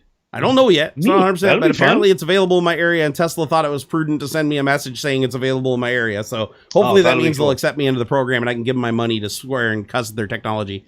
Nice. And I'll talk about the Scalper bots too. But I will see you next week, sir. Yes, sir. Same bad time, same bad place. Yep, for sure. Okay, bye. See ya. I got to make sure that I get him out of here at 1 so that he doesn't get in trouble from his old lady, especially when he's got to be helping hanging Christmas lights and stuff like that. Here, let me see if I can get my video properly oriented so that I can take up the whole screen. Stand by. Let's just do this. If you guys don't mind. Because I want to make sure all the topics get touched on, because we usually end before all the topics get touched on, because we're babbling about every other thing. So I figured I will stick around and see if we can't make that happen. Actually, here, let me make this 1011 thing disappear. Where is it? Is it that one? There we go. I did it. Yes. So AuxxZillary, if you're still listening, thank you so much for swinging by today. Also, David may be joining us again next week. He had actor things to do today, though. So that always takes precedence. Dave, thank you for that £5, man. We really do appreciate that support. He said, hey, how's it going? Hope all's good. Oh, wait, I already read that one. Sorry about that. Bazingas, thank you for the $5. So I was waiting for your wife to smack you as you played with your flashlight. I know she actually doesn't like it when I'm playing with this thing. This is, and I'm saying flashlight, not fleshlight. I want to be clear on that, okay? Even though technically if I had a fleshlight, it would, and I used to. I'm not saying I used to have. I threw them out because they got nasty. But anyways, that would be a very flattering fleshlight. But anyway, she doesn't like me playing with it because it's freaking, it gets so hot and you're not supposed to look directly into it because it can like burn up your retinas pretty good. It's not exactly like, you know, a flashlight you play around with. I mean, it literally has a lockout on it. So like how bright does a flashlight have to be to have a lockout out to avoid you from burning yourself? Collie Commander said you should make a separate scene for the one-man band. I know, actually the reason I haven't is because I've been super procrastinating for a very, very long time about reinstalling this whole computer. I have a list of like a million things I need to do, and I just completely just squirrel chase all over it, and things don't get done in the right order. But the goal was to get my, actually maybe I'll do that after the show today because I'm feeling okay. I'm a little tired, but I'm going to get my NASs back up and running so I can make sure everything's backed up properly, because it hasn't been in a long time, because I rewired a whole bunch of stuff and then didn't run the wires for the NASs, so the NASs have been offline. But if I can get the NASs back online and get everything backed up, I want to blow this computer away. I want to remove everything off it, wipe all the NVMEs, all the drives, start clean with a brand new latest version of Windows 10 Pro, and then once I do that, then I'm going to reinstall the applications and rebuild the scene packages for OBS. I'm not going to use slobs anymore. We've been using Streamlabs OBS because we already have it set up and tied into Stream Elements and stuff like that. But I want to ditch it. I want to ditch it entirely and just do everything on OBS Studio. I want to go through and create all the scenes and do the scripting work and all that to make it like really, really cool, not just for this stream, but also for my Twitch stream. The only reason I've been putting it off is because if I wiped the computer and I lost the backup of all the configuration work that I did, and since everything's kind of messed up the way I have it connected, my cameras and everything, once I transferred it to the new computer, I have to redo a bunch of it anyways. So I'd rather just redo it all from scratch when I get it switched over and get my stream decks all wired up properly. It's just a matter of procrastination, but I do need to clean the room, get organized, know where all my shit is, then rewire everything, run all my wires, get my new stereo system up here. I've had to use headphones. All my speakers are dead on my desk. My Logitech Z5500s died, and I can't resurrect them. I have all new stuff, though. I have a stereo receiver, a new subwoofer, new speakers, everything. It all just needs to be ripped out of here and put back in. And now that my back's working somewhat okay, I should be able to do that, because I got a steroid shot in my back that helped a lot. However, it's been wearing off over the last week. It's only lasting like a little over a month. So I have to go get another shot here in hopefully 2 weeks, and hopefully over time it'll get better. But the back pain was the number one contributor as to how I couldn't move stuff in and out of the room and up and downstairs. I was a little bit of an invalid. But I'm working on it. I am working on it. Let's see here. Alla loves anime. I love that name. That's great. Alla loves anime. He said, are you planning on working on any open source projects and getting back into development? Absolutely. Software development is a huge passion of mine that I've been unfortunately forced to take a break from for a very, very long time for many reasons. I fully intend on returning to it. Like, software development is actually my key passion in my life. I enjoy it more than 3D printing. I enjoy it more than racing simulation. I enjoy it more than anything. It's like the one thing that has been a consistent thing throughout my life is problem solving and creating software, especially software that does really, really interesting things with automation and improves the lives of the people that run it. And that's something that I've taken a long vacation from that honestly has probably been the most poisoning thing in my life. So yes, I do plan to get back to it. It's going to take a long time though. It's not going to be like an easy transition back into it. I need to learn the .NET 5 framework, which is relatively new, seeing as when I walked away from coding, even .NET 4.5 was relatively new. But programming is like riding a bike. It doesn't even matter the language or anything like that. It's like, once you understand the fundamentals of programming, procedural and object oriented, it's just a matter of just repetition, right? It's repetition, and you know where to find things, you know how things work, you understand how the CPU works, memory works, you understand how the stack works, you understand the heap and the stack and the differences, the memory management, the virtual address space. Once you understand all that stuff and the fundamental architecture of the platform you're programming for, everything else is just more like just building muscle memory. And so that's what I got to get back to. Do I still play Z-Type? I haven't in a very long time, but I really want to every day. This is my goal. One of my small goals that I have with my therapist is to, and this is getting a little bit more into the personal side like I do over on Twitch, but it's okay. We can diverge a little bit since we're at the end of the stream. But my goal is to start playing Beat Saber every day again, which I haven't played in months. Beat Saber, so I can start strengthening my core muscles in my back again now that I'm free of some of that sciatic pain from that steroid shot. And then I have to work my hands, so I got to do physical therapy with my hands. And part of that physical therapy, I want to be playing Z-Type every day for about a half an hour. So I'm going to do my Beat Saber, and then I'm going to do Z-Type just so I can get some.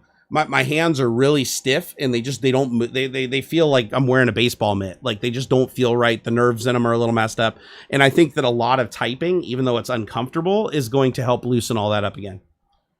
So yeah, that is the goal. Dude, I love Beat Saber. Beat Saber is absolutely fantastic. I'd stream it if like all the songs weren't copyright. Like I wanted to stream Beat Saber. Like, I was going to do a thing where it's like every other stream was going to be like playing Beat Saber and then just taking questions and then doing like the conventional format on Twitch. And I stopped doing it because every time I did a stream, they would just mute the entire audio track. And now they've gone one step further where they just delete the video. So, and I know there's some open source music that you can get for it, or GPL music. That's like, what do they call it? Public domain. But none of that's like really fun. Like, the whole idea of playing Beat Saber is to play like songs that everybody enjoys, like the really good high energy ones. And if you can't do that, then it kind of defeats the purpose. Like, I don't want to sit there and like play the happy birthday song and the national anthem. It's just, that gets old. It is fantastic though. If you've never done ZR with Beat Saber or VR, Beat Saber is my favorite VR game. Out of every VR game ever made, as simplistic as Beat Saber is, it's still to this day the most engaging with the most replay value for me. All Loves Anime said, would be nice to see you working on any Win32 projects using your expertise. Win32 is my primary platform of choice. Like all my experience on the Windows platform, even working at Microsoft for 15 years as a software developer, has been based in Win32, and I kind of transitioned into the .NET Core framework. I think they call it .NET Core. And the .NET Core is more suitable for cross-platform development because obviously Win32, if you access Win32 services and API, that's not going to be portable to other platforms like OS X and Linux and things like that. So when I start developing again, I'm going to try to do as much of the work that I want to do as humanly possible on the core platform. And then anything that's platform dependent, I'll just write little stubs and stuff so that I can just include a stub for each platform. So instead of, say, writing a program that uses Win32 so that it only runs on Windows 10 on an x86 or x64 architecture, instead of doing that, what I would like to do is write an application in .NET Core that's portable across all devices, including mobile phones and stuff like that. So write that, and then the components that go and gather the data externally that I would normally just call the Win32 APIs for, I will create one for each platform that's supported for gathering the data on that platform and then proxying it over under .NET Core. So then basically I'd have an application that's generic that runs across everything, and then I would just have bespoke components that are very small and easy to manage that will harvest the data for the given platform it's running on. That's usually like a good development plan. Another really good way to do development too is depending on if I'm going to release the app to the public for everybody to use or I'm using it myself, I can always do the majority of the backend work in HTML5, basically, like either C# and JavaScript, running on the back end of a .NET, or sorry, not .NET, ASP.NET server. And if I did something like that and I used that for like in a RESTful API, then I could just create a skeleton application that runs with a UI that's for phone and tablet and Windows. And then all the heavy lifting would be done by the backend API, which would be accessible on any platform. And that would be about as cross-platform as you can make something, which would be pretty cool. How's Xander doing? He's doing fantastic. And thank you for asking. I appreciate that. So I didn't get any Black Friday deals, unfortunately. My buddy did do a Black Friday deal. Is there anybody in here that's in the market for a headphone amp and DAC? So digital analog converter, basically sound card. Is there anybody looking for an external USB sound card with a shitload of power for driving really, really high impedance cans or headphones? If you're looking for it, my buddy, he makes like the best one in the business. Like, not even joking. Tyler, I've known him forever. He runs a company called Mayflower Electronics. They're doing a Black Friday deal right now. And I have their O2 and their ARC Mark 1 amplifiers, and I use them to drive my really, really, really heavy headphones. They're Hi-Fi Labs HE500 planar magnetic, and they're 38 ohms, so they're pretty heavy. They need a lot of power to drive them. And his amp actually drives them better than my Woo Audio WA7 Fireflies, which was $1,000 standalone, power conditioned, just crazy tube-based amplifier. And it couldn't even put out as much clean power as this tiny little metal objective amp, which is fantastic. Anybody that's used an O2, they all love them. Like, I don't know of anybody that thinks the O2 platform is terrible. Like, they and I know audiophiles that use it.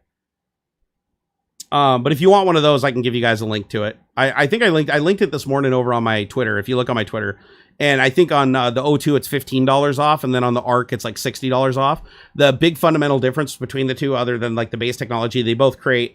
They have no noise floor like at all. You can crank them to 100% power to where they would blow up any set of headphones and set them on fire, and you're not even going to hear a hiss or anything. There's literally no noise. Absolute clean power.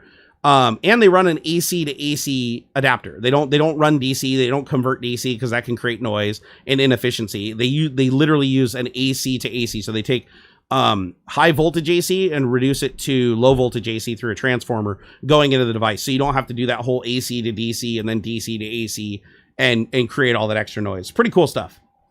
Here, I'll give you guys a link. What the hell? Because he's a buddy of mine. He wanted to do some advertisement with the channel. And I basically told him, to fuck off. I'm just going to share his sale anyways. Because, one, he's a friend of mine. And two, I've loved his product and I've stood behind it. And I've used the O2 amp for 7 years with absolutely not a single problem or complaint. So, and when a product's that good, like, I have no problem putting my name behind it. Let me see if I can find it here. But if you guys have any feedback on it, if you have one and there's something you don't like about it, by all means, tell me and I'll forward it on to him. Because he prides himself hugely on making these things. And he does manufacture them himself. Like, they're basically built in a metal project enclosure. The O2 amplifier is actually a public domain design. You could actually make your own from scratch if you wanted to. Like, if you had the time and you wanted to buy all the individual components and make the breadboard, and you could technically build your own. A lot of people do. Okay, let me see if I can find the link here. It's over on my Twitters. Where the hell is it? Here, scroll. By the way, if you guys didn't see my thread on blood pressure last night, I had some fun with that. That was pretty funny. God, where is it? There it is. I found it. All right, here I'll send you guys a link. Let's see, how do I share this? I want the share button. Copy. All right, here it is. So if you guys are interested in the sale, I think it's still going on right now. I don't know how much inventory he has left on the Amazon link. I haven't clicked it. Let me see. Does he have any left? Okay, he only has 2 Objective 2 Rev B amps, and he's got 2 of the ODACs. Let's see. What else has he got? Oh, he's out of one of them. One of them's all sold out. He does have ARC Mark IIs, though. That's his newest amplifier, and it's also a microphone amp, too. So if you're looking for one that's not just a headphone amplifier, but it's also a super high-quality microphone amplifier, the ARC Mark II is the way to go. But no, they're just fantastic. I absolutely love them. They're small. You can throw them in a laptop bag and take them to a party if you're doing live streaming from there. They're awesome. Let's see what else we got going on over here. Let's see here. IO have that 49 inch LG 85 Nano. What did you need to know? Oh, you have the LG 85 Nano? I just want to know what the viewing, like if you get up right on it, looking at it straight on from about 1.5 feet, 2 feet away, and on a bright scene, you look to the corners, does it look like there's a big circle of light and then it gets dimmer towards the corners, or does it look really nice and uniform and consistent? Because like my viewing angle at my screens when I have them on my desk is I have the sides at about a 45 degree angle, maybe a little left, like 35 degrees. So I'm looking pretty straight on to all the screens. But because I'm sitting so close to them, the viewer cone is like this instead of like this if you're sitting across the room. So because it's so exaggerated on a big screen like this, if the viewing angle sucks, you'll end up getting like the edges of the screens in your peripheral view because it's further away, right? Up in the corners, it becomes further away. And because it's further away, some screens, they don't look that good. The lighting isn't uniform to the corners. But if the nanocell does that, like, I don't care. Like, I'd rather have OLEDs, but OLEDs are also have some downsides too. So I'd totally go with a nano LED. Fizzy Fry said the Arc Mark II in stock on December 10th. Okay, good. So he is going to restock them. He actually had a really good sale. He messaged me and said he sold like a shitload. So, and that wasn't for me. Like I'm showing you guys, like he might sell 1 or 2 for me. But he sold most of them just on his own through his regular advertising, because all of his advertisements like word of mouth. Like he's not a big company. Mayflower Electronics is like a tiny little privately held company that just prides themselves on building like, you know, affordable audiophile level, like, you know, open source amplifiers. He even does headphone mods. Like he takes the Fosdick, I forget the model number, but he takes one of Fosdick's Fosdick, something. I haven't used them in a long time, but he takes these headphones that are, you know, relatively cheap for what they are, and he does a mod on them that makes them sound better than HD 800s. So like he takes this headset that's like a couple of $100, and then he literally tears them apart and does a modification into them that actually makes them sound, because they're planar magnetic. He basically gives them a little bit more oomph, a little more power handling, and literally alters the electronics inside of the headset to make it perform like a much more expensive headset. And they're really comfortable too. So it's one of the few pairs of headphones I don't have. He sent them to me to review once, and I was sad because I had to send them back. But they were pretty damn good. Like if I still had them today, I'd be using them instead of these for my live stream. Most of my headphones, I have way better headphones than these, but I don't use them because they're open back. Open back headphones pick up and create an echo. So you have to use a sealed back headphone if you want to do stuff like this, or turn it down really quiet, which I don't like because I'm basically deaf. So you guys wanted to know about the Scalper bots. Let's talk about that first. We'll talk about Starlink last, but so here's the problem. How many people here in chat, and you know, please be honest here. How many of you have tried to get a hold of a graphics card? Doesn't matter, AMD, Nvidia, anything in the latest lineup, like a 3 series. Like, I understand you can probably find like, you know, 2080s all day long now, but 3000 series. How many of you like went and tried to add something to a card on Newegg or Amazon, and instantly on checkout, even if you get it in the card, it just says, oh, sorry, the stock is it's no longer in stock. This is hitting a lot of people, not just for that, but also for video game consoles and stuff. It sucks. I absolutely hate scalpers, but the final straw for me with scalpers were the ones that were like literally hoarding hand sanitizer and toilet paper during the last pandemic, and now it's happening even again, like during this last quarantine here in Washington. Toilet paper instantly like just disappeared off all the shelves.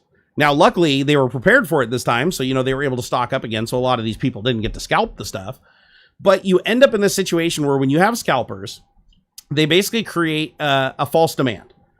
And what you end up doing is ridiculously increasing the value of goods, steering who gets those goods, and then a majority of those goods don't even go towards the purpose that they were intended for, that further benefit the market that they're in, but rather just go to the richest of the rich, or they're being used for something completely different other than, say, gaming. They're using them for crypto mining or something, right? So it's one of those situations where scalping is just out of control. If you go to Newegg and you add something to the cart, it'll say, oh, sorry, it's out of stock. Or I've seen people that added it to the cart, they took a screenshot and they're like, oh my God, I finally got one in the cart. And then they go to checkout, and just in the time it took them to do that screenshot and click that, it was out of inventory. And it's like, oh, sorry, we've removed this from your cart because it's no longer in stock. The reason that this is happening is because of bots.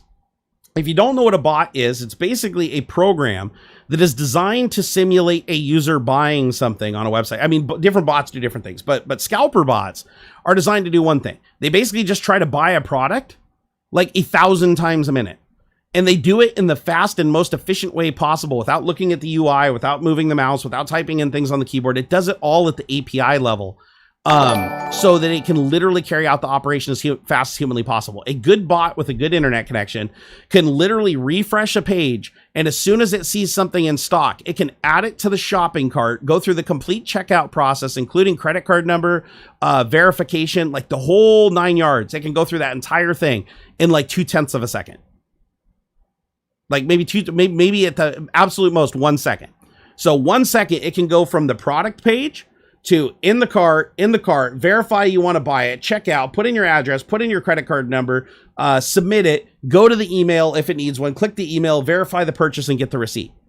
It can do that all within like less than a second. So, and there's different ways that different bots achieve this. And the problem is, you used to have to be this genius that knows how to write the bot, right? And now you don't have to be the genius anymore because everybody else already wrote the bot because they wanted to show off, and now the bots are available to everybody.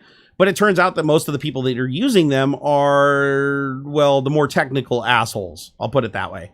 So what I want to do is try to normalize the playing field. I want to tell all of you how to use bots. And the reason I know bots are effective is because the 3090 that I never did the video for, I shot video for it. I haven't edited and released it yet. You know, welcome to my new life.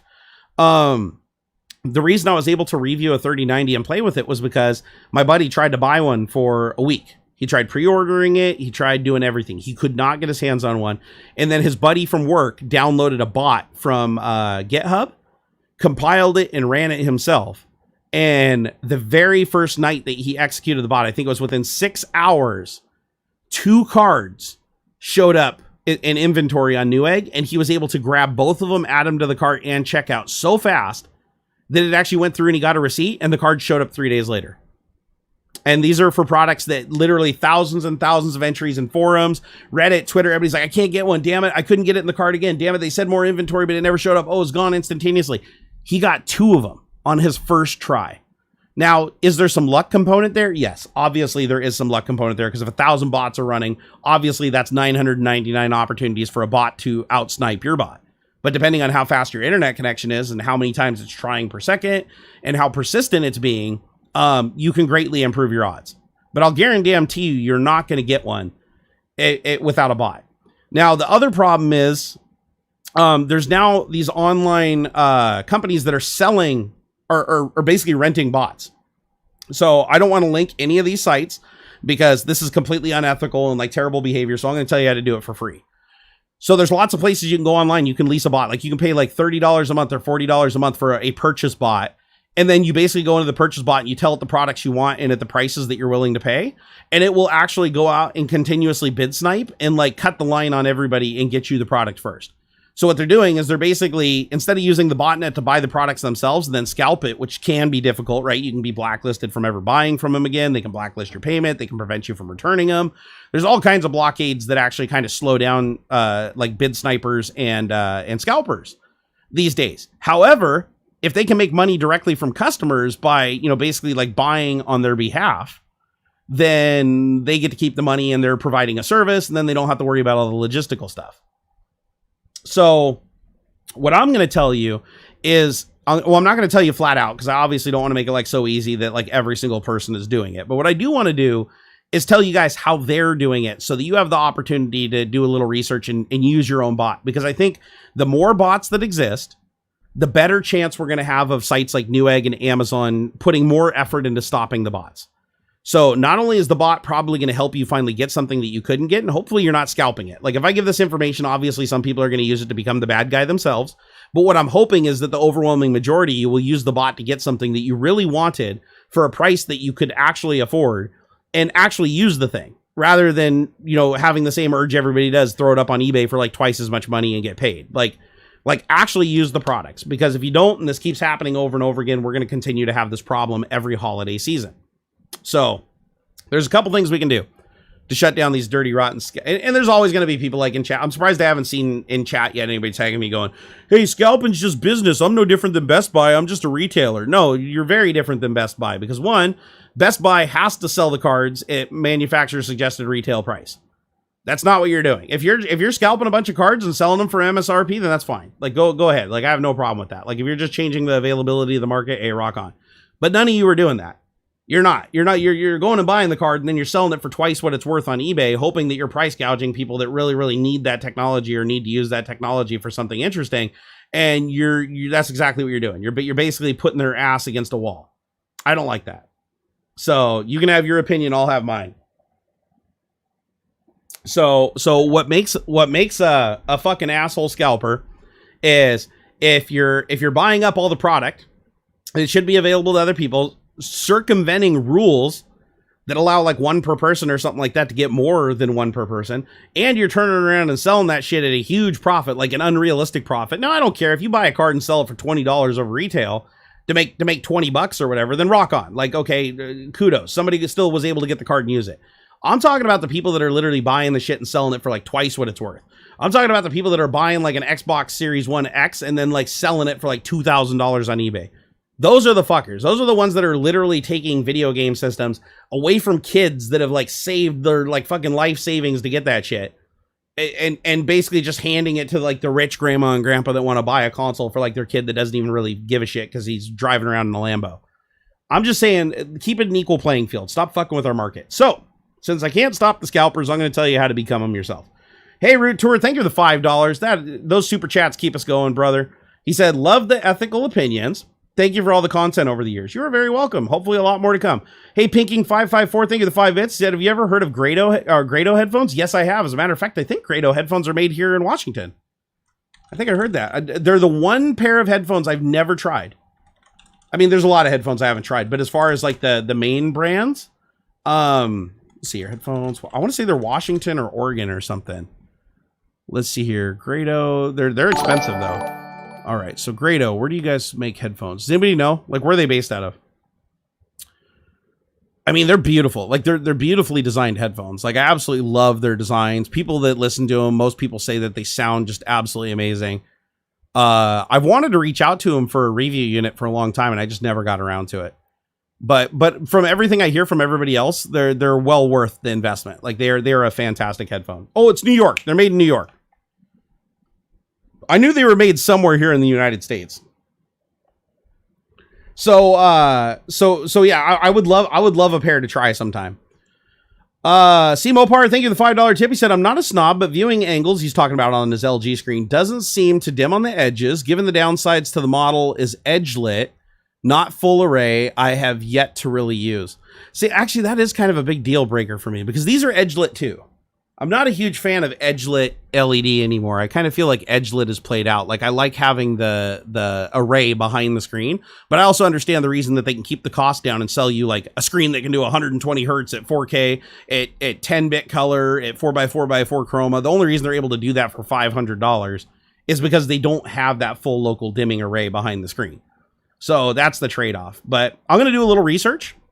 Because I'm not super picky, guys. Like, honestly, I don't need OLED. I don't need quantum LED. Honestly, I'm already using edge-lit screens right now, and if they weren't delaminating, they look just fine. Like, I don't really have a problem with them. So, and these would be upgrades in every single way possible. So, yeah, the Nano 90 is full array, but the Nano 90 also doesn't make a 48-inch screen, which is what I need. It has to be 50 inches or smaller. So I can't do a Nano 90 series, and the Nano 90 series is way more expensive. So for 3 screens in the Nano 90, I'd be upwards of $2,500 to $3,000. If I did the 85 series, I can get 48.5 inch, and I can still get the 4K at 120 hertz and the 10-bit color HDR, and it would fit properly. But it is edge-lit. That's the downside. I honestly wouldn't buy a Sony TV. I'm not a big fan of the Sony TVs. I love Sony's camera gear, but I'm not a big fan of their TVs. I know there's a lot of people that absolutely love them though. Every Sony TV I've tried, even with everything disabled in game mode, they still seem to force certain image processing onto you that slows down and produces noticeable lag. Now they may have fixed that in a couple generations. Honestly, I haven't used a Sony TV in like probably 5 years, but that was the one thing that always turned me off on them.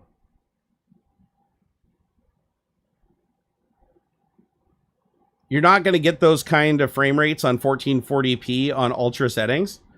Oh, I don't care. I'll take the frame rate over the visuals. Always. I'm not planning on playing games at 4K and HDR. I'm planning on playing games in 4K to get the extra viewing distance. Like I'll sacrifice everything else. Like I would rather play with a few exceptions, right? But I'd rather play it with the graphic settings on low and have that really long view distance without anti-aliasing than anything else. And flight sims too. I absolutely love being able to see further in flight sims. So 4K across 3 screens with two 2080s. Oh, you're talking to somebody else? Sorry. Didn't notice. When I see people talking in chat, I just assume that they're talking to me.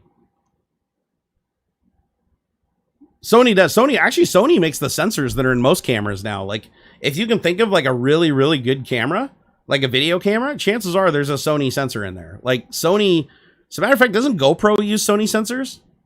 I mean, GoPro might have like their own sensor now, but I always thought they used like the Exmor. Like Sony just makes insane sensors. Like their video sensors are like next level. I honestly wouldn't be surprised if the iPhone doesn't have some Sony or some Sony derivative sensor in it, because they're freaking awesome. I think Nikon uses them. I think Canon has their own sensor, but don't quote me on that. But I do see Sony sensors in a lot of video products. Like, I mean, a lot. That seems to be like the top stat when they're trying to sell them. And I do have I have a Sony PWX Z90V. I have an RX100 Mark 7 and Mark 3. The Exmor sensors are just fantastic. They're killer. So anyways, if you guys would like to try to buy a product that you haven't been able to get your hands on, the reason bots are kind of a good way to go right now. I mean, especially if there's other bots, and there are. So the bots are really the only way to go right now. Is because they are leaking inventory very slowly to combat the botting problem. So what they'll do is they won't say anything, and they'll just add a couple things to inventory here and there. But the problem is the bots are so persistent and banging on the site that they still have the best chance of getting them when they drop, instead of just having all the inventory. Because if they just entered all the inventory, the bot would just go in, max out quantity, go through Tor, hit another IP address, max out quantity, go through Tor, hit another IP address, max out quantity. If it's only one per person, then somebody just goes and gets a bunch of Visa gift cards, and they use Tor to basically go through, and there's no there's no phone verification. So they just have a bot that creates a bunch of fake Gmails, buys a bunch of Visa gift cards that are refundable, and then basically buys them with these Visa gift cards, so it looks like it's one per person, but they could buy like 30 or 40 or 50 of these things like that. So matter of fact, there's a group going around that has acquired over 5,000 PlayStation 5s now. One group, and they've posted pictures online to brag about it and to prove it. 5,000 PlayStation 5s they've bought, and they're now selling them on eBay, and they have a service where you can pay like a monthly fee to them or something for a raffle to win the right to buy one. I mean, they're just total corrupt bastards.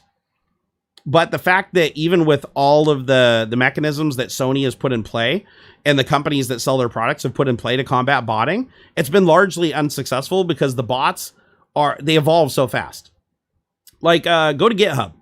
If you go to GitHub right now, and a lot of people publish their bot code. Now, don't get me wrong. There's people out there that are, they're customizing their bots to give them an unfair advantage. I say unfair advantage. It's all an unfair advantage. But let's see. Do I got my phone? Where is it? Oh shit! I can't log into GitHub right now because I don't have my phone next to me for two-factor. It's downstairs. Anyways, go to GitHub, log in, and do a search for Newegg bot, do a search for Amazon bot, do a search for Alibaba bot, do a search for Sony bot, LG bot. I mean, there's like a bot for like everything. And you can also do a search for, I think it's like shopping bot or bid sniping bot, or eBay bot is another good one. So there's tons of different bots. And Steve Weiss said, don't give attention to shit like this. No, I absolutely will give attention to this, because this is something that absolutely needs attention. Because if the botters aren't going to stop doing this shit, then I'm going to enable every single fucking person on earth to have a bot.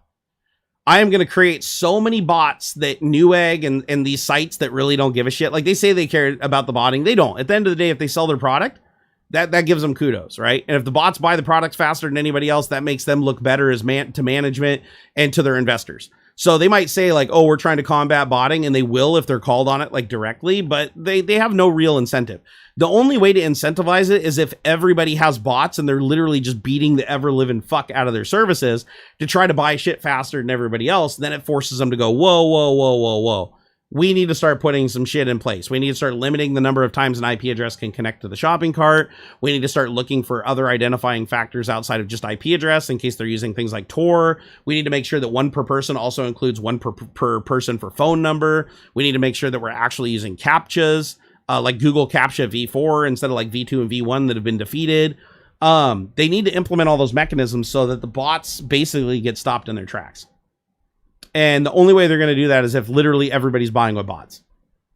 So that's what we're going to do. We're going to make everybody bots. And to do that, all you got to do is go to GitHub. Now, it does require a little bit of technical knowledge because GitHub usually doesn't always have binaries. And even if GitHub has binaries, I would be hesitant using them because if you build the code yourself, that means you're building the actual code that you can see with your own two eyes. So the odds of them trying to put backdoors in there and trying to put malicious code in there that takes over your computer, or maybe even like leverages your computer as a bot while you think you're using it for your own interest, you're actually using it for theirs. All that shit can be mitigated by building your own code. So like install Visual Studio, take a little while to learn how to download a project from GitHub and how to build it yourself. That's the best way to do it, because if you're running the binary directly, there's always the chance that they added additional code and that they built that binary, and that binary is not reflective of the exact code that's checked in, and they may be doing shit that you don't know about. So just heads up, I just want to throw that out there because I don't want you to be going on like Bing, and I don't want you to be going on like Google and doing like a really quick search and saying, oh my God, find bot and then download exe run. No, you're going to get so much malware and so many bots installed on your computer, and then your computer is going to become a bot doing shit that you don't even want it doing. So just make sure, a couple of rules. If you want to try to use a bot, go download it from GitHub. Make sure you compile the code yourself under Visual Studio or comparable build environment. And then when you run it, make sure that you understand the bot. Like, go read the documentation and the facts and stuff on the bot. Don't just try to fucking around like you download a piece of software and you're just fumble fucking around. You're not going to get the result that you want. Like, understand how the bot works. Keep in mind that most of these bots are not designed for usability and ease of use. They're literally designed to just be put together as quickly as possible and patched as quickly as possible and run as quickly as possible. So, give it a try. I've already had a couple of people that I've told in previous live streams over on Twitch that they were successful in using this tactic to acquire some GPUs from Newegg. I also had two other people tell me that one of the bots that was one of the most popular bots, called Newegg bot, Newegg actually altered their user interface to kill this particular bot. Like, because so many people were using it, they became instantly aware of its tactic and they shut it down, which killed all the other people that were using this bot. So that, to me, that's success. That's awesome. That's a good step. So as long as we can get every other bot and every other technique basically bashing on these services, the services are going to have no choice but to take note and prevent them from happening. Because at that point, it starts taking down their server. Steve Weiss said, this is stupid as shit. No, it absolutely is. No, it absolutely is. It sucks that we have to fight fire with fire.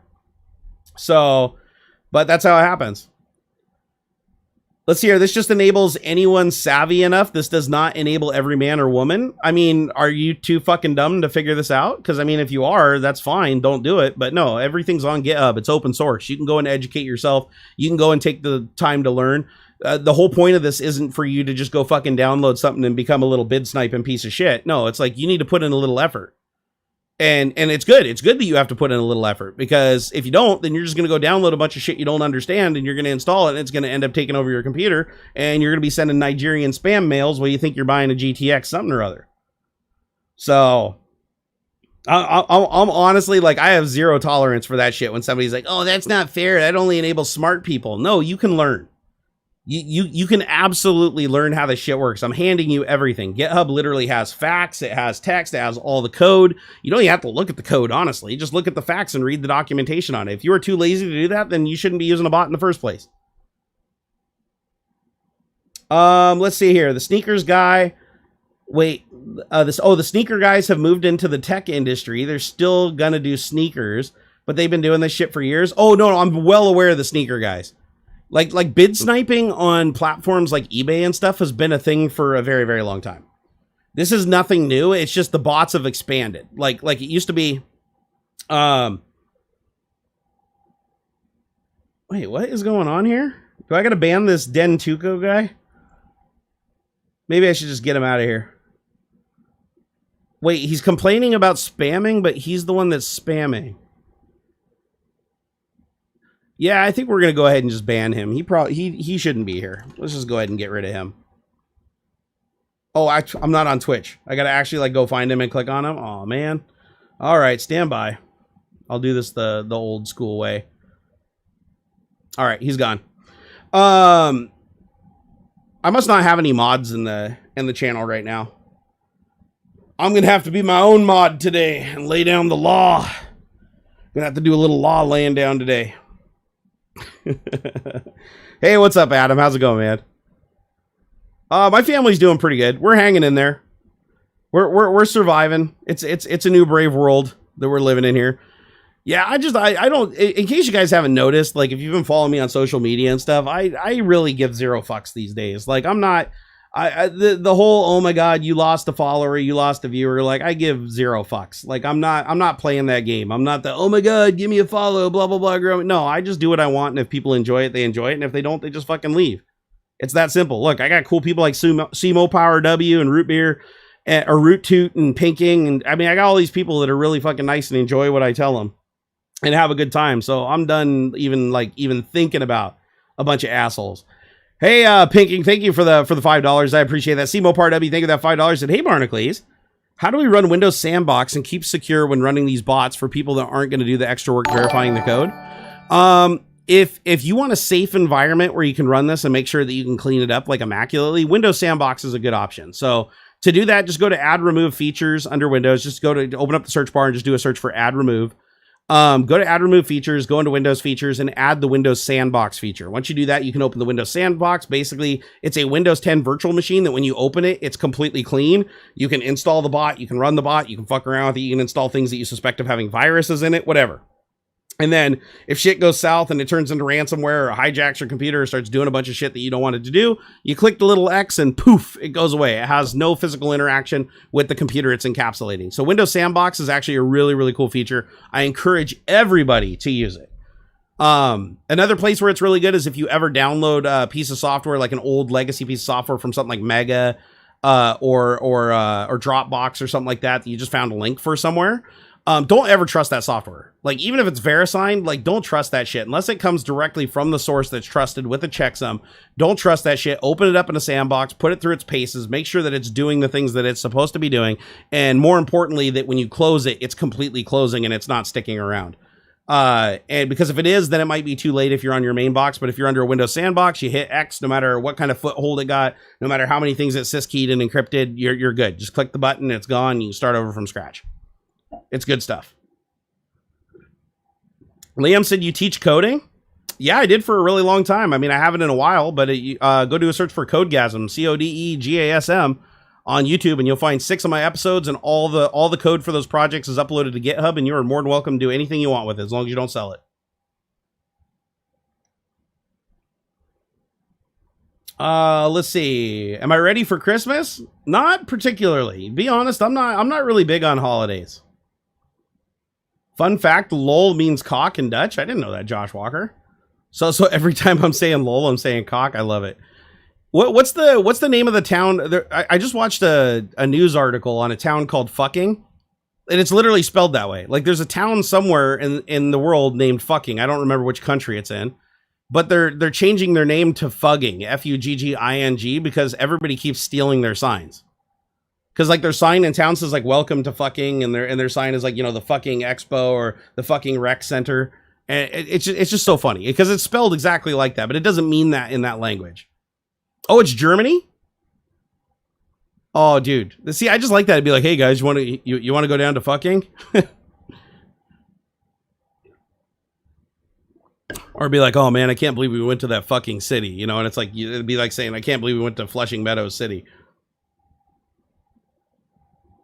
Oh, it was on Grand Tour, wasn't it? I totally forgot that it was on Grand Tour. It totally was. So anyways, that's some options that you guys got for some bots. If you go to GitHub, you can find lots of bots there. I highly recommend that you analyze the code and you see how it works and you do the readmes and you even go do some research in some forums to see other people that are using it and stuff. But But familiarize yourself with it. Don't be running these bots. Don't run anything from GitHub just verbatim. Like, you should do some research if you're running open source code at any time.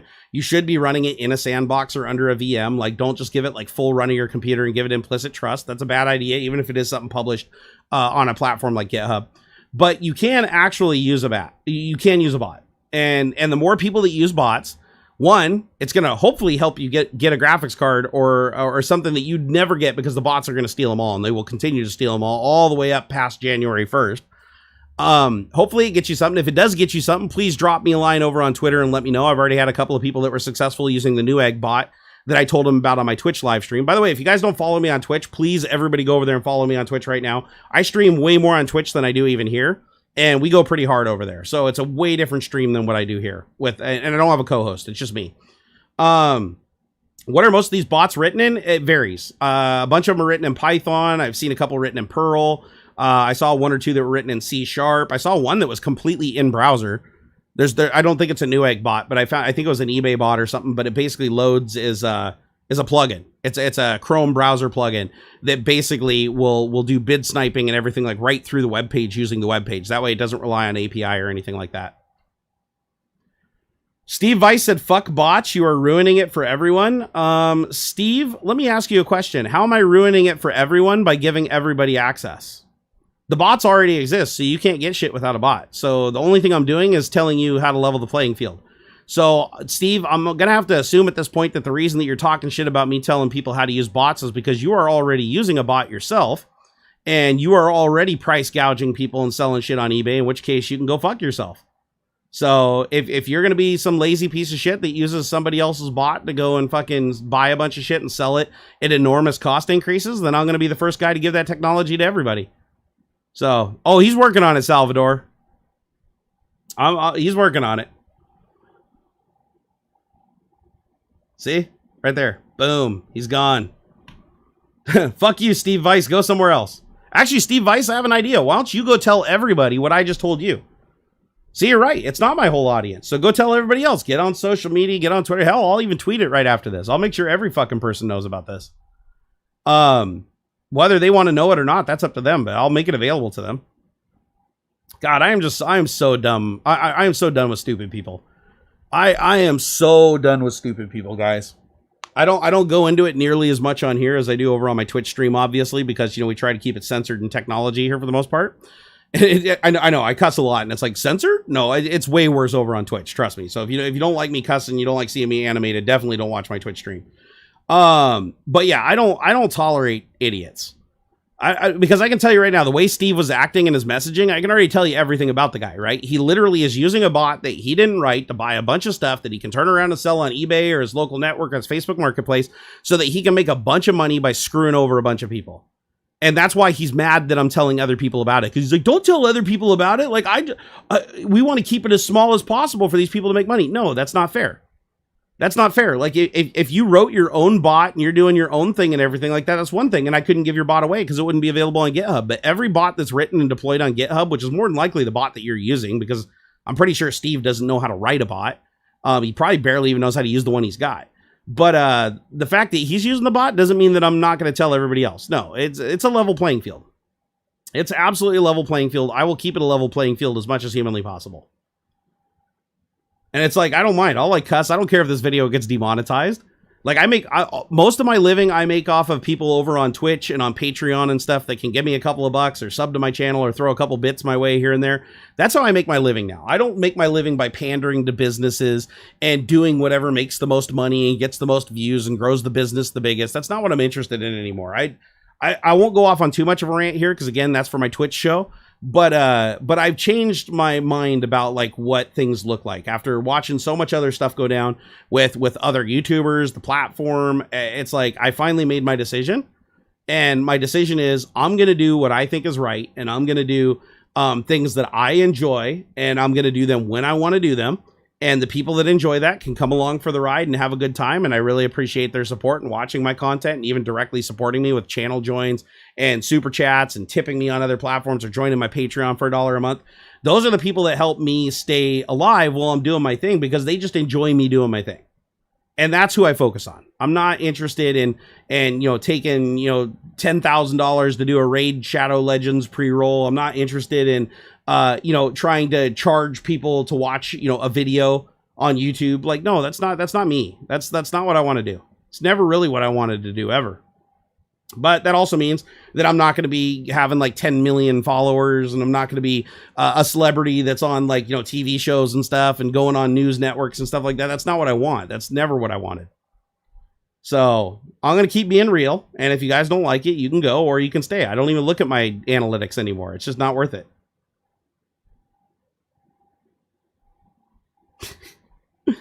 I hate stupid people, but I'm far more willing to hurt them real good. It's much fun. Fuck Steve, yes, lol. Well, I mean, I don't want to hurt Steve. I don't wish him any ill will. Like, Steve is just, he's another example of the type of people that are like, oh, don't say that because I'm making so much money doing this. Don't tell other people how to do it. And it's like, well, somebody told you, right? Like what makes it any different that like your buddy told you in like some underground forum where you guys are all making like grip shits of money at the expense of other people? Like, if you're allowed to know it without knowing how to write the bot yourself, why can't other people know it? Listen, I could literally, I know how these bots work. I know how to write bots. I was an automation designer at Microsoft for 15 years. I could write a bot that would run circles around all these fucking things. Why don't I? Because I don't want to go buy bunches. I don't want to make my living and tell my son that, oh, listen, the reason you're going to college, son, is because I wrote a bot that literally goes and takes every single fucking product away from every other kid on Christmas so that I can go price gouge people that can barely afford it and put them into financial ruin so that I can make money as fast as humanly possible doing the least amount of work possible. That's not what I want to do. If I wanted to do that, then I'd just go write automation to do all this scaly shit. What I'd rather do is just barely get by and have a decent life and be able to tell the truth and be able to help people and be able to actually be a real human being instead of some character on the internet. That's what I want to do. But it's obvious that the internet likes fake people. Like, that's why you have family vloggers and stuff where people watch them. They're like, oh my God, you got David Dobrik and stuff like that. It's like, oh my God, look at how many views got. He's so great. Oh my God, it's so real. And it's like in real life behind the camera, they're nothing like that person. It's like, it's all a production with multiple reshoots. You guys have seen the same stuff I have. Like, I've been at Vlogger Fair and met all the vlogging families behind the scenes. And like, when a camera's not in their face, they're just like regular old parents getting frustrated with their kids and yelling and getting cranky about not having enough food and blah, blah, blah, blah, blah. But then you turn on the camera. It's like, hey guys, what's up? Oh, welcome to my channel. Oh my God, dude, welcome to the family today. Welcome to the blah, blah, blah gang. And oh my God, we're going to go do this today. We're going to fly helicopters and stuff. Hey kiddo, what do you think today? Oh, daddy, this is the greatest. Oh, you didn't say that right. Let's do a retake. Okay, take two. You better not fuck it up this time. Okay, hey, welcome to the channel. Hey, what do you want to say, kid? Oh my God, daddy, I love it. He's like that all the time. I get tired of that.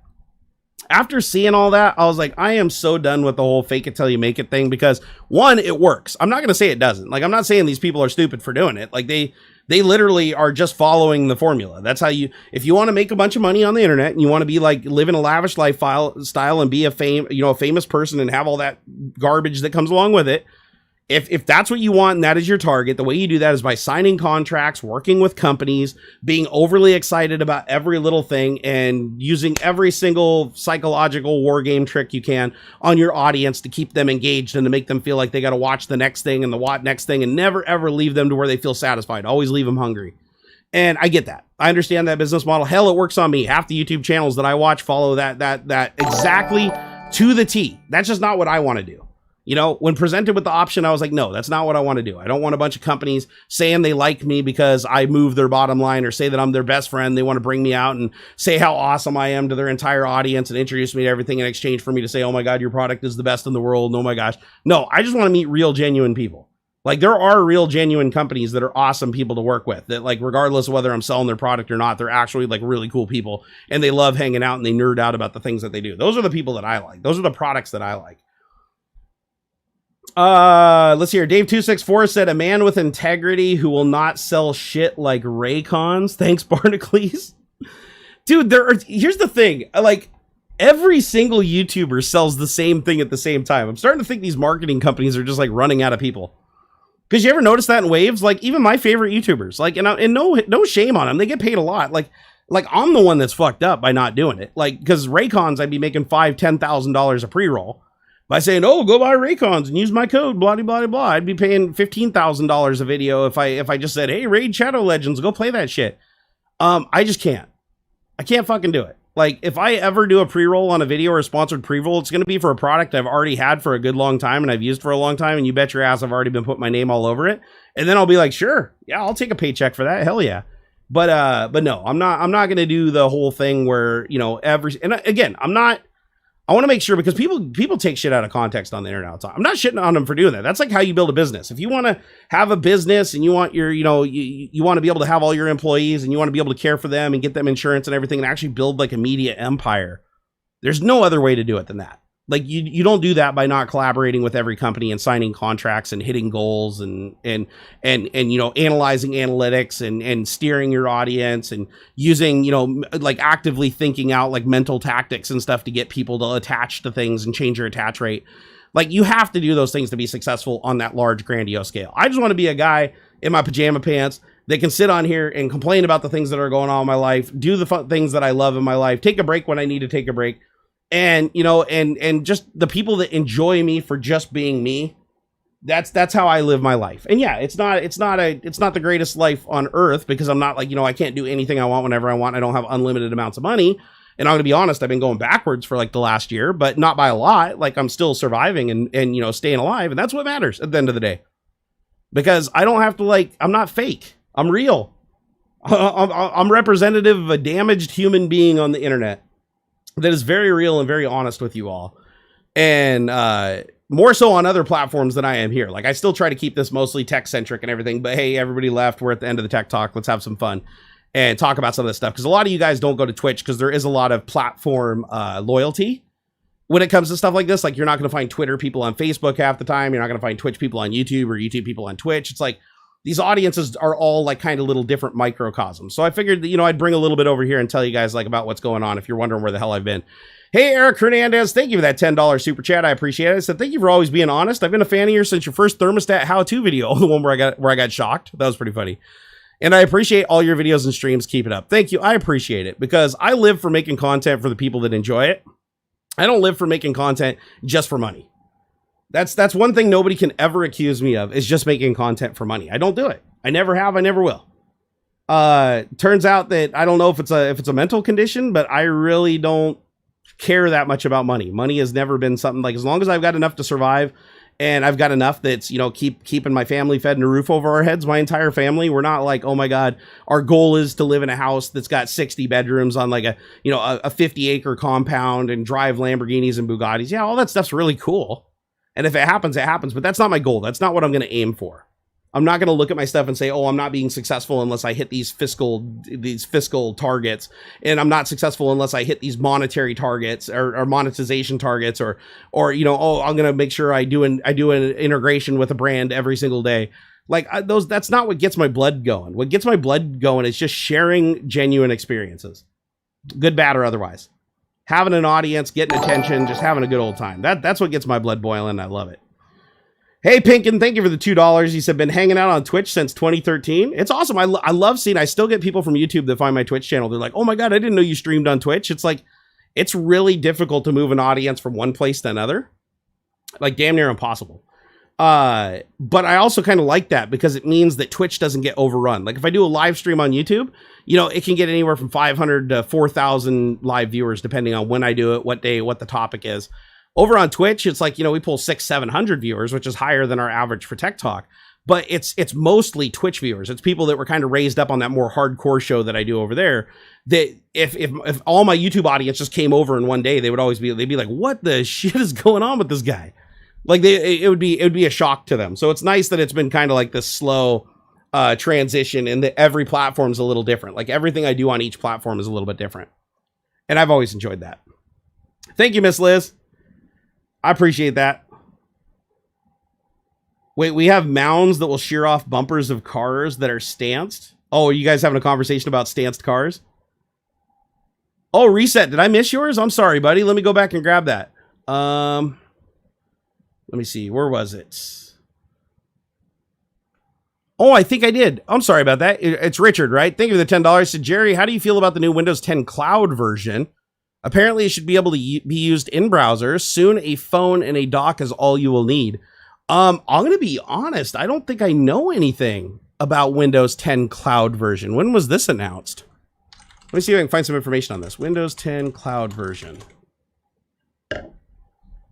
Oh, wow. The temperature in my room is 64 degrees. I think I need to turn my AC down. Windows 10 Cloud is a simplified version of Windows 10 that will be able to run only unified Windows platforms, so UWP apps installed from the Windows Store. My contacts say think of it as being similar to the version of Windows 10 formerly known as Windows RT or Windows 8.1. Oh, so okay, never mind. So when Windows 10 Cloud, if it's like Windows RT, then it's basically like a Chromebook. It's like Windows version of a Chromebook. Yeah, they've already done that before. I don't like it. And the main reason why I don't like it is because you're still running the core OS on the system. The applications are just usually web-based, right? It's all HTML5 and JavaScript and stuff like that. So you're going to be very, very limited in the applications you can run on that platform.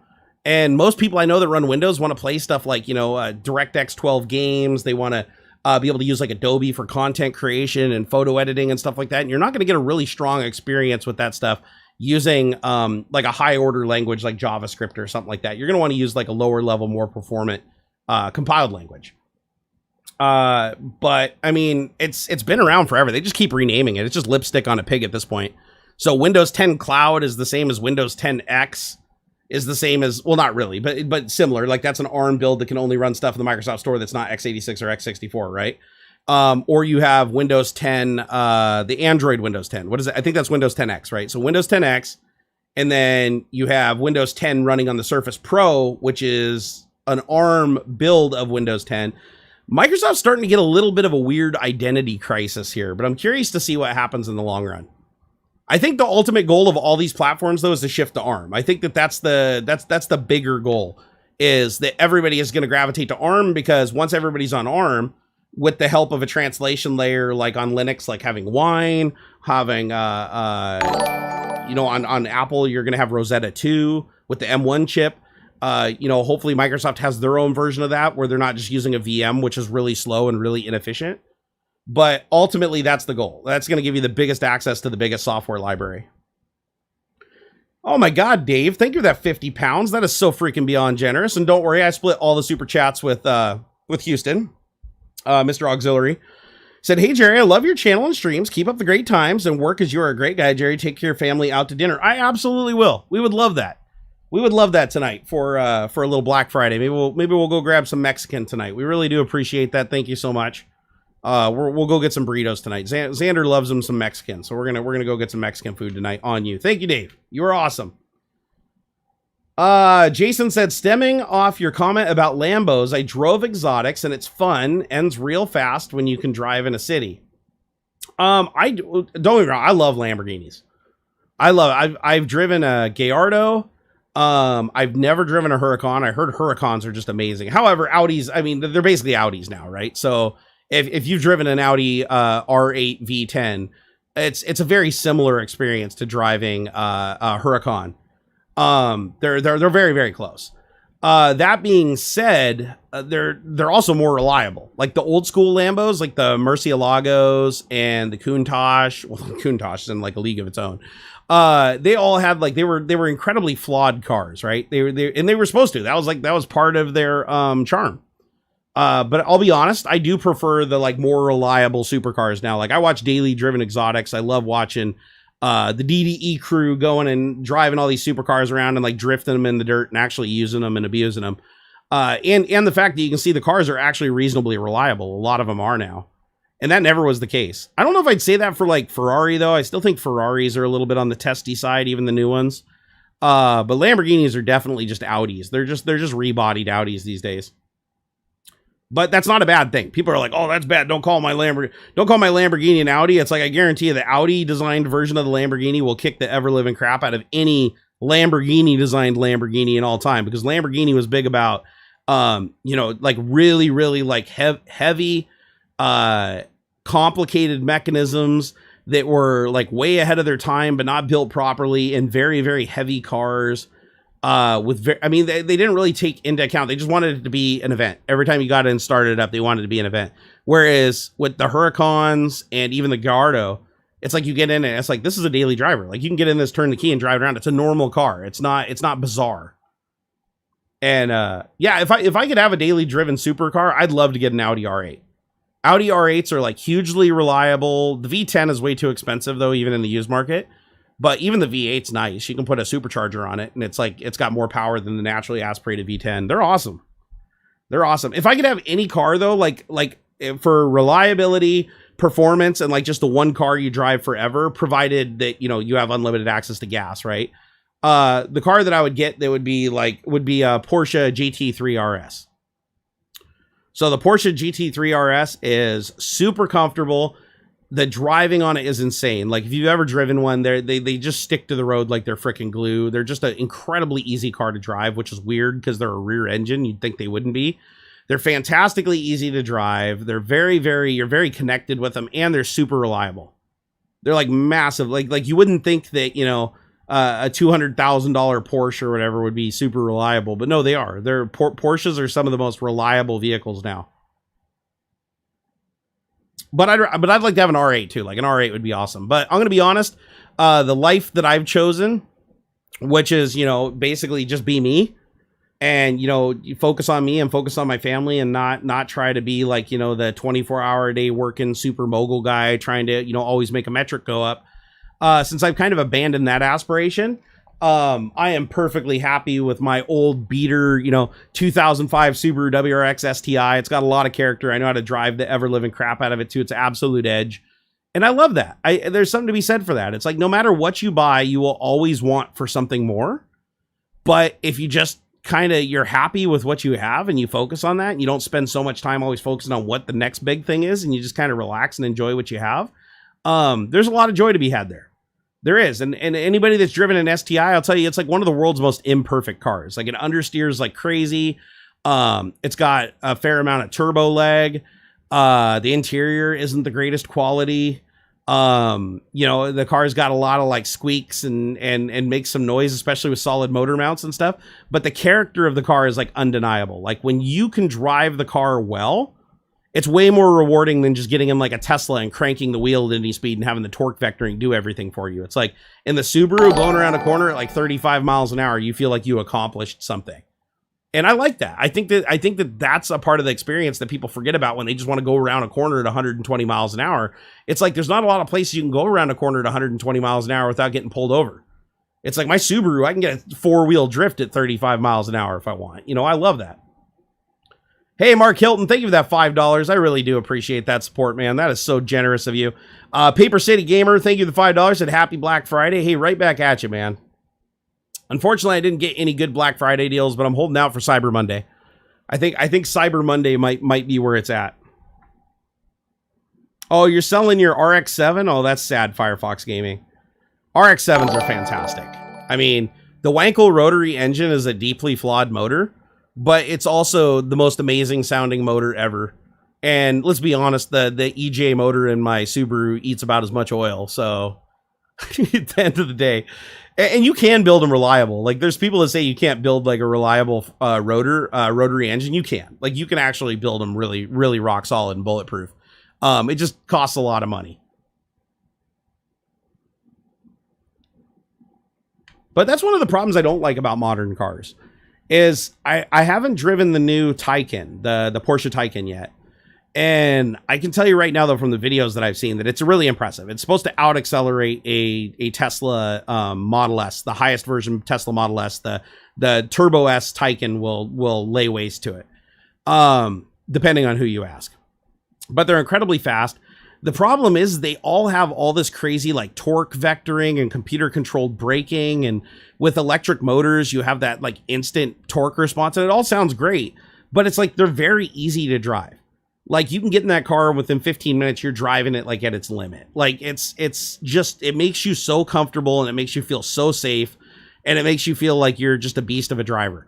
The thing I like about like my Subaru and driving my friend's like Civic, LS swapped Civic, is literally you're driving the car on the track and you get up to like 80 miles an hour and you feel like you're going to die. And you have to slide it through corners, and you're constantly correcting for over and understeer, and you have to deal with tank slappers and suspension geometry issues.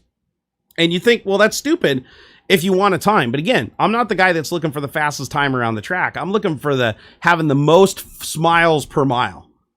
Like, I would way rather go around like a crazy, like, I'd rather drive around the Nürburgring in a car with a lot of character, like a deeply flawed car with a lot of character that keeps you on your toes and makes you feel like you're having to give it 100%, than a car that I can do, 250 miles an hour on the straight, and I can go around every corner at 120 miles an hour. And if I miss an apex or something like that, I can just use torque vectoring to save me. Like, I just think that it's funner. I would rather go slower and enjoy it than have it all be over in a couple of seconds. That's why I never got into drag racing. Like, drag racing I love watching it. Like, I'll watch drag racing all day long. Like, it's a hell of an event, but I've never enjoyed drag racing because even though there's a lot of skill involved in it, it's like pretty much just like hammer down, brake, reaction time, and hold it straight, and you're good. And try to make the number as fast as possible. Like, build the motor, focus on the part. I would rather do something where it's like, go jump in like a Mazda Miata at 90 horsepower and see who can actually get like the fastest lap on a course. Like, who can carry the most speed through the corners and not lose as much speed. Like something where it's like, you actually have to do 100 different things to gain performance instead of do the sport where it's like, all you have to do is improve your reaction time. But just to be clear, I'm not ripping on drag racing because I do love drag racing. I realize that some people can get their reaction times like faster than a freaking Formula One driver doing it. I mean, it's a really, really cool sport, but it's insane amounts of money to go fractions of a second quicker, when I would rather spend like no extra money and slide around on bald tires and feel like I'm going to die every 3 seconds. Like, for me, that would be funner. I'd prefer that, like, genuinely. Firefox Gaming said Rob Dom's RX-7 is awesome. I wonder if it'll beat the Unicorn. Not a chance. Not a chance. And don't get me wrong, I watch all Rob Dom's videos. I absolutely love his 4-rotor RX-7 is a bespoke monster.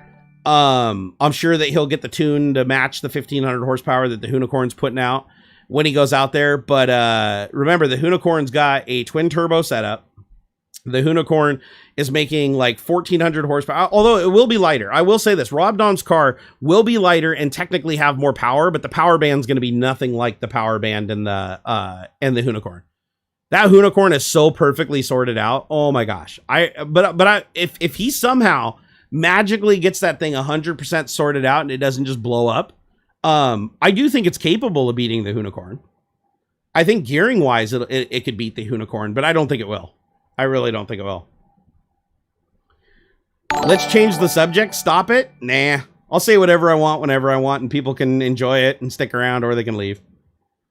That's one of the things. I just do a show where I just do what I do, and people can enjoy it or they cannot enjoy it. I don't change my ways for nobodies.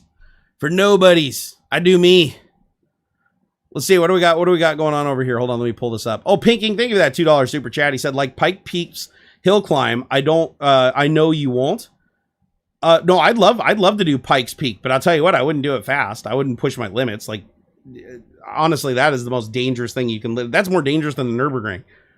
Hey, Dr. Essex, thank you for the $5 Canadian dollars. Said just stopping by to say, found a monitor as we went back to basics and focused on the visual experience.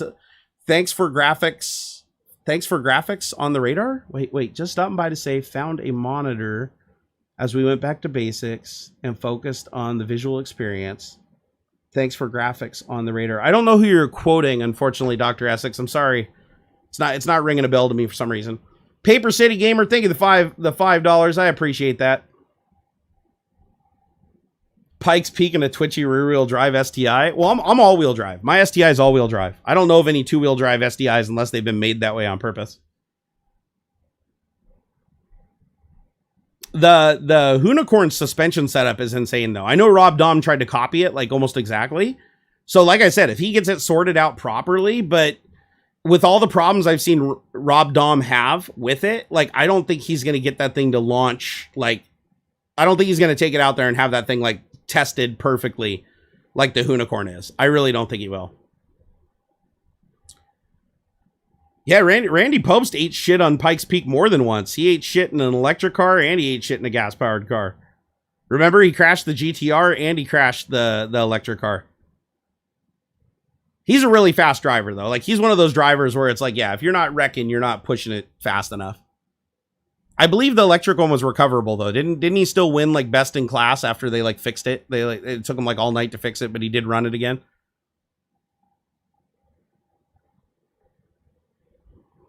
So the final topic today, because we are hitting all the topics today, is Starlink. Anybody here on Starlink? I'm just kind of curious. Like hit up chat if you're actually on Starlink right now and communicating through a satellite.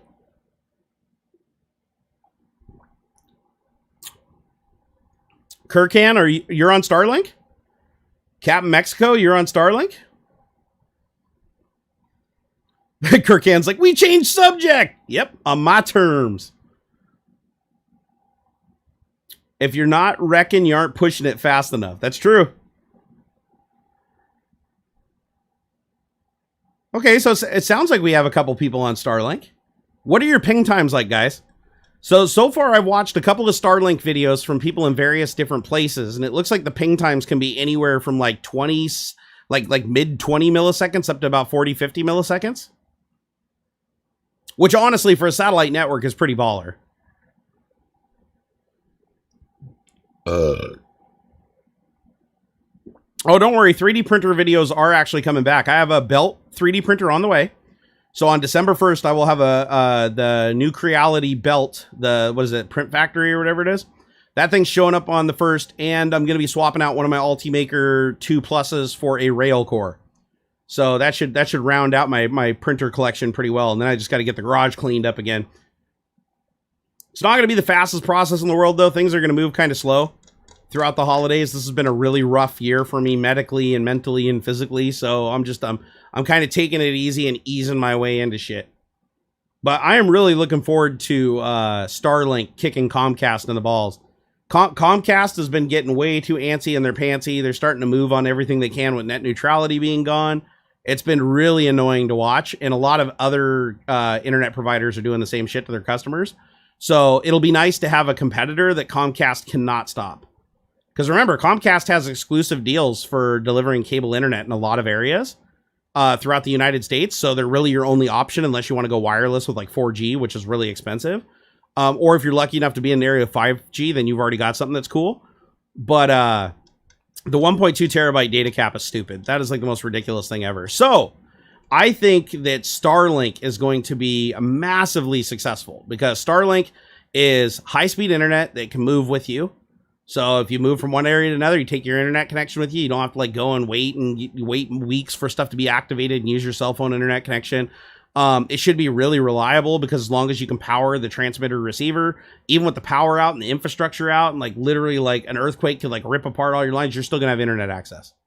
Like there's a lot of pros. There's a lot of pros, and the cons are like super, super easy to mitigate.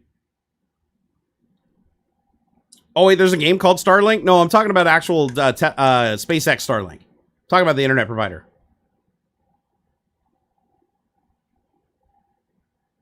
Oh, Jake, I absolutely, without a doubt, net neutrality is coming back. That'll probably happen within the first couple of months of the new presidency as we get net neutrality back. And it's good because, you know, we're really starting to see the downsides of net neutrality being gone. I mean, not treating it like a utility. You have traffic shaping going on. You have bundling going on. You have redirection going on. You have site blocking going on. There's a lot of stuff that like internet providers have been sneaking in all over the place, including my own internet provider, which isn't even a huge mainstream internet provider. I've caught them doing a couple things. Well, hell, they even did one and like called it what it was. Like I literally have to have cable internet now to get cable internet, to get cable internet, I have to have a basic cable package. Like with net neutrality, I didn't need that. They had to sell me internet as an independent service because I had to be guaranteed as a utility. As soon as net neutrality went away within a few months, now I have to pay an extra $20-$30 a month for a basic cable package because you can only have cable internet if you have even, and I don't have a receiver anywhere in the house. Like I'm not even renting a receiver. It's not the digital. It's just their stupid regular cable TV service. I have to pay for it if I want internet, and that wasn't the case before. So I appreciate that. What's the top speed achieved by Starlink? It's going to depend on saturation and number of satellites, but with the beta testers, I've seen speeds as high as 400 megabit. I haven't seen anything higher than that, though. I have seen some guys that are only getting, unfortunately, I did see a couple of guys. Now, it's going to depend on signal and sky access and how many satellites there are and stuff, but I did see some guys that were only getting about 60 megabit. So, but that's why they're doing the beta right now, is they're trying to gauge like the speed differences in different areas and with different environmental conditions and stuff like that. Kenneth D said 400 by 20 uncapped for 130 a month. Wait, with Starlink or with something else? Like, is that wireless or is that Starlink? Because I thought Starlink was like $99 or something like that. 75 a month for 400 uncapped FiOS and NYC. That's actually a really good deal. I have gigabit down. So I have a non-symmetrical internet, right? So asymmetrical. So my internet provider gives me a gigabit down, but the fastest I've ever got is like 850 megabit per second. But then they only give me like 30 or 35 up. So it's like wicked. I would rather have a symmetrical 100 megabit connection than a gigabit by 30. But they won't do it. And they don't even offer an option. Like I can't even pay them, for a business account that gives me that. And I think that sucks. So what's the best speed anybody's achieved on Starlink? Because I think on the Starlink tests I saw, like one guy was getting, I think it was 400 down and like 60 up. I want to say is what I saw. But it is expensive. It's $99 a month, which I mean, depending on where you're at, there's some areas where that's incredibly cheap, right? But $99 a month, good ping times, good availability. I mean, for me, it'd be worth it. I mean, I think I'd pay for it. I think I really would. I'd use it as a secondary internet provider. Like I'd have Starlink and I'd have my cable internet connection and I'd basically have them routed through pfSense. And I would basically shotgun them together for large downloads and stuff like that. And then for uploads, I would for live streams, I'd probably go through Starlink just so that I wasn't dependent on ground infrastructure. Josh Walker said, dude, same, especially since I started working from home in March. Absolutely bollocks having to pay 35 up when you get massive downloads. Yeah, it doesn't make sense. Like, why give somebody a gigabit download when you only give them 30 upload? It's like there's situations where you literally can't even upload enough packets to saturate the downstream.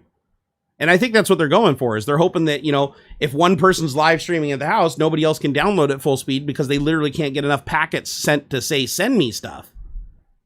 I would much rather have a symmetrical connection. Honestly, I'd rather have a symmetrical like 80 by 80. That's probably the lowest I'd go, but I'd rather have an 80 by 80 symmetrical than a gigabit and 30. I think that's ridiculous. Booster the Rister said, how do the bots get around the one per address thing? They use a drop shipper. Or they literally just get each and every one of their friends to receive it and give it to them, and then they just pay them a couple bucks.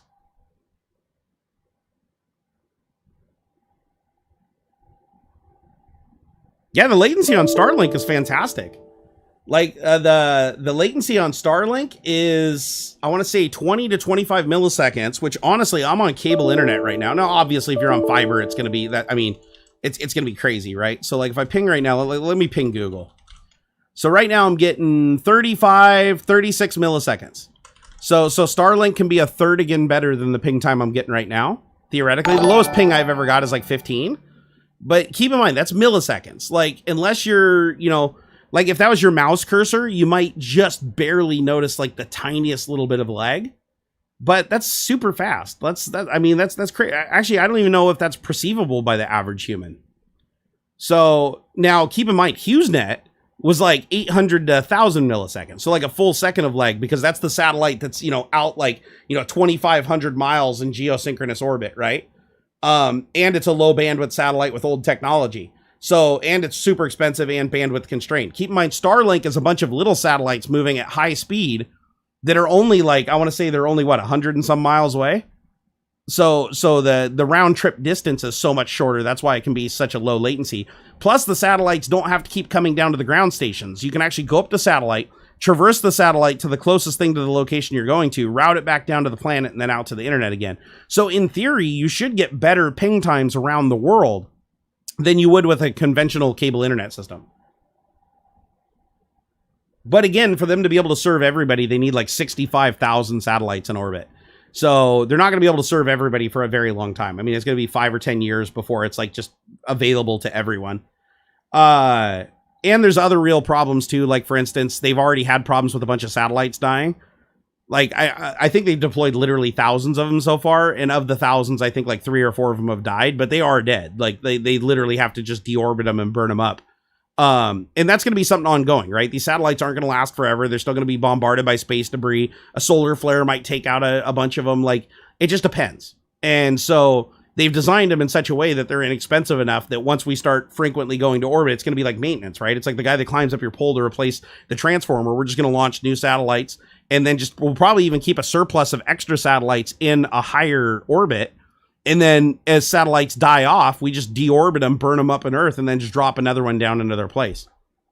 And then the ones we can't deorbit, we'll eventually get to a point where they'll have to design some kind of mechanism to like go up there and deploy and literally, go intercept the satellite and push it down into orbit. Because they can't blow them up. If you blow them up, the space debris will start fucking with everything. So you have to make sure that you have a mechanism for going and forcing them to deorbit. However, if I remember right, they'll deorbit naturally because I think the ion thruster on the Starlink satellite is required to maintain its orbit. So it won't maintain its orbit indefinitely. Like I think that they keep it just on the inside line where it needs that ion drive to maintain the orbit. And that way, if the satellite fails, the ion drive it cuts out or whatever, and then it'll just deorbit and burn up.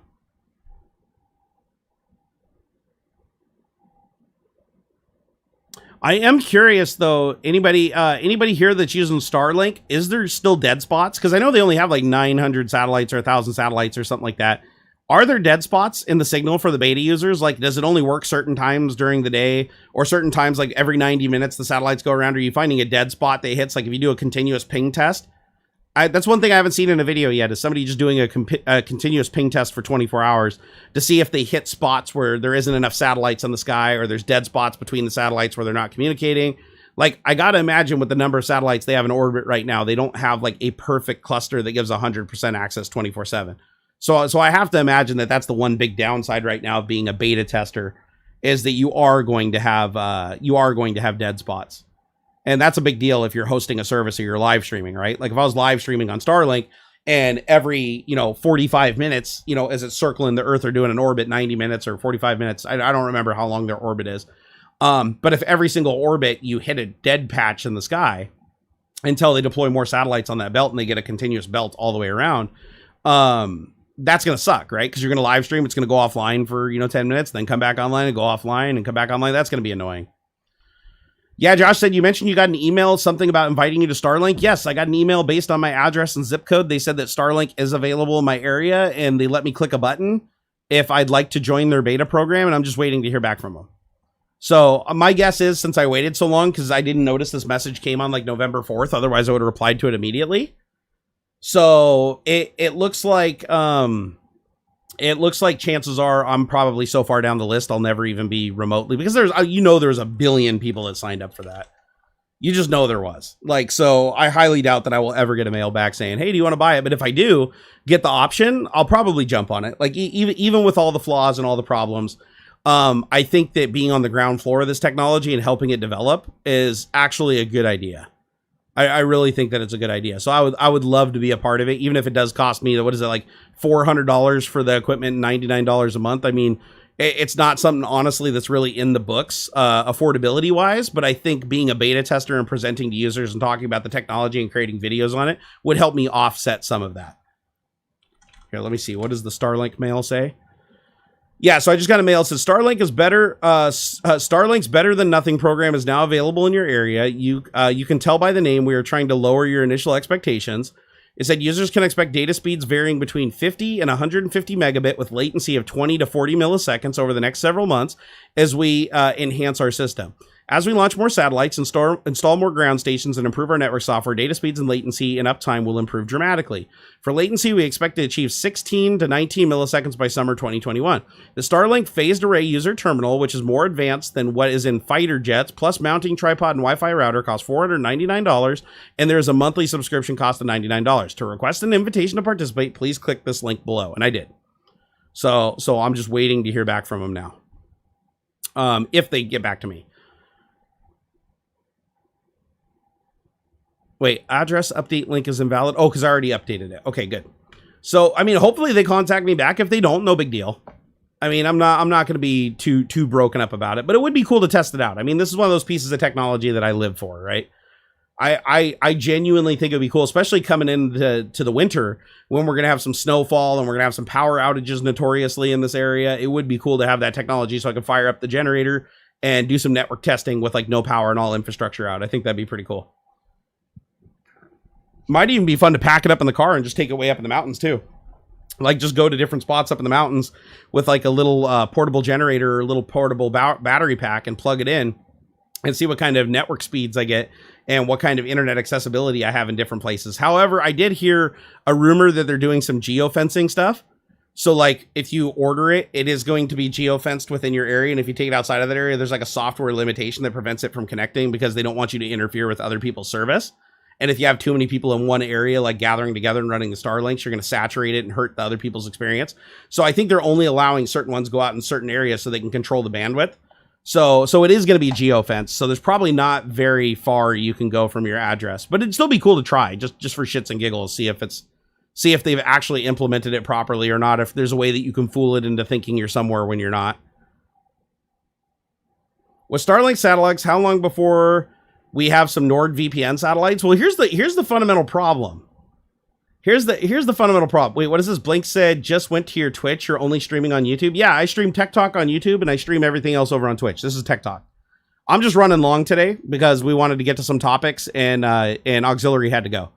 So, but I'm just about wrapping up. We're probably going to go just for a few more minutes and then I'm probably going to try to get some other stuff done today. So, but everybody here, if you're not subbed to my Twitch or following over there and have notifications enabled, definitely go over to Twitch TV/Barnacules. I stream more than I stream here. I only stream once a week here and I stream 4 times a week over there. So, so if you guys are enjoying this like last bit of Tech Talk and you just kind of like this format, maybe just a little bit more hardcore and faster paced, go follow me over on Twitch.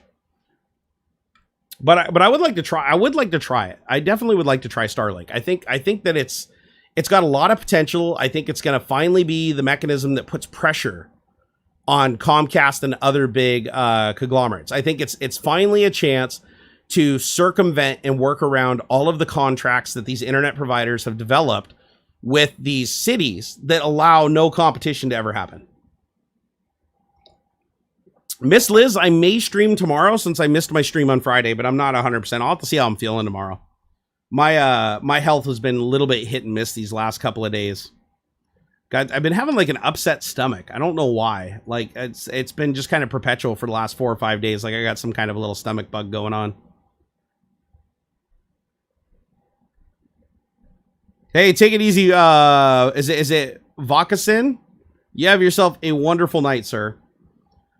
All right, guys. Well, we've officially hit on every topic. That's pretty much a first for Tech Talk. I want to thank you guys for joining me today. I think I'm going to go ahead and start wrapping up. If you guys got any final questions you'd like me to answer, just tag me at Barnacules in the chat or include it with a super chat, and I'd be happy to get to you. And then I'm going to go ahead and go find some lunch and then hopefully get my NASs wired up because I would like to start backing up all these computers. Because the sooner these are backed up and I have 100% confidence in the backup, the sooner I can start blowing away this computer and reinstalling it and setting everything up from scratch. By the way, I have 2 network cards coming for the Dell Optiplex I'm turning into a PF Sense box. So that'll be some content coming down the road too for you guys. I'm going to be creating a custom router. Unfortunately, the 4-port NIC that came with the system from Level 1 Tech, Wendell gave it to me a couple of years ago. The NIC unfortunately was dead.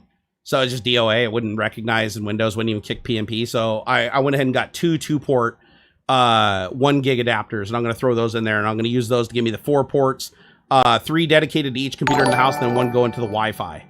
And then the Wi-Fi will handle everything else. And that way I can do very, very bespoke routing for the 3 main computers in my house that I use.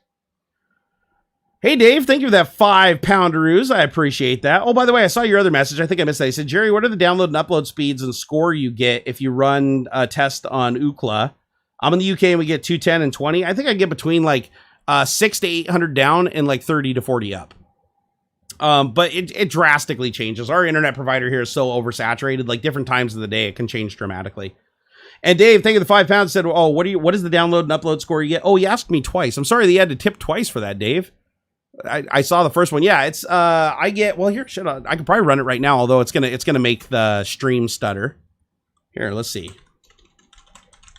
Go to speedtest.net and let's go see what we got. Okay, this might buffer a little bit while I'm running the speed test, guys. Give me just a second here. Connecting. Going slow as usual. Ooh, I got a 12 millisecond ping. So right now I'm getting 400 down. Have I dropped any packets yet? Does it still look okay while I'm running a speed test? Because if so, my router's QoS is working properly. Yeah, it's not going to be accurate. I'm not expecting it to be accurate. Oh, wow. So surprisingly, with the upstream going, I'm still getting 35 megabit up. I'm only getting 400 down, though, but I think that's because I got some QoS stuff configured on my router right now to keep my iPhone from jacking all my bandwidth. That's why we haven't been having massive packet drop during the stream. Wow, I'm actually getting max upload speed, even though I'm doing a live stream. So there's something weird going on there. I actually got a higher score than I expected on the upload, which is very bizarre.